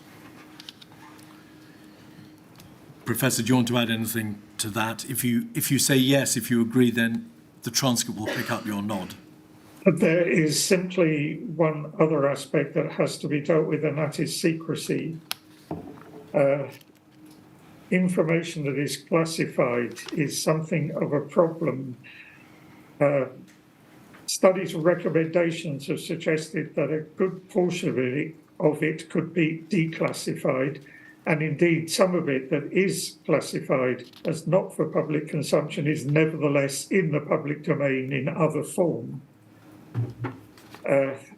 So that, I think, needs to be part of the review and the changes. Thank you. Can we then move to the issue to which you referred earlier, Mr. Mann, and which I promised you we would come back to, which is that of national resilience standards. What are national resilience standards? They are a series of standards in a particular topic area, like risk assessment, for example, that set out 3 levels of practice: what is necessary to be compliant with the Civil Contingencies Act, and then 2 further levels to, in the jargon, good and leading practice. And is there a single document called National Resilience Standards that if you are the chair, for example, a senior member of the police in your locality, and you're chairing the local resilience forum, you can go to and say, those are our national resilience standards, they test, or validate, or assure, whichever word you want to use, our functions?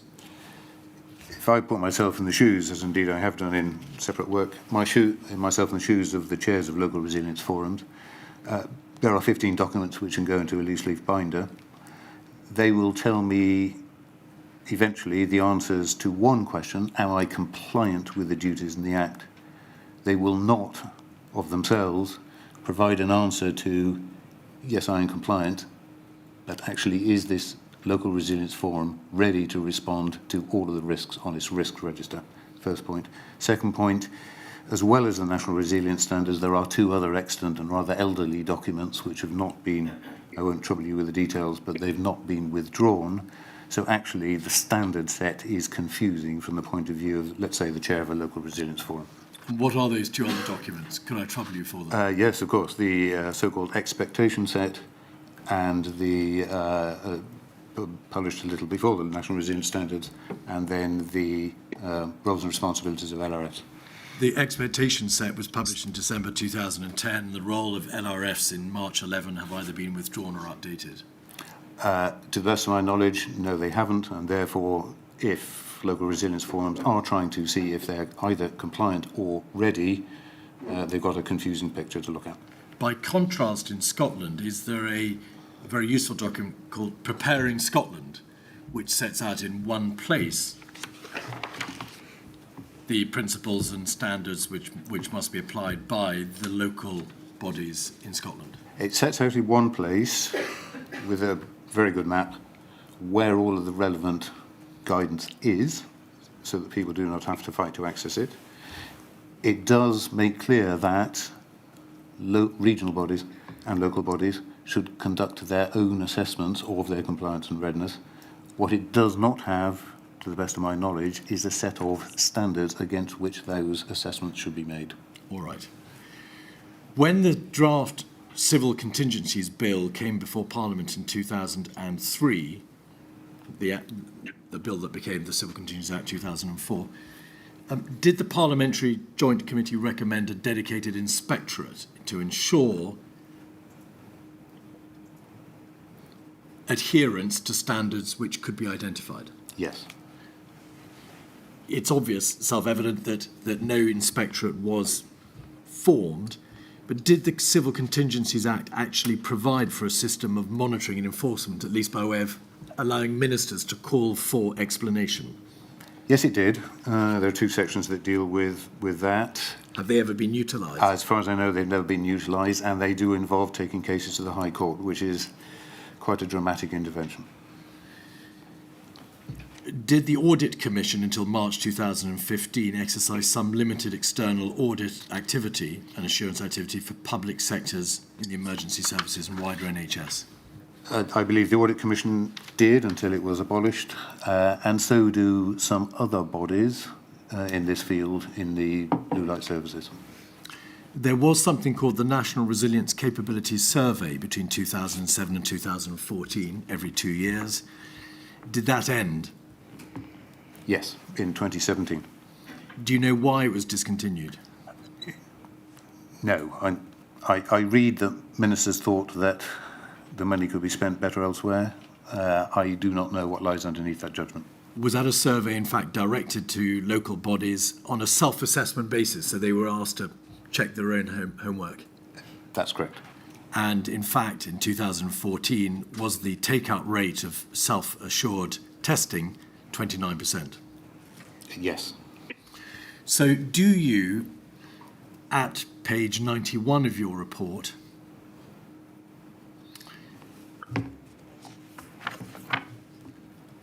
recommend a systematic, new, rigorous, evidence-based process for checking standards, for testing the policies and procedures and the plans drawn out by various bodies are adequate and proper? Yes, I do. In a field of such significance, where human life is at stake, then that checking the capabilities are in place and that they are good enough, I believe to be fundamental. And if we then go to page 92... If I might Sorry, yes, add Professor. to that very quickly, absolutely agreed, but I would add to that the procedures and so on are compatible, given that we are dealing with what is or should be a system that involves devolved administrations, local resilience for, and so on and so forth. Then when procedures are applied in order to obtain results, they need to be compatible unless we're dealing with the very smallest class of emergency. Thank you. Page 92, the following page, do you say that if the government is to comply with its duty to protect its citizens, it's vital they have high-quality assessments of the preparedness of the whole system? And drawing on good practice in a range of countries, you recommend substantially bolstering those national resilience standards of which you've spoken, embedding them in an inspection regime, developing new arrangements under which the Category 2 responders, the responders to whom you referred earlier as being the ones who currently exist under a lesser legal duty, should be assessed against the revised national standards. The Cabinet Office should develop a standard approach and methodology for reviewing. And over the page, you suggest a compliance and preparedness review team in the Cabinet Office. And if we remind ourselves earlier, you said that government departments should themselves be subject to an enhanced legal duty in the same way that local authorities and their bodies are. And you say on page 94, all compliance and preparedness reviews and their resulting action plans should be brought together by the Cabinet Office, the Resilience Division of the Scottish Government, the Resilience Team in the Welsh Government, the Civil Contingencies Policy Branch of the Executive Office in Northern Ireland, to provide an overarching annual report on the state of resilience and preparedness. Yes, in an area of such importance, where some of the risks are catastrophic and have hideous consequences, it seems to be a reasonable question that senior leaders ought to ask: how ready are we to respond to those risks? And indeed, in the other countries in which I have worked, including in preparing risk assessment, it is normally the first question any senior minister asks. Thank you for the risk assessment. What do we do with it? How ready are we as a country? And because you referred earlier to the highly distributed leadership or diffuse leadership, you recall that we were debating and discussing the multitude of government departments and different parts of different departments and the Cabinet Office's role. Do you go further, page 112,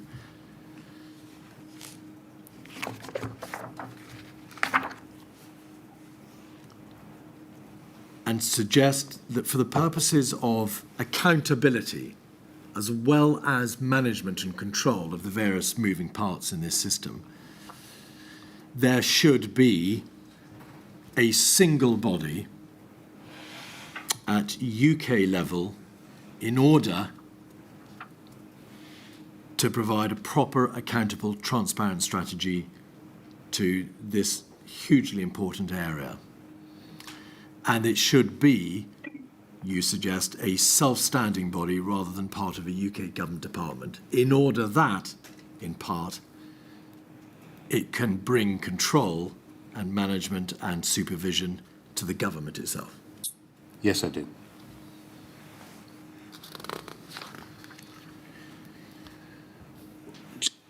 Would such a body require clear and visible leadership? Yes, that goes to the question asked by my lady. I believe that there needs to be a single point of focus,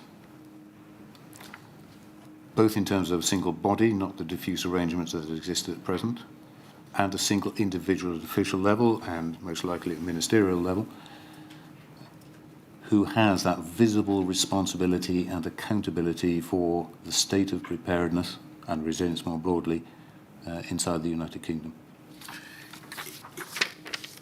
It's I not. concur Yes, entirely. Professor, please. It may be necessary if such a body and a personage is created to make the leader responsible directly to the Cabinet and the Prime Minister, which is another European recommendation that various countries have taken up. This is, after all, a matter of national emergencies. The inquiry is aware, Mr. Mann and Professor Alexander, that there are currently a number of ministerial posts concerned with civil contingencies. As a Minister of Implementation, there is the Chancellor of the Duchy of Lancaster. There are ministerial positions which have responsibility for certain aspects, not all aspects, but certain aspects of the civil contingency system. Is that current system too diffuse? Yes. Yes. The simple question I start from is, to whom does Parliament, to whom do the public look to keep them safe? To put it the most simplest, who is in charge of making sure that this country is ready to respond to all natures of emergencies, but especially catastrophic emergencies? The inquiry is aware that in the field of national security, there is at a very high level in government a national security advisor. But the evidence appears to suggest that national security has become over time much more focused, for very obvious and perhaps sensible reasons, on threats. Terrorism is an obvious example, as opposed to hazards. Has over time, in your opinion, has over time the focus in government on hazards and civil contingencies waned by comparison to the focus on malicious threats and national security matters in the way that we commonly understand them to be? Yes, that is my belief. Indeed, it's in Ms. Hammond's witness statement as well. That is not in any way to diminish the work that is being done on threats, but our position is that substantially more work needs to be done on hazards. Professor, yes? Conceptually, if I may add, conceptually speaking, we have a difference between civil defence and civil protection. Civil defence conceptually is a top-down procedure or organisation dealing with threats, which originally would have been armed aggression by a state-based power and more frequently now is armed aggression by various dissident groups. Civil protection, instead, which grew up decades later, is more about managing hazards such as floods and so on. It is much more a bottom-up sort of enterprise because it has to be done and managed at the local level, albeit coordinated, harmonised regionally and nationally. So in some countries, there is a very distinct separation of the two. In other countries, they are quite merged. But there is a distinct difference between the kind of management of threats that definitely requires a top-down approach based on central government and the kind of management of other sorts of civil contingency that very much requires local participation. Thank you. In your report, gentlemen, you suggest the creation of a role called the United Government Chief Resilience Officer. You referred, Mr. Mann, yourself earlier, to the government's proposal of Head of Resilience within Annex B to the December 22 United Kingdom Government Resilience Framework. Wherein is the difference? I can't answer that question because I don't know what is inside Head of Resilience. What is in the framework is vague, so I'm afraid I can't answer that. But would your proposal, sorry, Professor, yes, do please answer orally if you can. No, I simply concur entirely with what Mr. Mann says. But whatever post is created, must it be a post that is independent, that has serious political clout, is transparent and accountable to Parliament, and has the ability to be able to control the various parts of government over which it sits? Yes, and that individual must feel that accountability. Must? Feel that accountability. Right.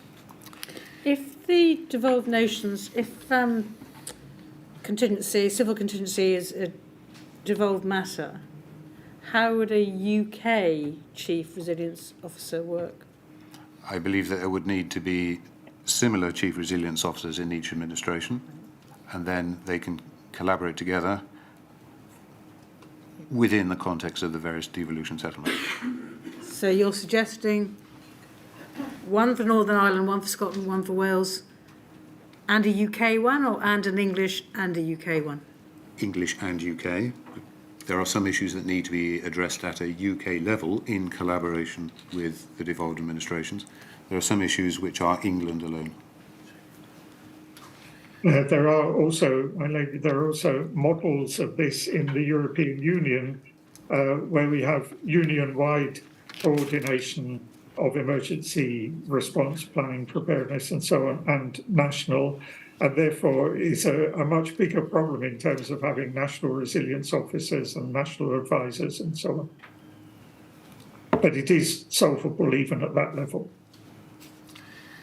How, gentlemen, would we avoid, if the inquiry were to so recommend, merely the replication of another level of bureaucracy, another level of governmental function being superimposed on top of this already very diffuse, complex, and one may suggest over-managed process?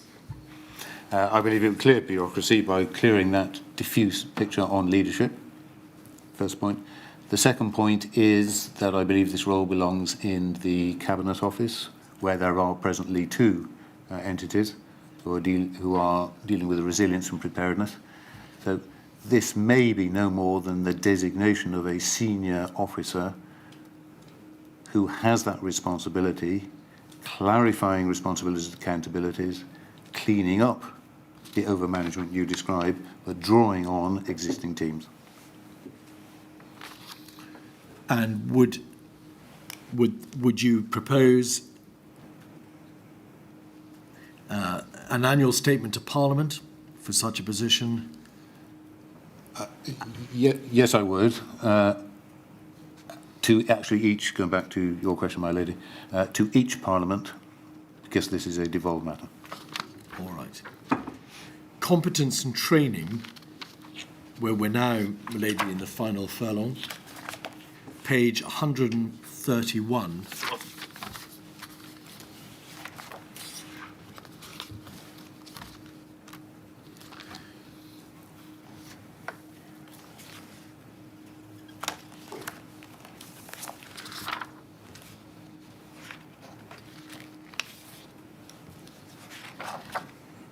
In summary, do you propose that in order to make sure that the people at every level in this system are skilled, effective, and recognised, that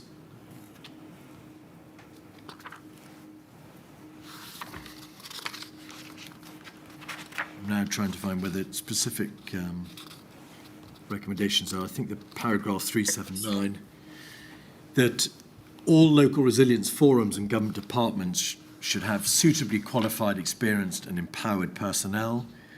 There should be a single competent strategy and a framework to ensure proper training and the checking of training. There needs to be a fundamental reboot, you say, of the training ecosystem, and significantly, page 134, please, paragraph 387, ministers and their special advisors must have a proper understanding or a basic understanding of resilience structures and the basic principles of emergency management. Yes. The root point here is that those who are taking critical decisions in a catastrophic emergency should have the competence and training they need to fulfill those roles well.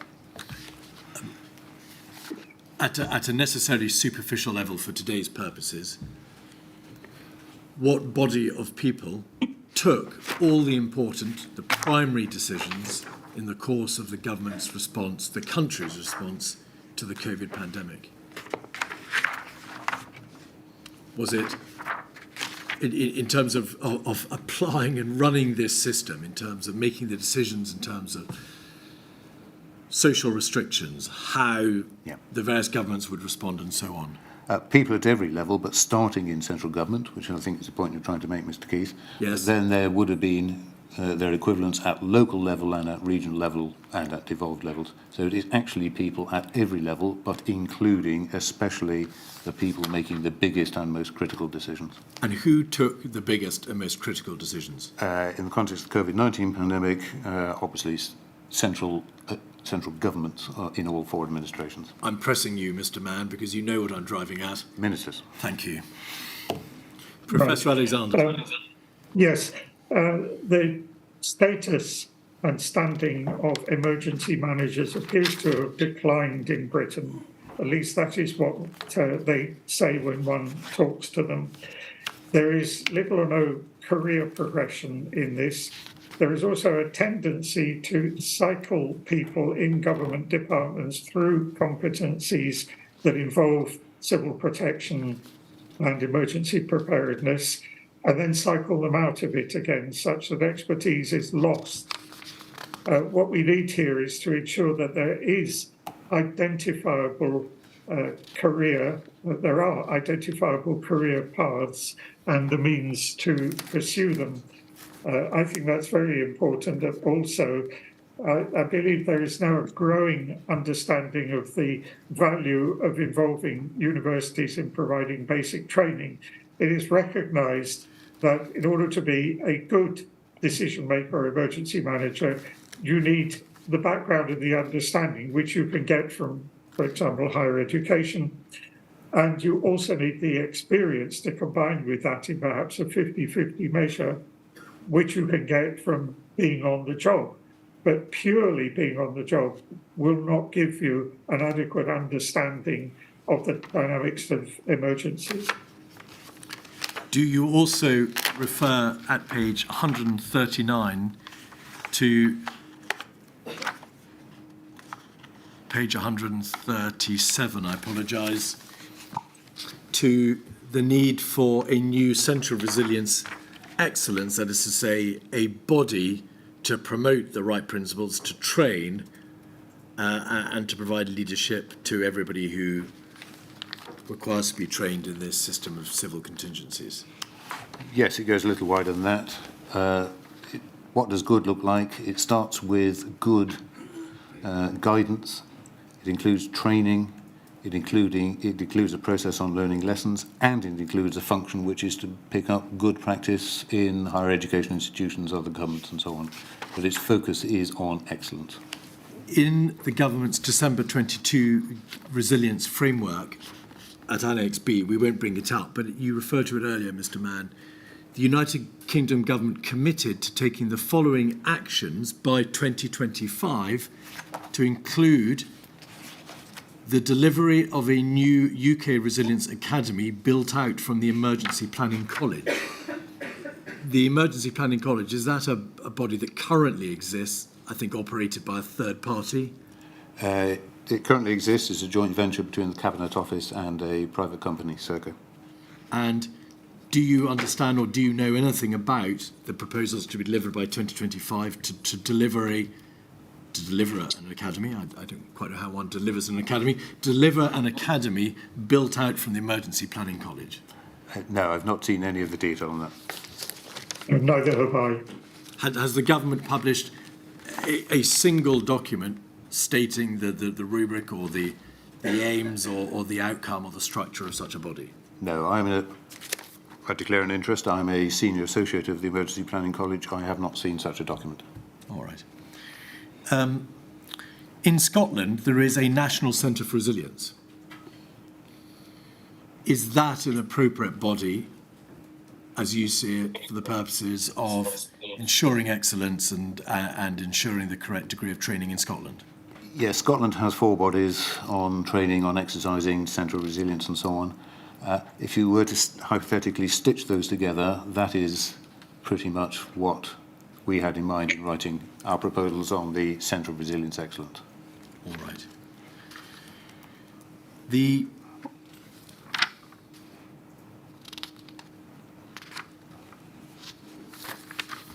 Drawing all those threads together, Mr. Mann and Professor Alexander, at page 179 of the report,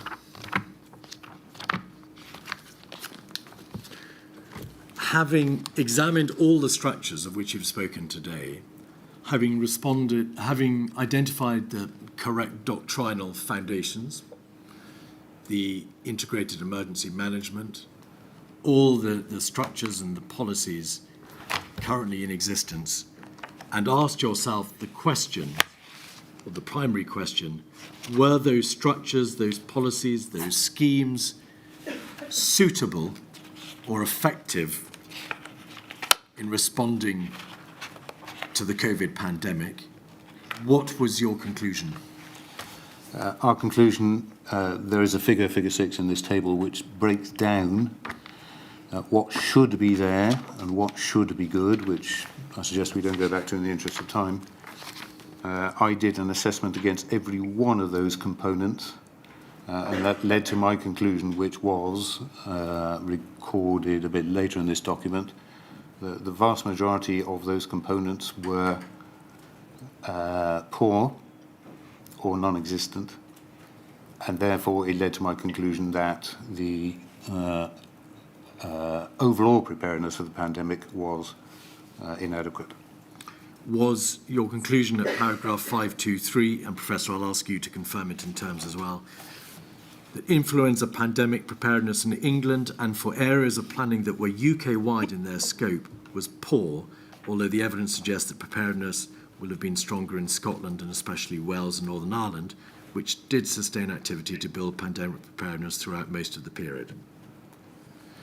The fact remains that 3 years after exercise Cygnus and almost 10 years after the Heymann review being the review by Dame Deirdre Heymann into the 2009 swine flu pandemic, key areas of weakness the United government's planning had not been fully addressed. Do you both stand by those propositions? Yes. Yes. Was preparedness for a novel infectious disease pandemic adequate or inadequate? Inadequate. Had the response strategy put in place by the United Kingdom government been adequately tested in advance of COVID-19?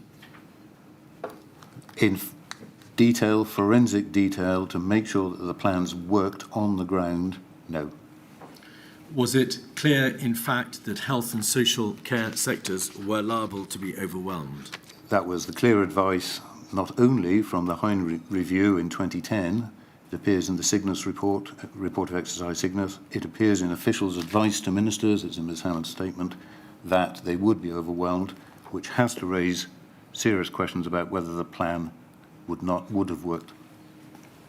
And is, therefore, now radical innovation and change required? Yes.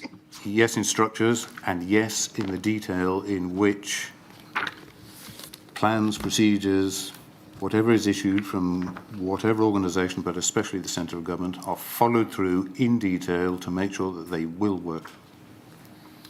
And to that end, gentlemen, do you set out at page 185 through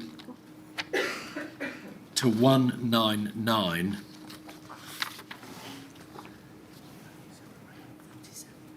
47 separate recommendations which you invite my lady to take account of? Yes. Yes. Thank you. My lady,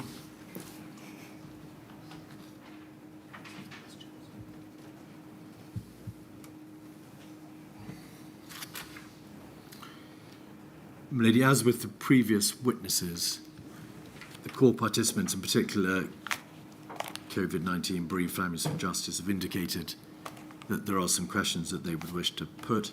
You indicated provisionally that you would be minded to allow them to put them. In light of the evidence that has been given, they are all issues which remain outstanding.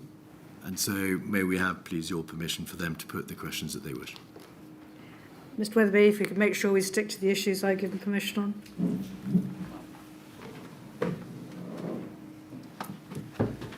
I shall certainly do that. Thank you. First of all, my name is Pete Weatherby, and I'm representing the bereaved families. And Mr Keith has been through most of the issues that I wanted to deal with, so I can be very brief. In terms of what Mr Keith has just asked you, in fact, in the report, you refer to the novel disease preparedness as being wholly inadequate. So it's quite a strong finding, isn't it? And it's in the report, so I don't need to go through it in any detail with you. But you identify the 2011 plan as being very deficient in terms of being a whole system plan. So the 2011 pandemic flu plan is not a whole system plan, is it? Yes, that's what we put in the report, absolutely. Yeah. And the points that you make from that is that despite the fact of the Hein review referring to a containment phase as being an important part of a whole system plan, that didn't find its way into the 2011 plan. That's correct. And in the decade or almost decade until the COVID struck, no change was made to the plan to include a containment plan. That's correct too. Yeah.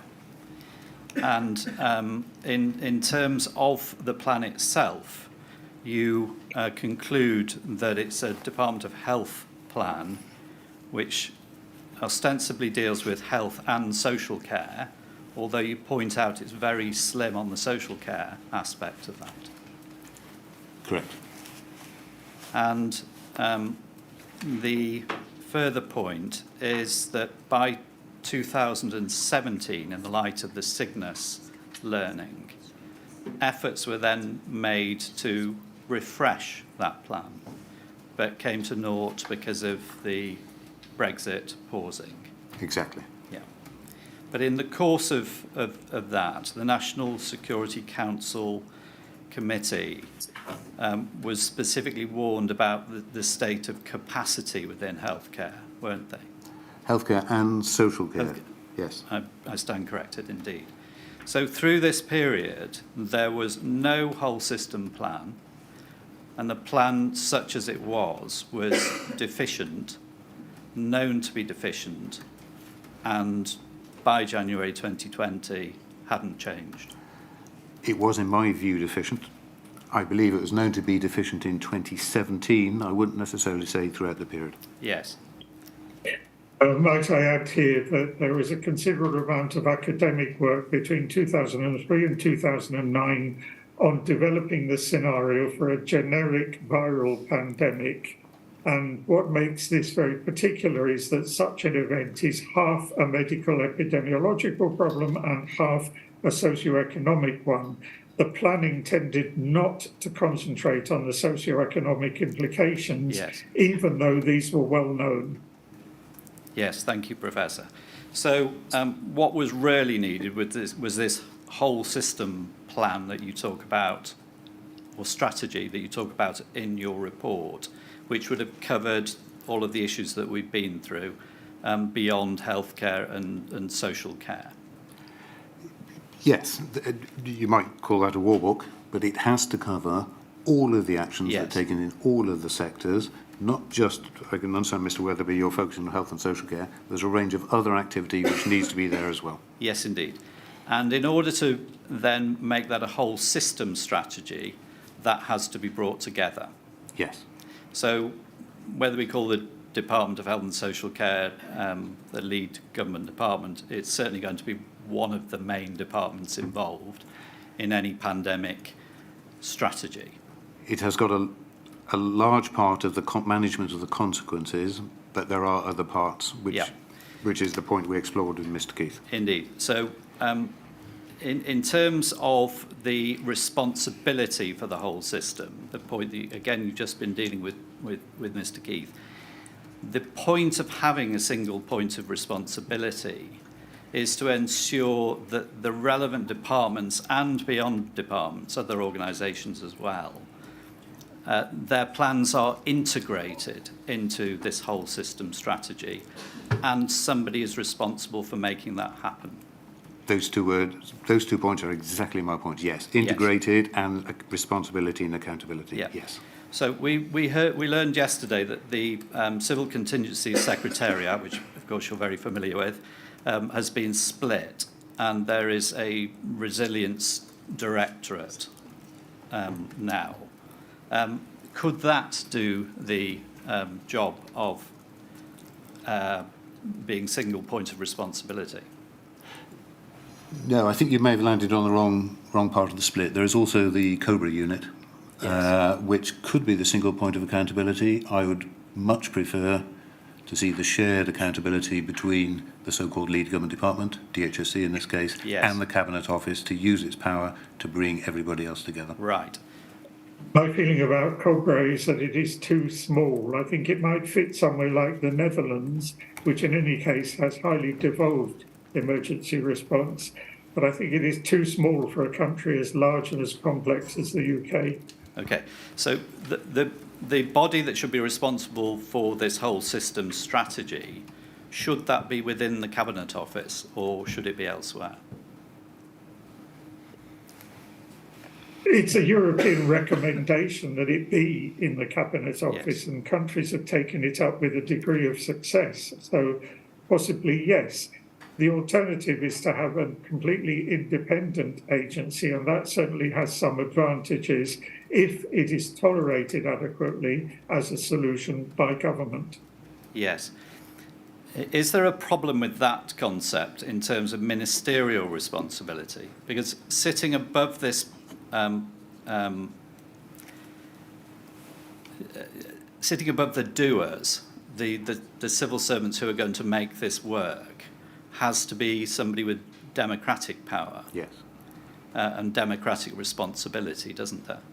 Yes, and accountability. Yes. So does that work better with this being located in the Cabinet Office or even a different ministry? I'm trying not to sound too geeky. The issue with Cabinet Office ministers is that they are rarely or have not historically been responsible for a particular piece of operational activity. So I think there would be a prior question: is this a separate minister, let's say a minister in charge of a separate government body, the conversation we're having with Mr. Keith? Yes. Or would we change the model of Cabinet Office ministers over many decades and have a minister with explicit operational responsibilities? Yes. I'll leave it there. Thank you. Thank you very much indeed, Mr. Weatherby. And thank you, Professor Alexander, Mr. Mann, particularly you, if I may say so, Professor Alexander, given your bereavement and your heart problems. I hope the heart problems resolve soon. That's very kind of you, my lady. And thank you too, Mr. Thank Mann, you. for being here. Thank you, Melody. That concludes today's evidence. 10 o'clock tomorrow, please.